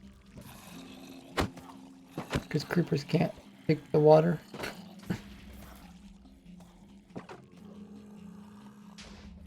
Missy says, does witch have to be upside down? No, it just lets you know that the witch is name tagged. It has to be name tagged, otherwise it'll despawn. Could put it in a boat or minecart, but we do have it positioned kind of a nice way. I guess we could think about that before I finish this farm. Could think about maybe making it a bit cheaper. Is this skeleton also name tagged? I think this one probably doesn't have to be. Probably doesn't have to be name tagged either if it's a boat. I'm thinking the minecart might break. I think this one could be in it. Something to look into. That's After you get everything working, that's usually when I come back and I work on making it more survival friendly, make it cheaper, that kind of thing. Oh, I didn't want to do that. No. I was just thinking about maybe I could convert this.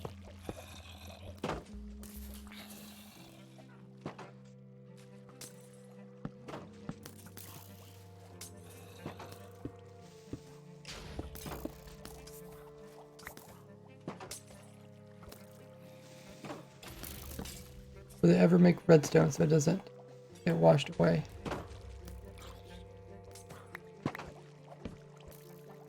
I don't think we need this actually anymore.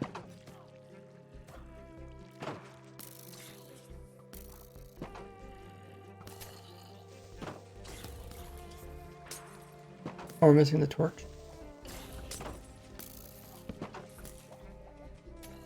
Wouldn't the bow of the skeleton break? No, that's just a pillager.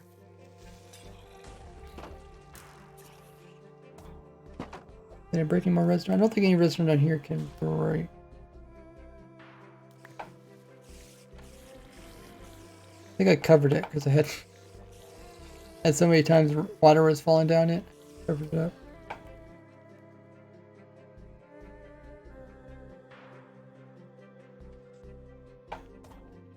So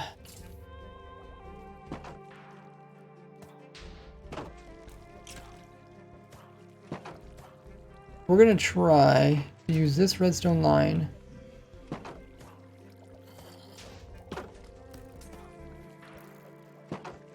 to turn on the nether side.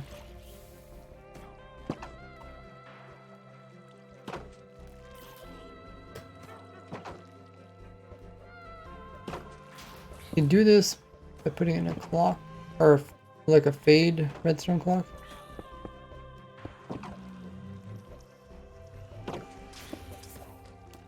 So essentially, if this is on, it means there's a lightning storm.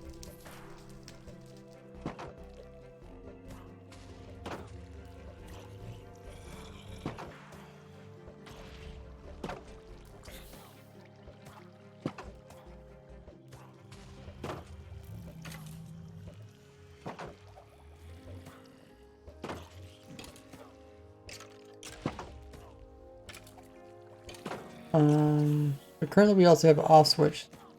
Because you need to turn this side off before you can start sending piglins through. I think if we turn this off, we would need at least 2 of these to make it last long enough.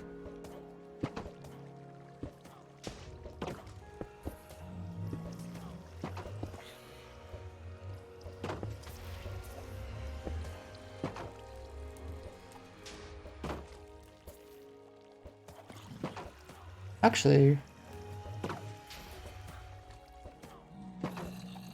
think we can move this over by 1.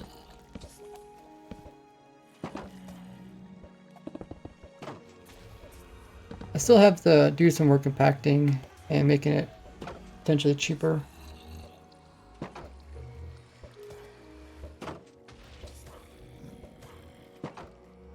Thanks for following, King Loey.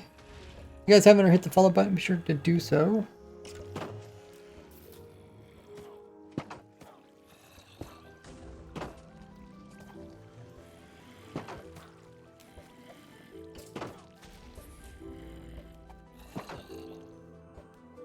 So this is working fine. Let's say the lightning does stop working. Say it's no longer a thunderstorm. This should fade, and then it should turn that side off, right?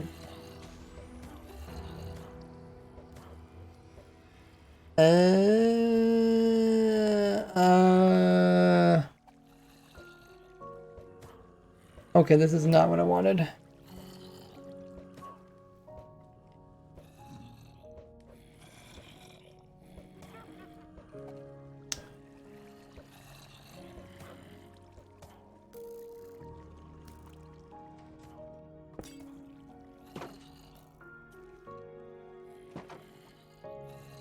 Weather clear.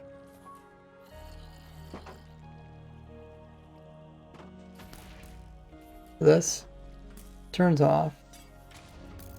Means this turns on, which means it locks all of this,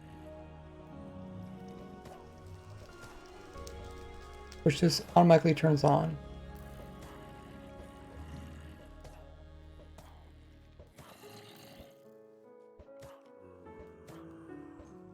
What I want to do is I want to do the opposite. I think I want to put this into a torch.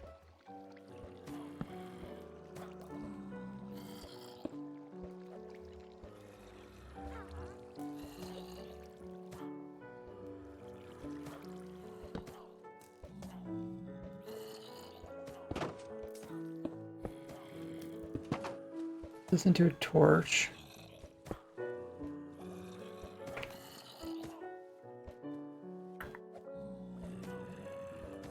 Now when the lightning turns on,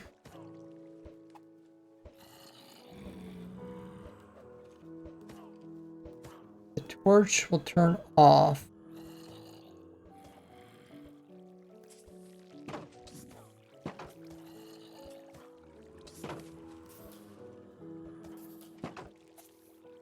I don't want this, I want this to change. This is here is changing signals, which is making this shoot out more and more those carrots. Okay. So what I want is something else to read this.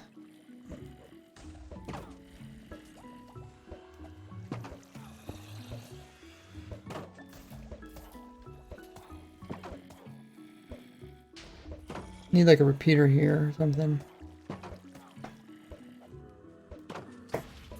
How can we do this? This changes, right? Yeah.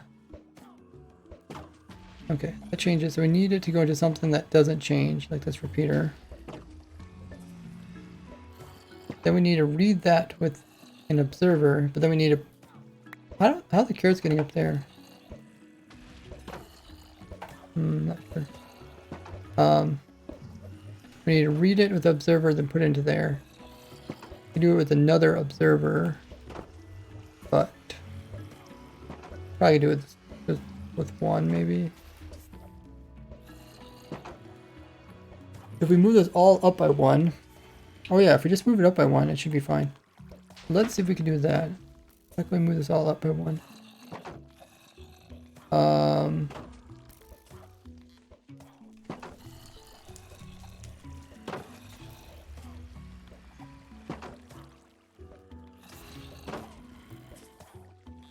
Could put it here.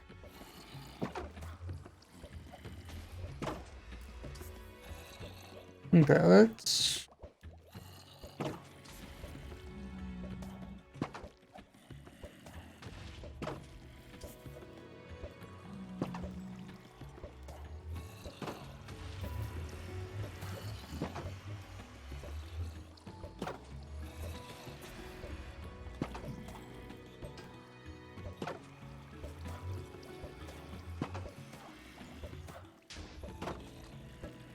If I move it up by one, but back by one, it's not gonna quite reach.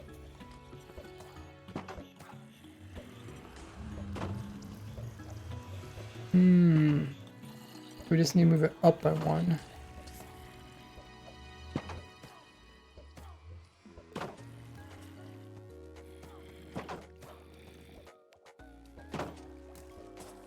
We'll try this.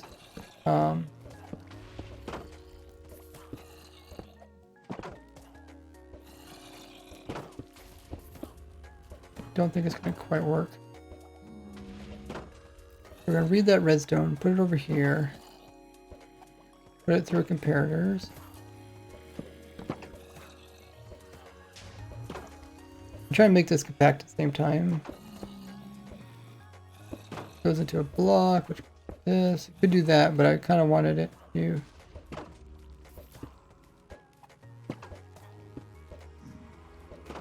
Wanted this here and this. Could be here. Could use a target block. But that makes it a little bit more expensive. There's probably a way we can do this. I think if I just put blocks in between here, right, it should work.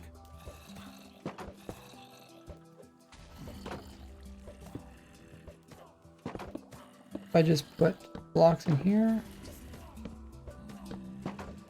Blocks are cheaper than... Yeah.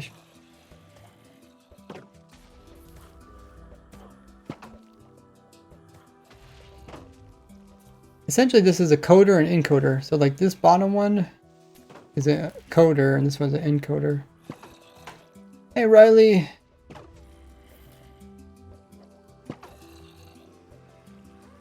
Welcome in, everyone in. If you guys haven't already hit the follow button, be sure to do so. Hey, Jonathan.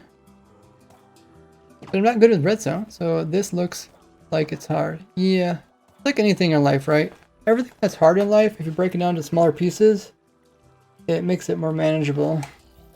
Is this one not moving? Oh yeah, I turned that off, okay. Oh, now that we move this up, it doesn't line up with this anymore.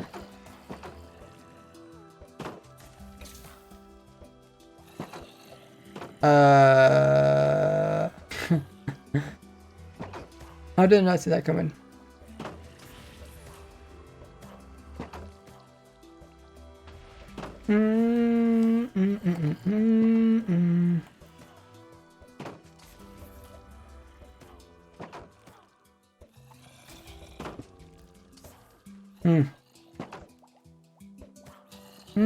Okay, I think we need to put this back kind of where it was.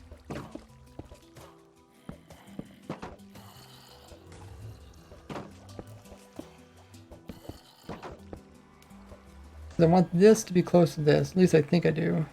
We'll see. Maybe it doesn't.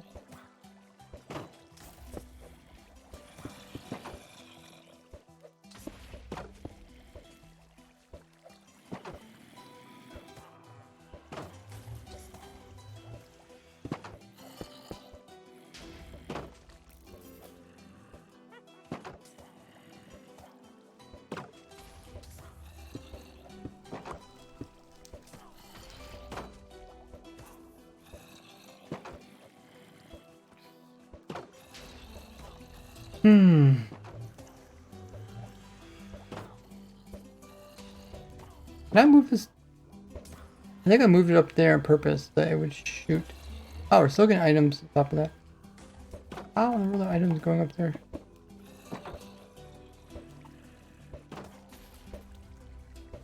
Bit odd.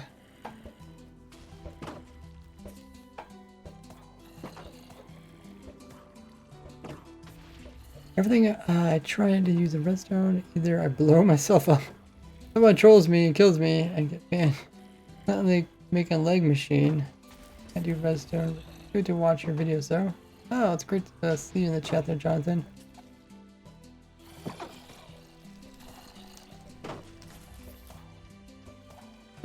Okay, we'll just move this down for now.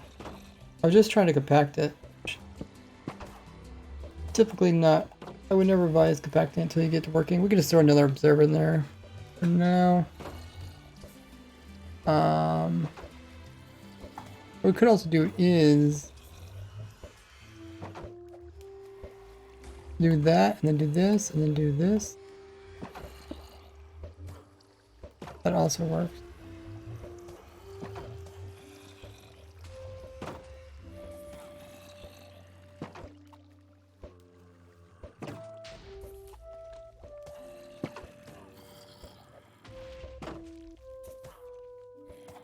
Okay, let's try this again.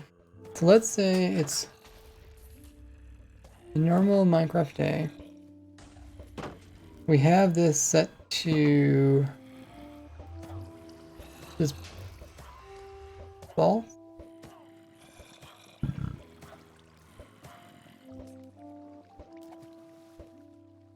So if we have it up like this,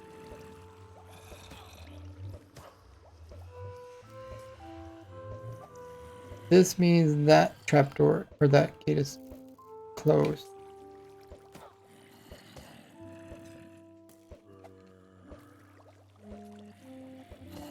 And if that one's closed, that means this should activate the piglins. So let's see if it works. Let's check this other side. Okay, currently the piglin thing is turned off. And let's say a thunderstorm comes through.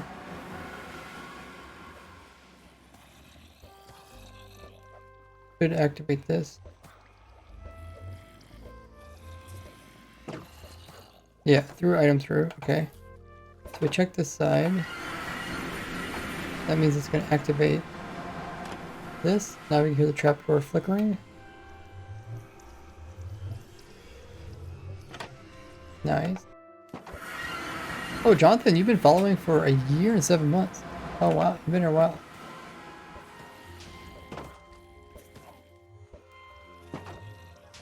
Jonathan says, yeah, if only I knew what compacting means. Compacting? Compacting means making your redstone not take up as much room. Usually to make it cheaper. Some people compact stuff just to see how small they can make stuff. Kind of like a fun thing, but in Minecraft, you know, there's plenty of room. You typically not have to worry about space. Only when it comes to like flying machines, push limits. But compacting for me mostly means making it so the redstone, so it takes less blocks to be placed, less redstone to be placed, also making it cheaper, and also making it easier to build in survival. Like all these floating blocks like this, yeah, it's easy for me to place down, but in survival, you might kind of struggle to do that. Okay, so that one worked. Let's try the opposite. So let's say it's a normal day again. Clear weather. Oh, you didn't know that. Okay. Yeah, cost friendly.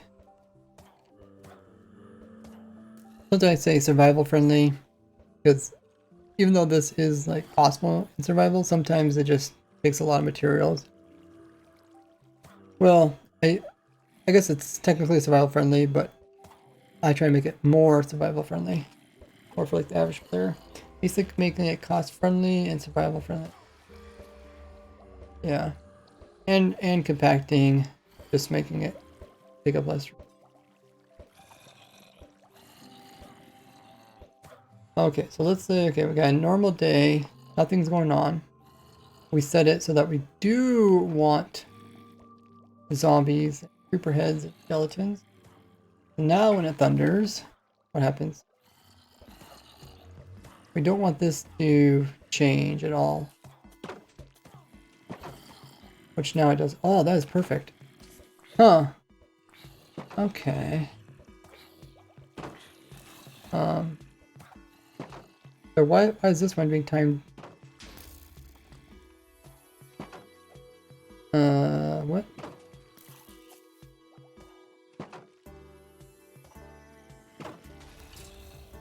Huh. Why was it acting weird in the beginning?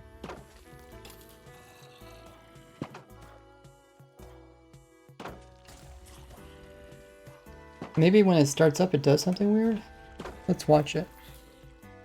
Okay, so thunderstorm stops, so the machine should stop. Oh, I guess one mob does get stuck down there. Okay. And then when it starts back up again.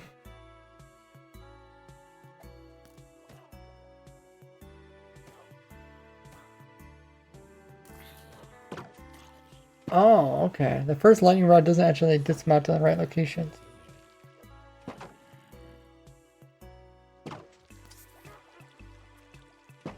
Oh. Oh.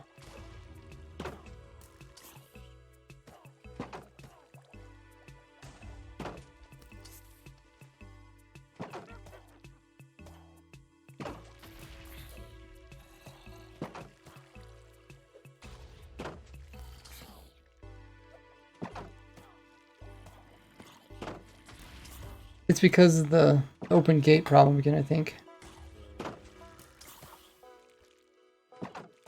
when it ends,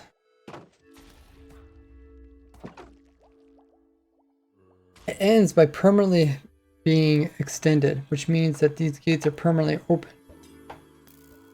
That's how it ends, which is not the best way to end. Maybe we could try to make it not end that way. That would be nice.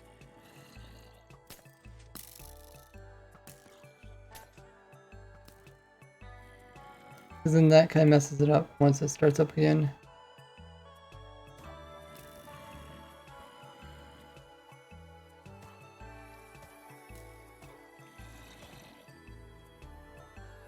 Francis says, I can't even survive one night. What makes me think I'm going to be able to make this?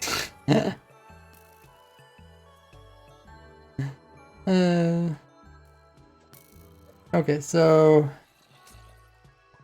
I originally wanted to cut this line by pushing a block in, but the torch thing was just simpler. The problem is the torch. I mean, the other thing we could do is we could switch the signal once it comes up here again. Might be better to just cut the wire here.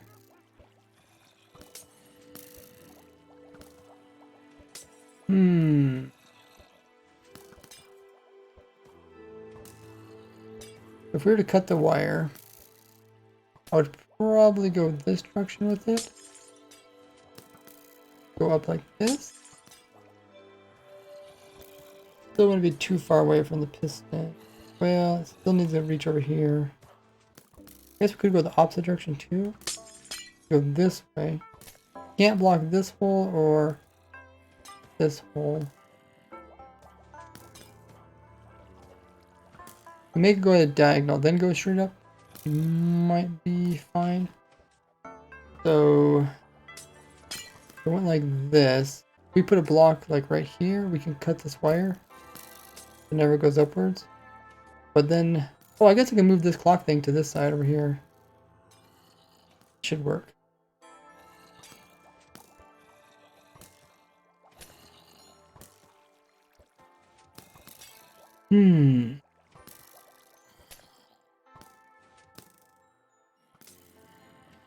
Well, maybe I can't, because this thing's...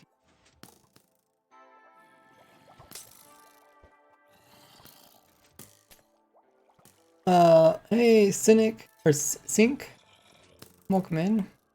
How much were controllers by Gold Xbox Elite Series 2? Controller cost me almost $1,000. It's platted in 24 karat gold. Sounds expensive. My controller cost $80. Relatively expensive because it's discontinued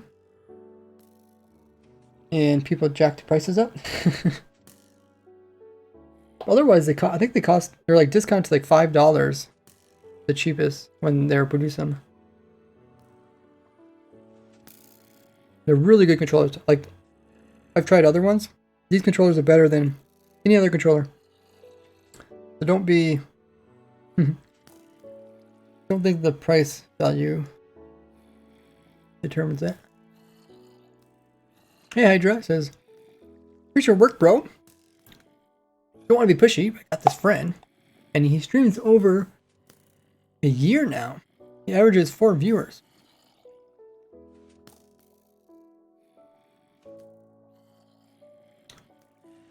Consider rating him at the end of your stream.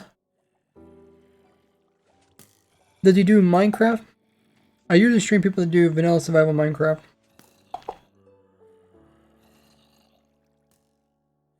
Just so my audience kind of understands what's going on.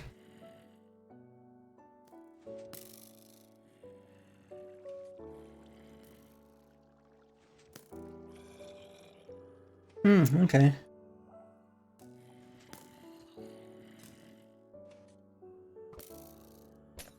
I can see by the end of the stream. Oh, we're getting full. Oh, there's a music disconnect too. Yeah, we'll have to watch out for that.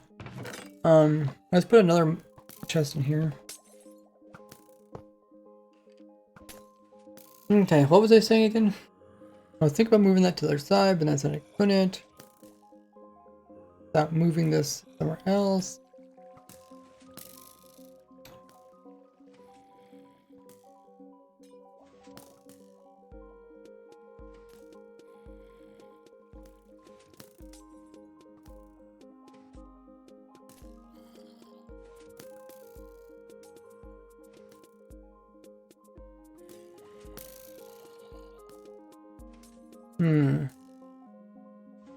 Maybe I could. Let's move this over here.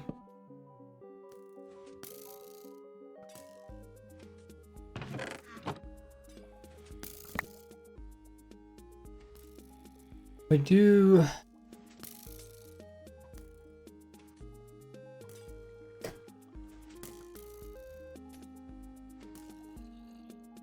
I leave it there. I have to move that over that way. Let's try moving it.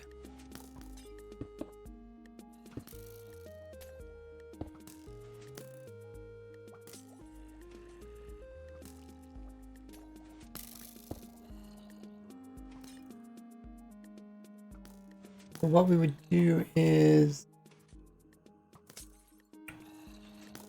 well, maybe it's not gonna work out quite what I thought. How about moving this down to here?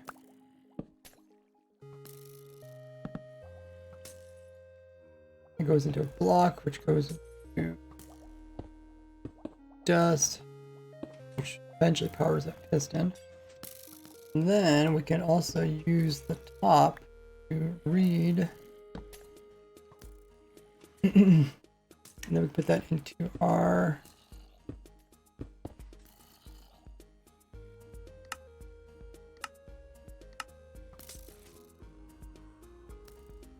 thingamajiggy.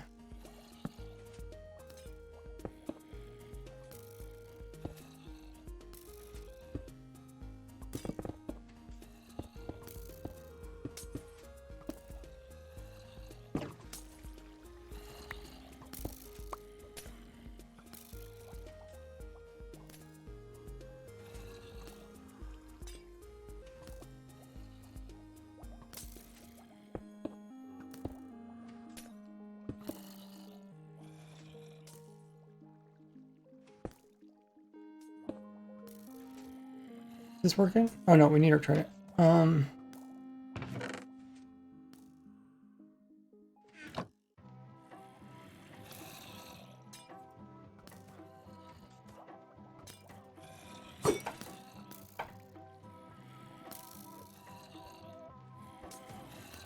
Okay. So now when it turns into a thunderstorm.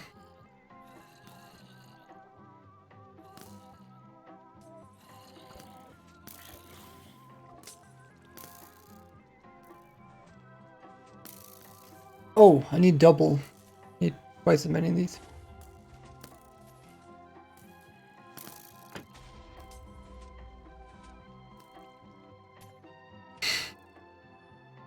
Wait, what just happened here?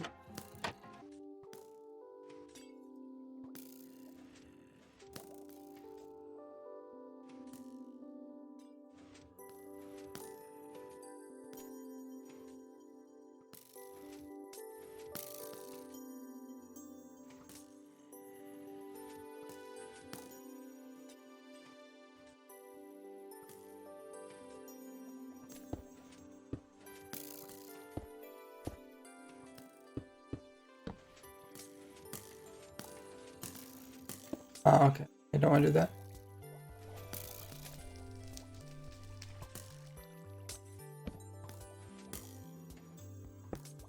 We'll need more of these.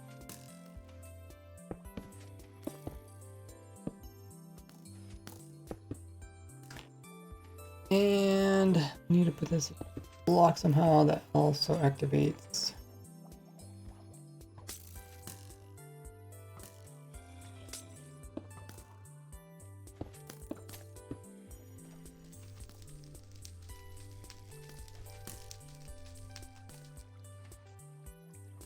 Is that working?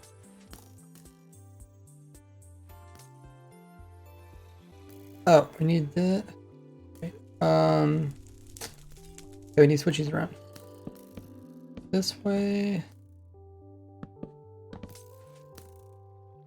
Okay.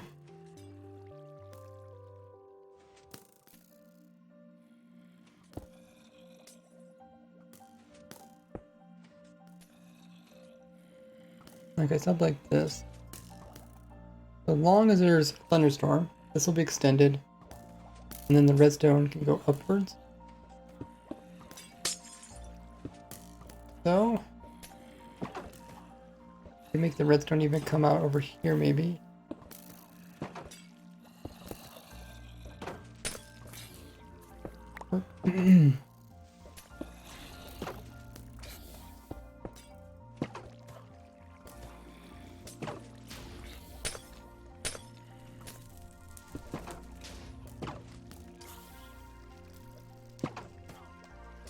And then maybe we can make the redstone go upwards more.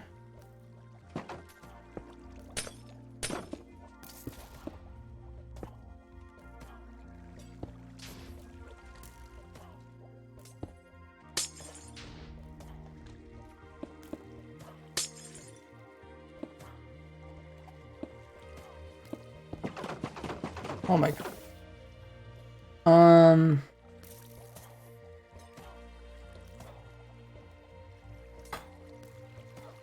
Okay, there's a torch there. Okay, I can't have that.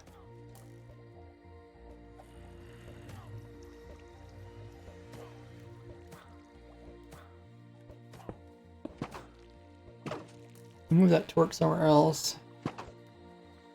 Torch can be up by one.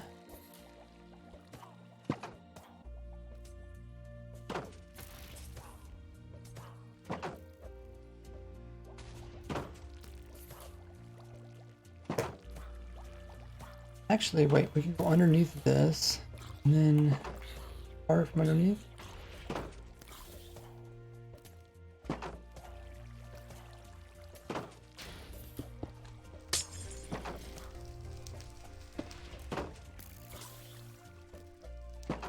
Here.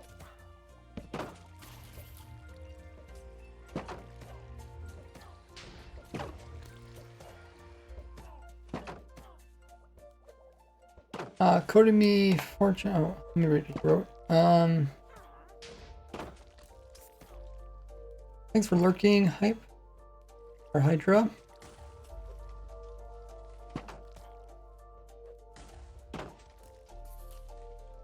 It was also has a vibration control wire compatibility, so I can play with it being wired. Has 4 mappable paddles, buttons, LED. Has backwards compatibility to play on other stations. Yeah, the thing is, everything you mentioned, my controller can do, and it can do way more. Like, it's absurd how much this controller that I have, there is 32 different buttons on it without me adding layers. So at any point, I can push 32 different buttons. And that's just, it's not even remotely close to any type of Xbox controller. Doesn't matter how much money you pay for it. And that's what you need when you play Minecraft, because there's just so many buttons you need to push.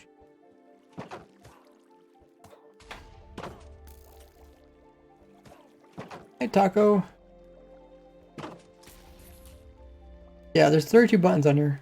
Because these touchpads, they have different buttons where you push. So if I push on this corner of this touchpad, it does one thing. If I push on this corner, it does a different thing. Top does different, so does the bottom. If I push the middle, it does something else. If I completely push down to it really hard, it does something else as well.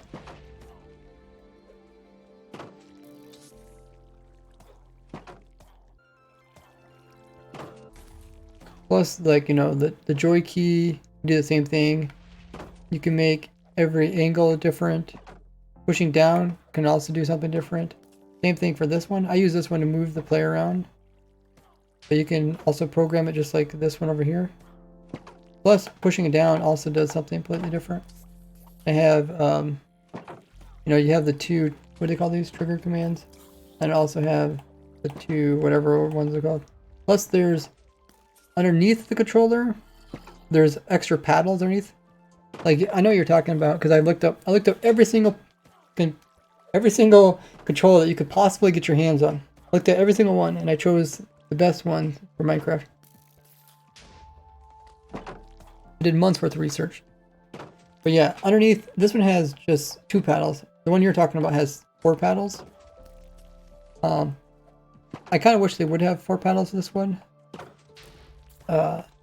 They're like kind of, it's like underneath of the controller. That's where they show them down to the side.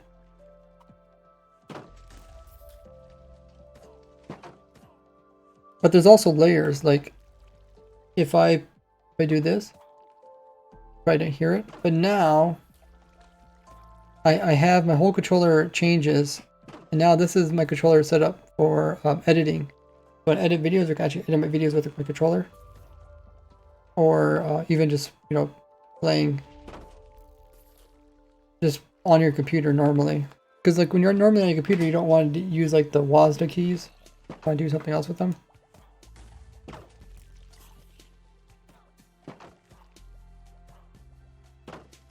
And what this controller also has, it has gyro. I turned the gyro off, but essentially what you can rotate it, 4 different directions, and it can push different buttons.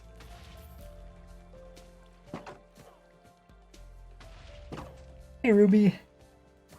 Yeah, I can't remember how I came up with 42 buttons. I can show you the layout. It's actually really cool. How do I do this?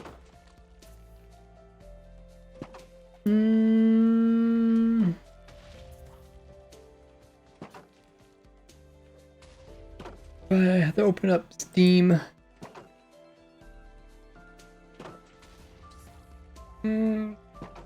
Settings, maybe? Oh, they changed some stuff. Looks kind of different. We'll see how it looks.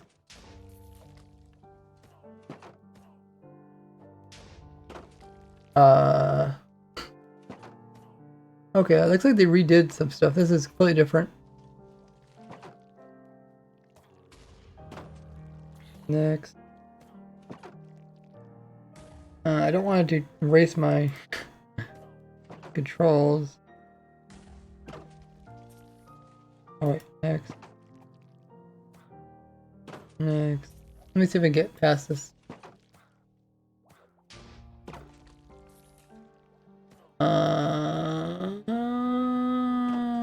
Okay, this looks completely different. Did it mess up my controls? No, I didn't mess up my controls. Well, I don't like it. This is what it looks like now, but I have no clue what this is. This is not what it used to look like. Use to show a picture of the controller here, and then I could just point out what different things do. But you can see I have one for Minecraft, also one for a computer, one for editing, and I was also playing the Muck game. I had a different one for that. Yeah, it kind of stinks. Let's see. View layout. Oh, actually, wait. If I push this view layout, now you guys can see it. It's still different than what it normally looks like, but I think you used to be able to click it and it'd show you what the different places are. Oh, this is just... I don't know what to say about this. But essentially, you can see all the buttons. Here's all the bunch of buttons. So...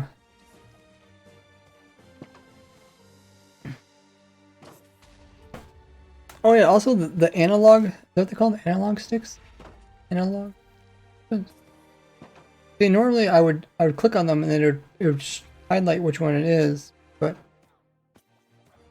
let me just push it on my controller. What do you call these ones? I guess, anyways, there's 2 buttons on this one. There's, if I tap it, it does one thing. If I hold it down, I could do something else. So tapping it just makes it power one time, but if I hold it down, it makes it like a machine gun, like just keeps pushing it. Same thing for this one. If I push it one time, it doesn't, but if I hold it down, it just keeps hitting it. That way you don't have to do a whole bunch of clicking and it saves your fingers. Same thing that Minecraft Bedrock players have. Mouse clicks. Left mouse click. Oh yeah, here it shows you. It shows I can click, like it shows I click with like a repeat on. Scroll wheel. There's also these buttons in the middle, which I use mine to switch menus. So if I push this button, does it not work when I'm inside this thing?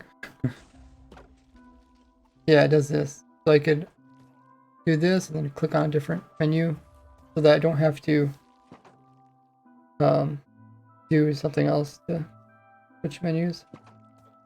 So I got middle click button, I got 1, 3, E key, T, tab.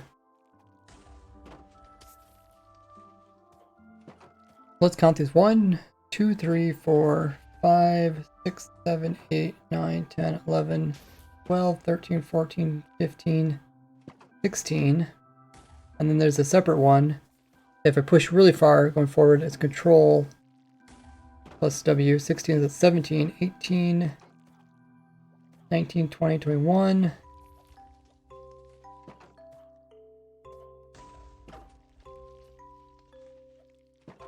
Okay. 22, 23, 24, 25, 26, 27, 28, 29, 30.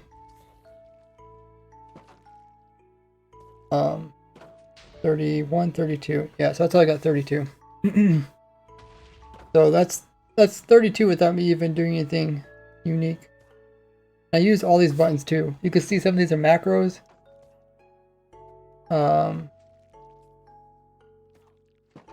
Like this one's my F key, this one's my drop key. These switch game modes. This one switch game modes. Cleared from parent control key. Oh, this is control key plus middle click. I'm trying to get special. I also got middle click over here too. So it's very very well thought out. I tried all sorts of different layouts. I tried different key combinations because like in Minecraft you need to hold like space plus shift, so you can't have those like on the same hand and all sorts of stuff. Jonathan says I didn't really know why I wanted an Xbox Elite Series 2 controller, but it's fun. Definitely it would look cool. This controller looks pretty plain. You can see it, pretty much what it looks like is just in the bottom right corner. That's just a keyboard on a controller. There is actually a real controller in real life that has every single letter on it, and you can actually type using the controller. But it's not in production. It also has a readjustable stick. Yeah, all this stuff here is completely programmable. Every single one of these keys, how much you have to push in order for it to move, how much it's going to move you. Like if I click this, I don't really understand this new layout, but I think if I click this, there's like a whole bunch of options.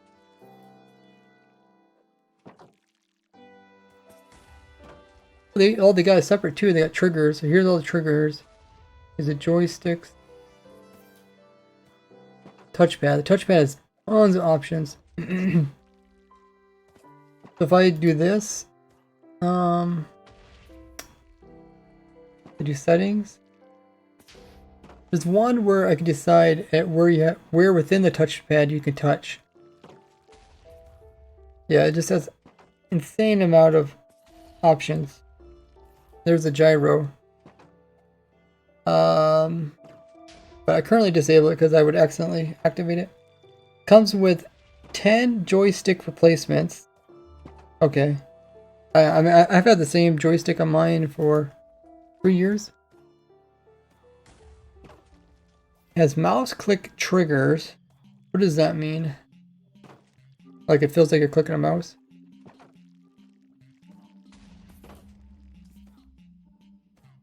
Search menu. How do I go back? Oh, there. It has a custom paint job. Yeah. Whenever I look up custom, I was looking up custom controllers. whenever it would have a custom paint job, they would call it a custom controller. I was like, what the heck? Like, why? Like, how is that a custom?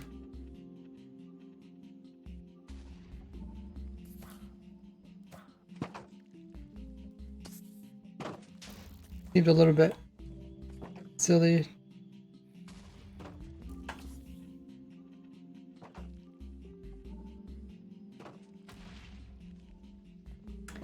What else do you say? It says, swappable D-pads. Not sure what that is. But this one has two. I guess these are. This one on the left. I mean, you can use either of these for D-pads. This one has a shape of a D-pad, but they're also independent. So you can. It's the touchpad, so you can turn it into a D-pad, or you can turn it to whatever. You can turn it into a. Like you can put a button here, button here, button here. You can put as many buttons around this thing as long as you can push them. As long as your fingers aren't too big. Same thing for this one. You put tons of buttons around it. I just did the cardinal directions in the center. Swappable A, B, X, Z. Okay, you're talking about these buttons. Yeah, I don't know why you would want to swap them. They seem like you gotta put something there. I mean, I don't even look at my controller buttons. Like you know where stuff is. You don't actually care what type of letter it is on there. It could be fake symbol on there. It don't matter. Full repair kit for it. Okay, that's cool. And so much more. Yeah, I guess they would try to give you everything if you're paying a lot for it. Like pretty much that's why they call it Elite.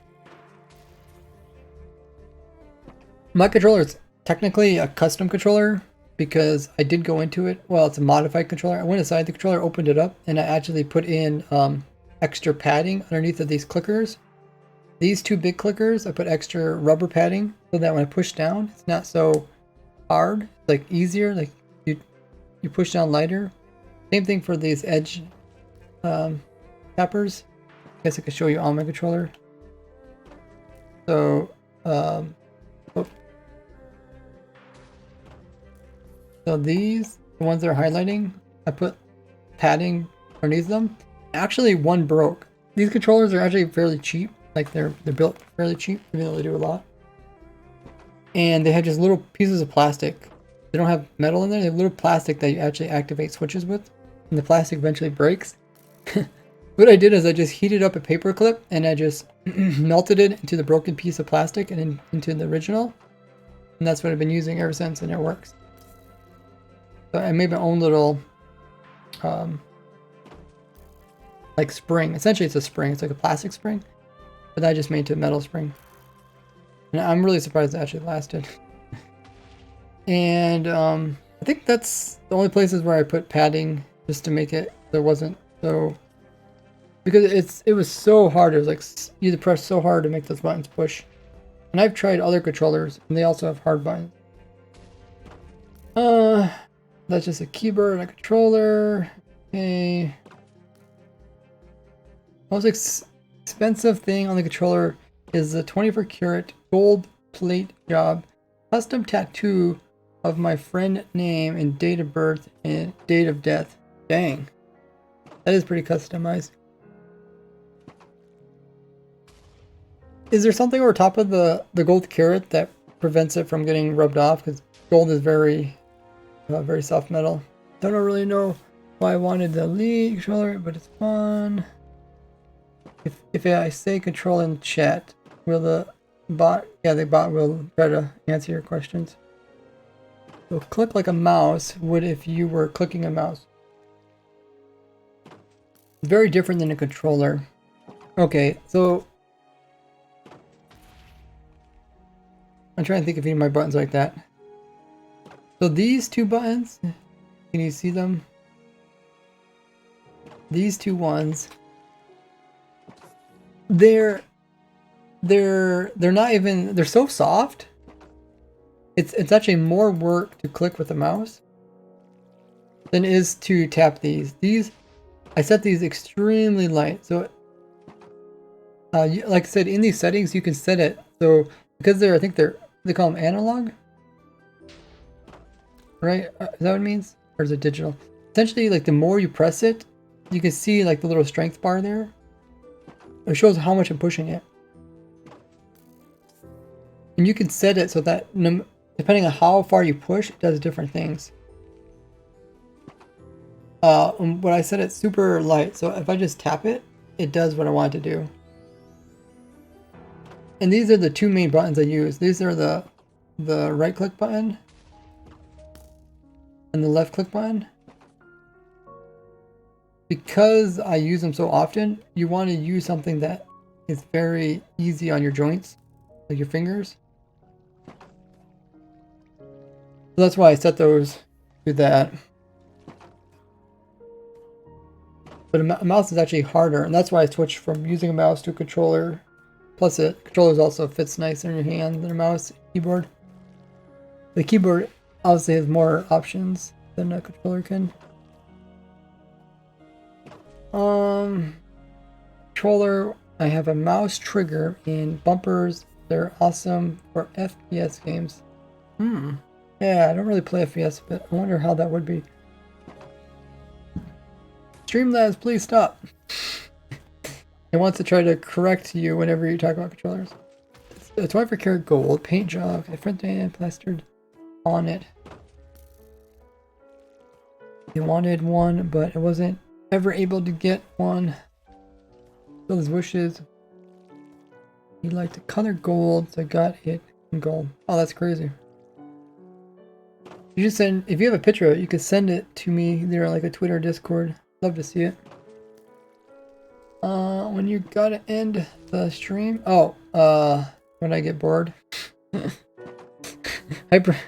Hydra says, I'm very tired. I want to go to sleep, and I don't know if I should stay here until you end. It's completely up to you, man. If you're tired, you should go to bed. Jonathan, thanks for the drink up. Yeah, what happens is my voice gets sore very quickly. Like, I'm never very good at talking for very long. Like 2 hours talking, we're already into 5 hours. Don't use it much. I use my custom PS5 controller. Oh. Yeah, I didn't know PS5 was out. The thing is, like, they keep coming out with, you know, PS5, PS2, whatever controllers, but they don't ever do anything that's really cool. When I seen the Steam controller, I thought, what in the world? Like, these guys actually did something different, but it's so sad that they're discontinued.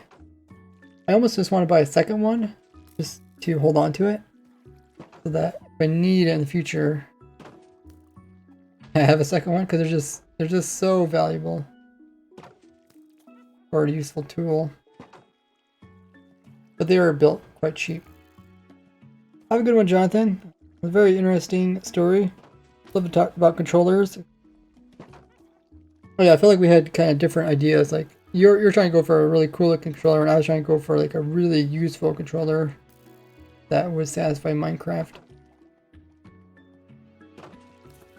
Make your own controller. I know. I actually watch videos where people make custom controllers, but then I realized that this controller could do a lot of things that those custom ones could do. Like those are like the ones that are completely built. But maybe eventually I would get one. I mean, maybe I could do like some kind of collab with somebody that makes those, and give them a shout out or something. Cool macros. Yeah, I mean, I already have macros on here. I mean, that's how I can do this. Like, I'm not typing that fast in the chat.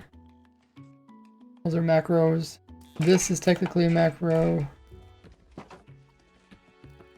I don't know what else technically macro.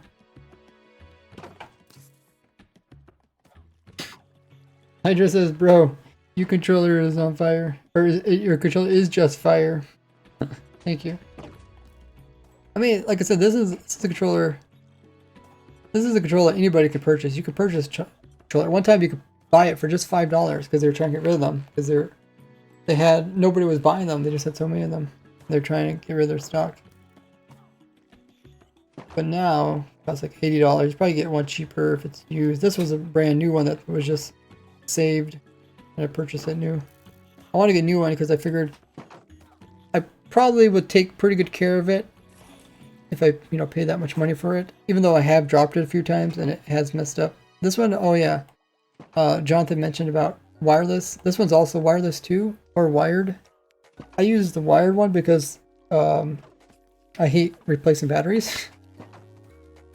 And even rechargeable batteries, they eventually go bad. And I hate taking the batteries out, charging them. The wired one's better, but I did drop it a few times, so the wired part sometimes falls out. So I wish I could get it maybe like permanently in there, so I wouldn't have to worry about it falling out. We have a supporter server, Shadowbone. If you do exclamation mark subinfo or info sub, supporter server for Patreons, Discord subs, and Twitch subs. No, I don't do PvP. And I definitely don't do PvP on my controller. I'm not very fast. Like I'm not very fast in real life. Like my reaction speed isn't that fast. That's why I do very slow and monotonous, but kind of more brainy things. But you wouldn't want this controller for PvP either. You can't turn that fast. I've tried doing PvP, just like different charity events and stuff. Yeah, you can't turn very fast. My brother used to do PvP, and he was actually like top rank in Hypixel.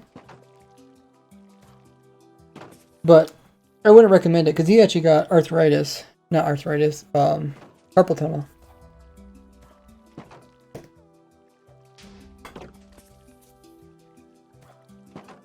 That's one of the reasons why I switch over to controller, because if he gets carpal tunnel, there's a chance I could get it. And that's why I take a lot of time to understand how to avoid it and get a proper controller that could help.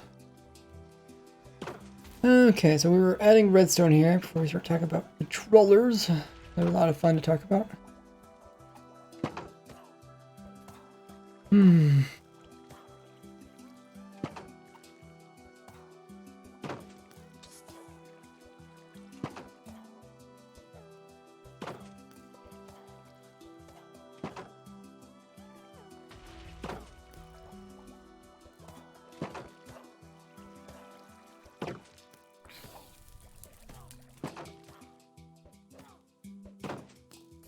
I compact some of the redstone. Start up here. Thought about bringing the redstone down here. And I could remove this. And if I brought the redstone up here, that would technically work. And then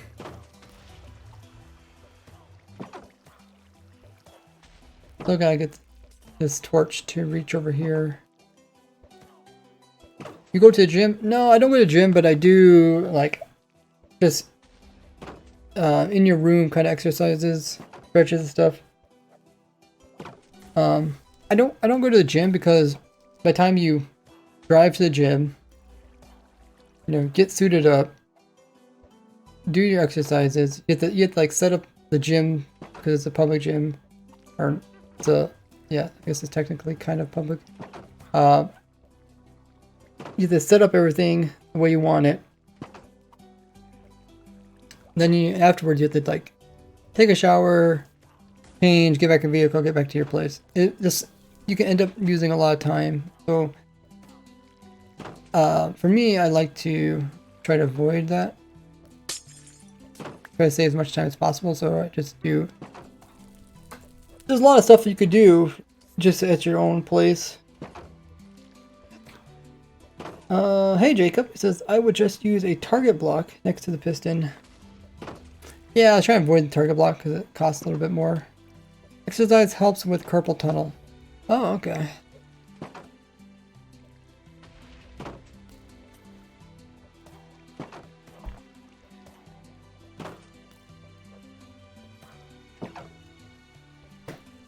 I think what also helps, I do have, I don't have carpal tunnel, but I have repetitive strain injury. Essentially, if I play Minecraft too much, I get like pain in my arm. Essentially like the the tendons get sore, they get inflamed. They get inflamed and it causes pain like in the forearm. So the controller does help with it, but eventually will come in, especially if I do quite a bit of it. And that's why I actually have a foot controller too. Poor Jonathan. He missed out on the foot controller. Let me pull up my foot controller. So the foot controller has 8 more buttons I can push. You guys can get the full rundown. How do I pull up my controller so you guys can see it? Oh, there, okay. So, I do actually have the foot controller.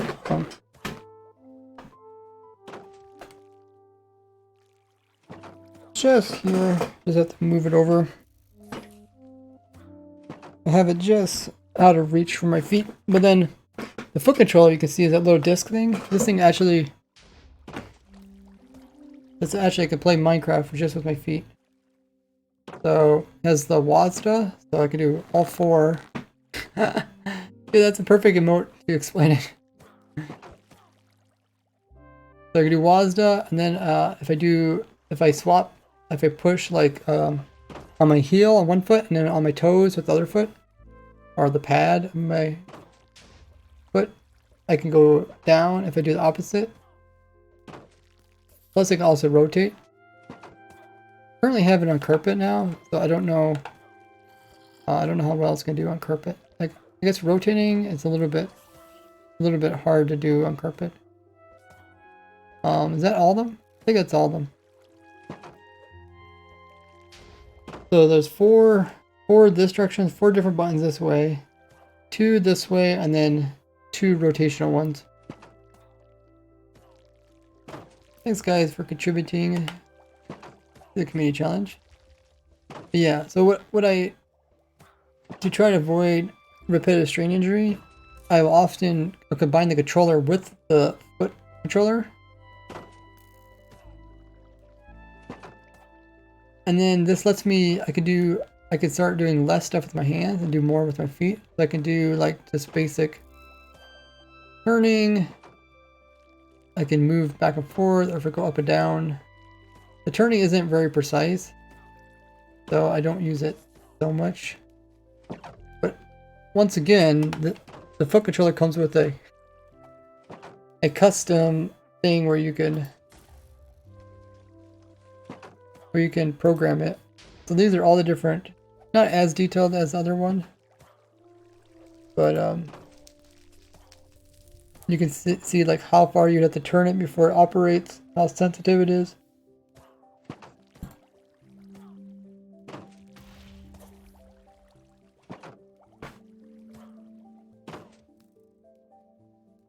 You can turn it into a mouse, you can turn it into a keyboard. There's a VR experience. You can also choose what game you want. Actually, I think this company is like currently not producing, but they actually contacted me, and I think if you go to the settings, you go to Minecraft, they actually put my settings in for the Minecraft, because I was such a big supporter of it. I don't know which one it is. Okay, there's WASD, keyboard and mouse, ultimate settings. Huh. One of them, they put it in, which is kind of cool. So by default, when playing Minecraft, it has my settings. if you would have this device. But for some reason, the company just stopped making them. At least their store doesn't work anymore. Bro playing Minecraft with a steering wheel. Yeah, it's almost like a steering wheel, you can turn it.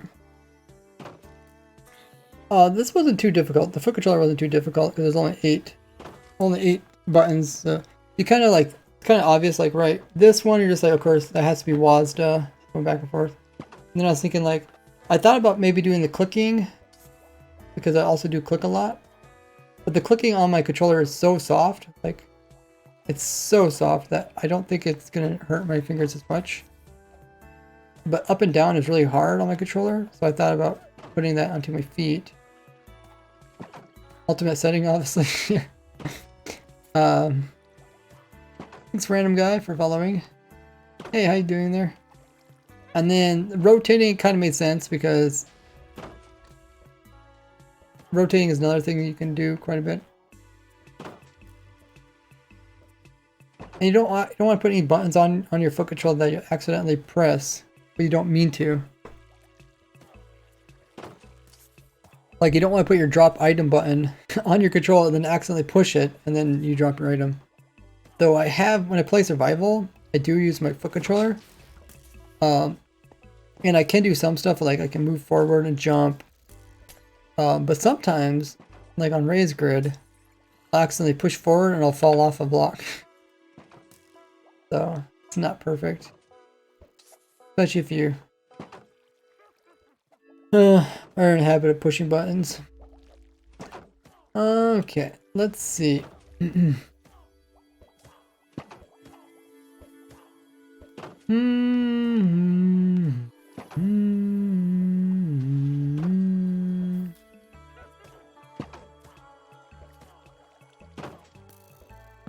See if we can move this.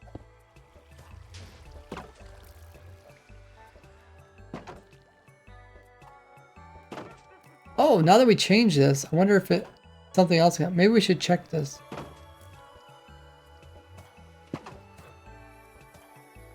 Okay, let's see how it works.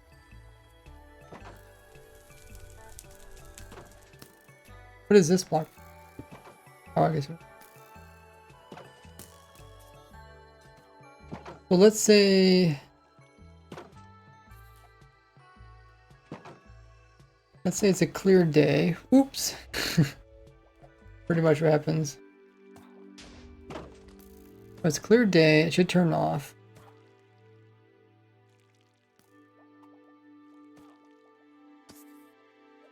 It turns off actually pretty fast as soon as that fade clock goes away. I should use my foot controller more, just because the more I use it, the less strain it puts on my hands. I think it's also a pretty good exercise for your feet. Like, it really stretches your tendons and your calves. Also, I do a lot of hiking, so my calves they do get quite an exercise as it is. Okay, so what happens? This is currently off. So let's say we did want piglins to Well, okay, let's not test the piglin thing first. Should we? Okay, let's just test this. What happens when thunderstorm occurs?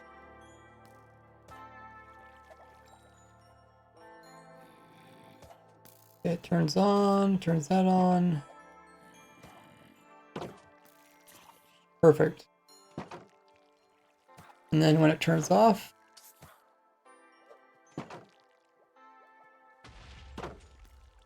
it could end up with one down in there, which I don't think is that big a deal.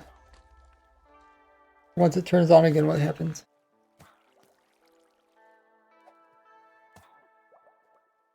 Oh, I think I'll get dismounted. Okay, so that works properly.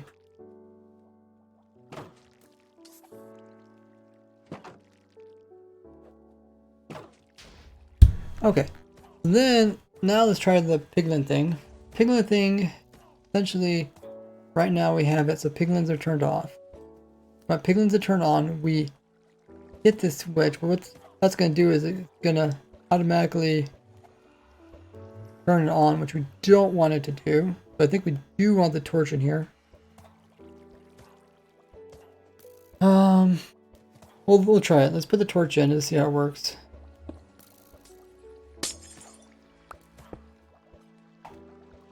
We need to put the torch. Let's just put it here for now.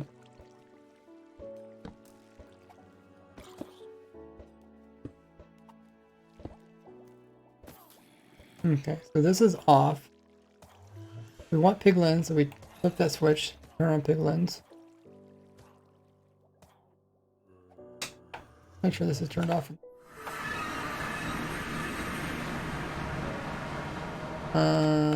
Not quite.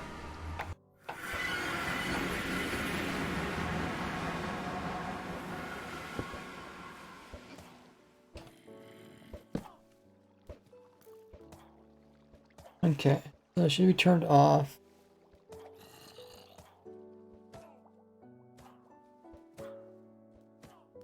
Hey, Brown. So, now we're ready. We're ready for thunderstorm.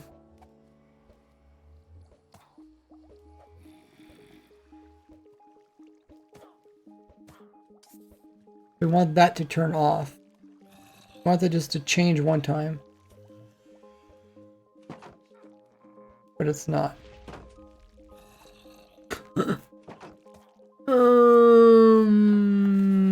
Okay. Well, this is a bummer.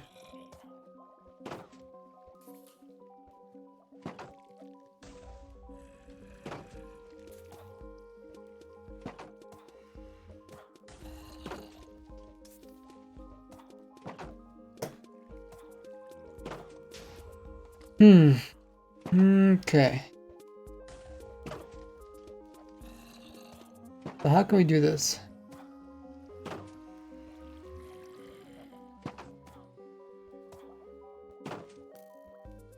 They already got 4 hours there. Hello?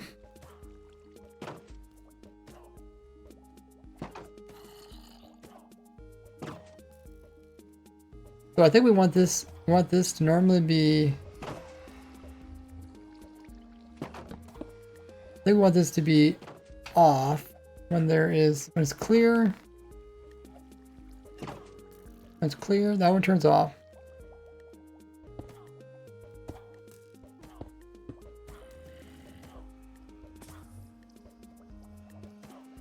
And then when we want piglins, turn on, and then what it's doing is going to activate this one time, but then it's going to stay on from there on. So this should turn on, and that should turn on, but then stay on. Okay, we need to put a repeater in there.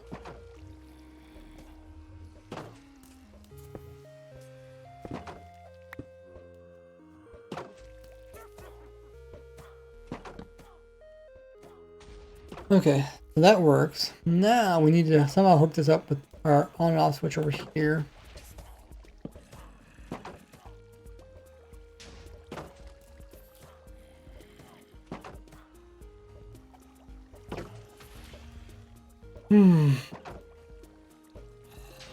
Right now it's set up piglins.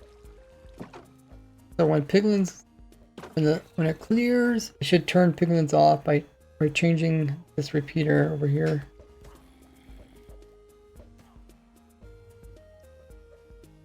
Now it turns the piglins off. Okay. And then let's say we don't want piglins, but we instead want zombies. If I turn this on, it's going to activate the piglins again. I want to be able to turn this switch.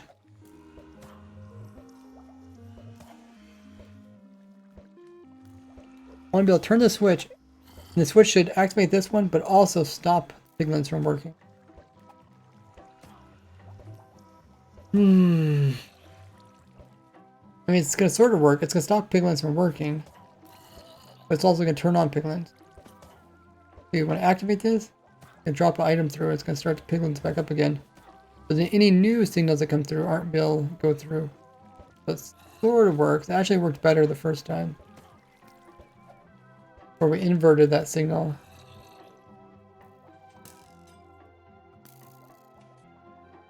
And we could still invert the signal if we wanted to.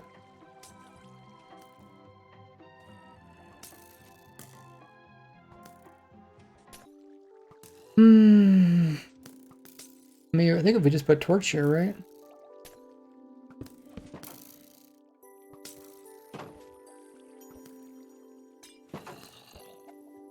Let's think if we can first do it without a torch. I don't think we can. Unless we invert this. We invert this.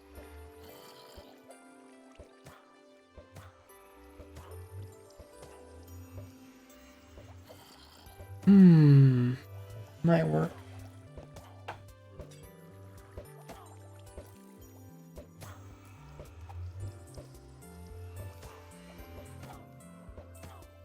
Could also move this to over here.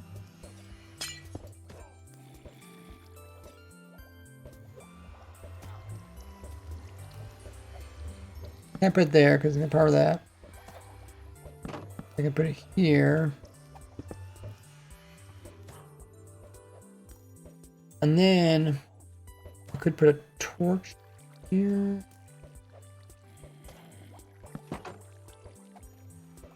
If we move this redstone somewhere else.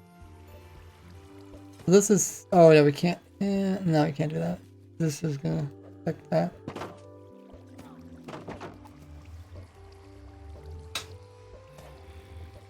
Unless I move this piston somewhere else, move it on this side.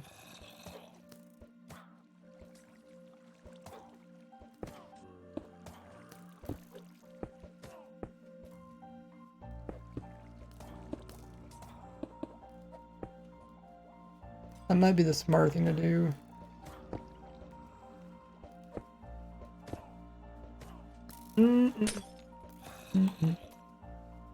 Gotta make sure they don't land here either, though.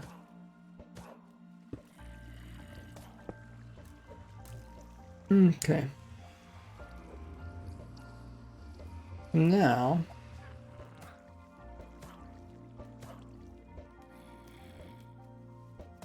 we can move this switch on this side.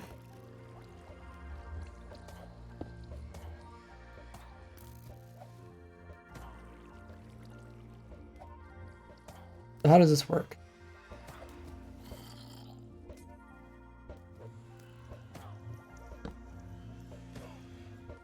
Right now we want piglins because that is closed. We want piglins.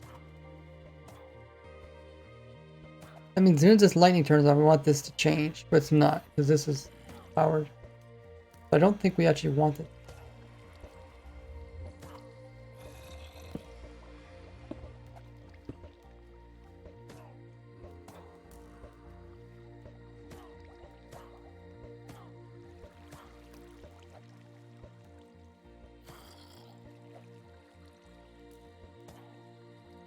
Oh, pizza, there we got 25 hours.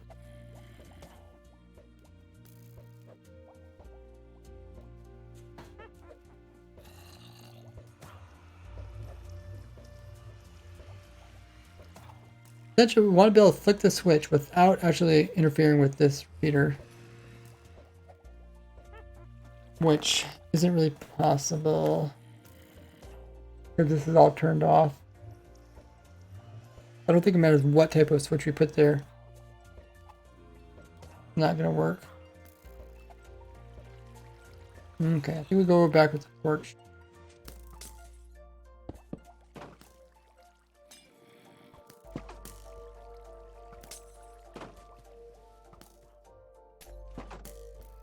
Okay, so currently we have it set up so that we want piglins. Okay, let's turn this off again. So it turns off.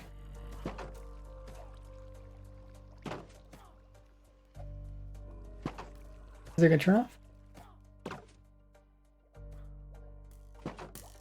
Oh, we went through the opposite, I guess.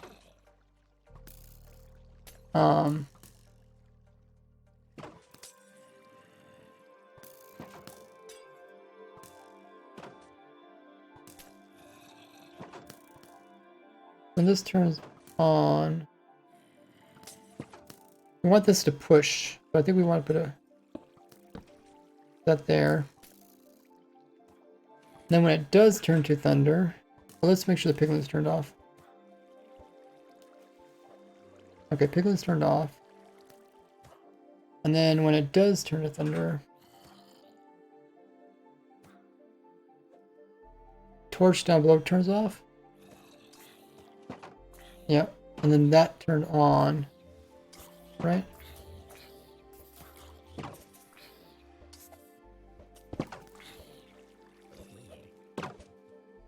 We have to fix this. Oh, I can't do that because of that. Okay. We might put this back over here again.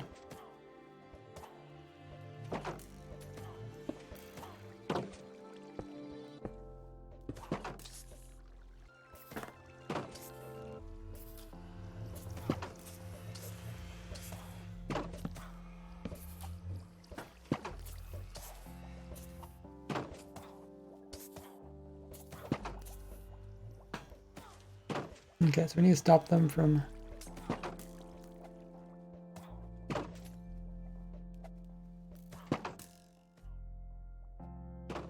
Any more mobs coming?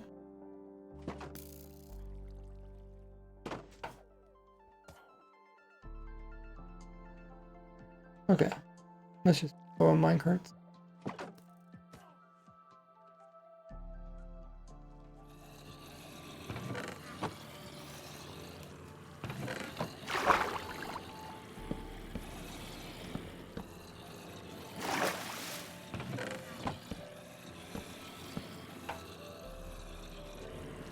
Look at all the mobs down here.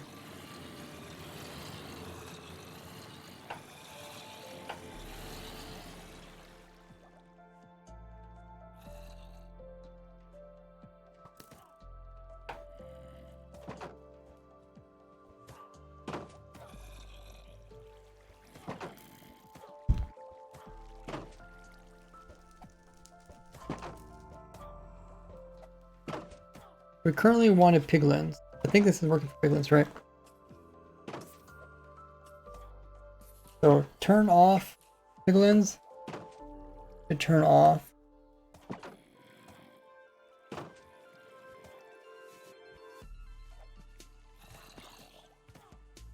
Piglins get turned off, okay.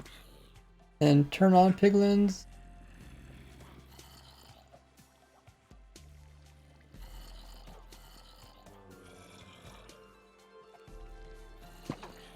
Turns on piglins, okay.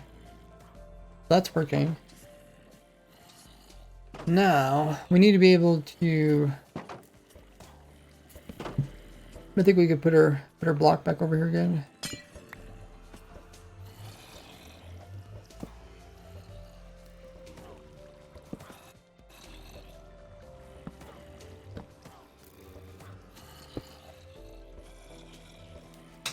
And now, does this work?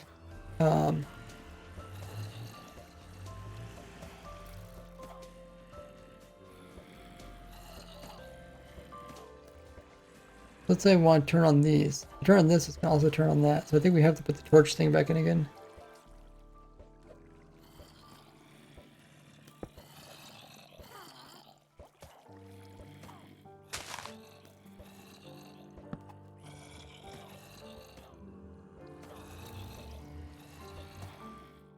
Let's see if it works now. We still want piglins. So piglins should change.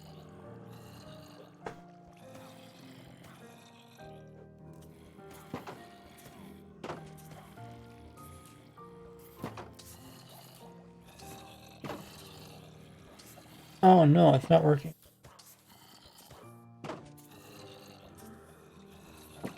But we do want piglins.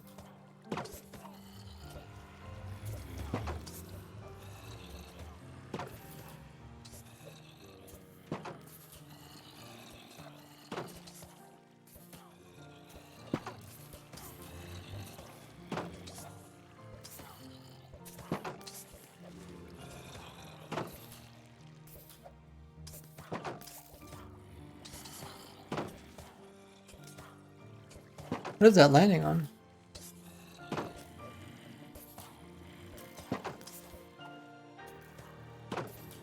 Maybe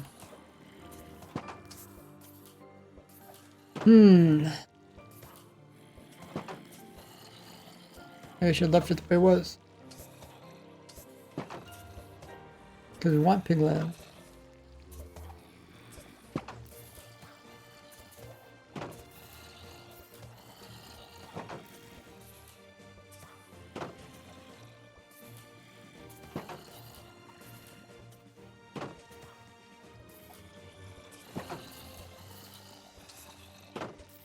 By flicking the switch, great power, not what we want either.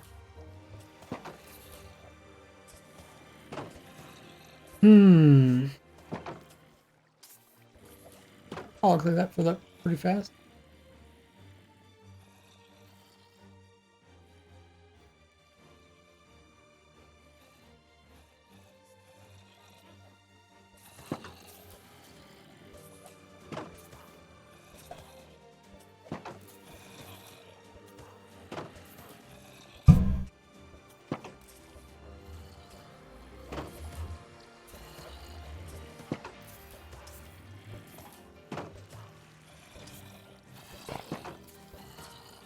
How did we have it before?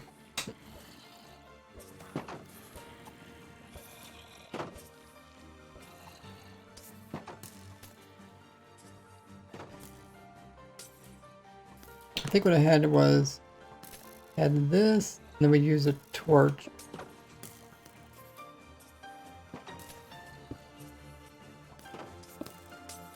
Like this.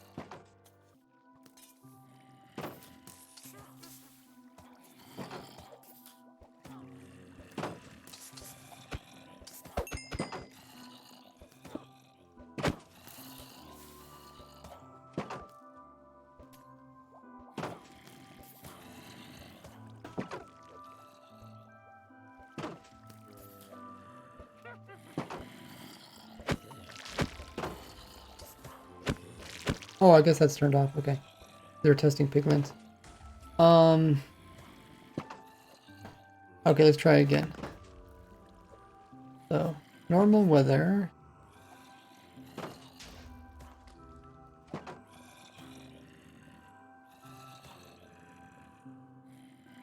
Pigments turn off. Thunderstorm.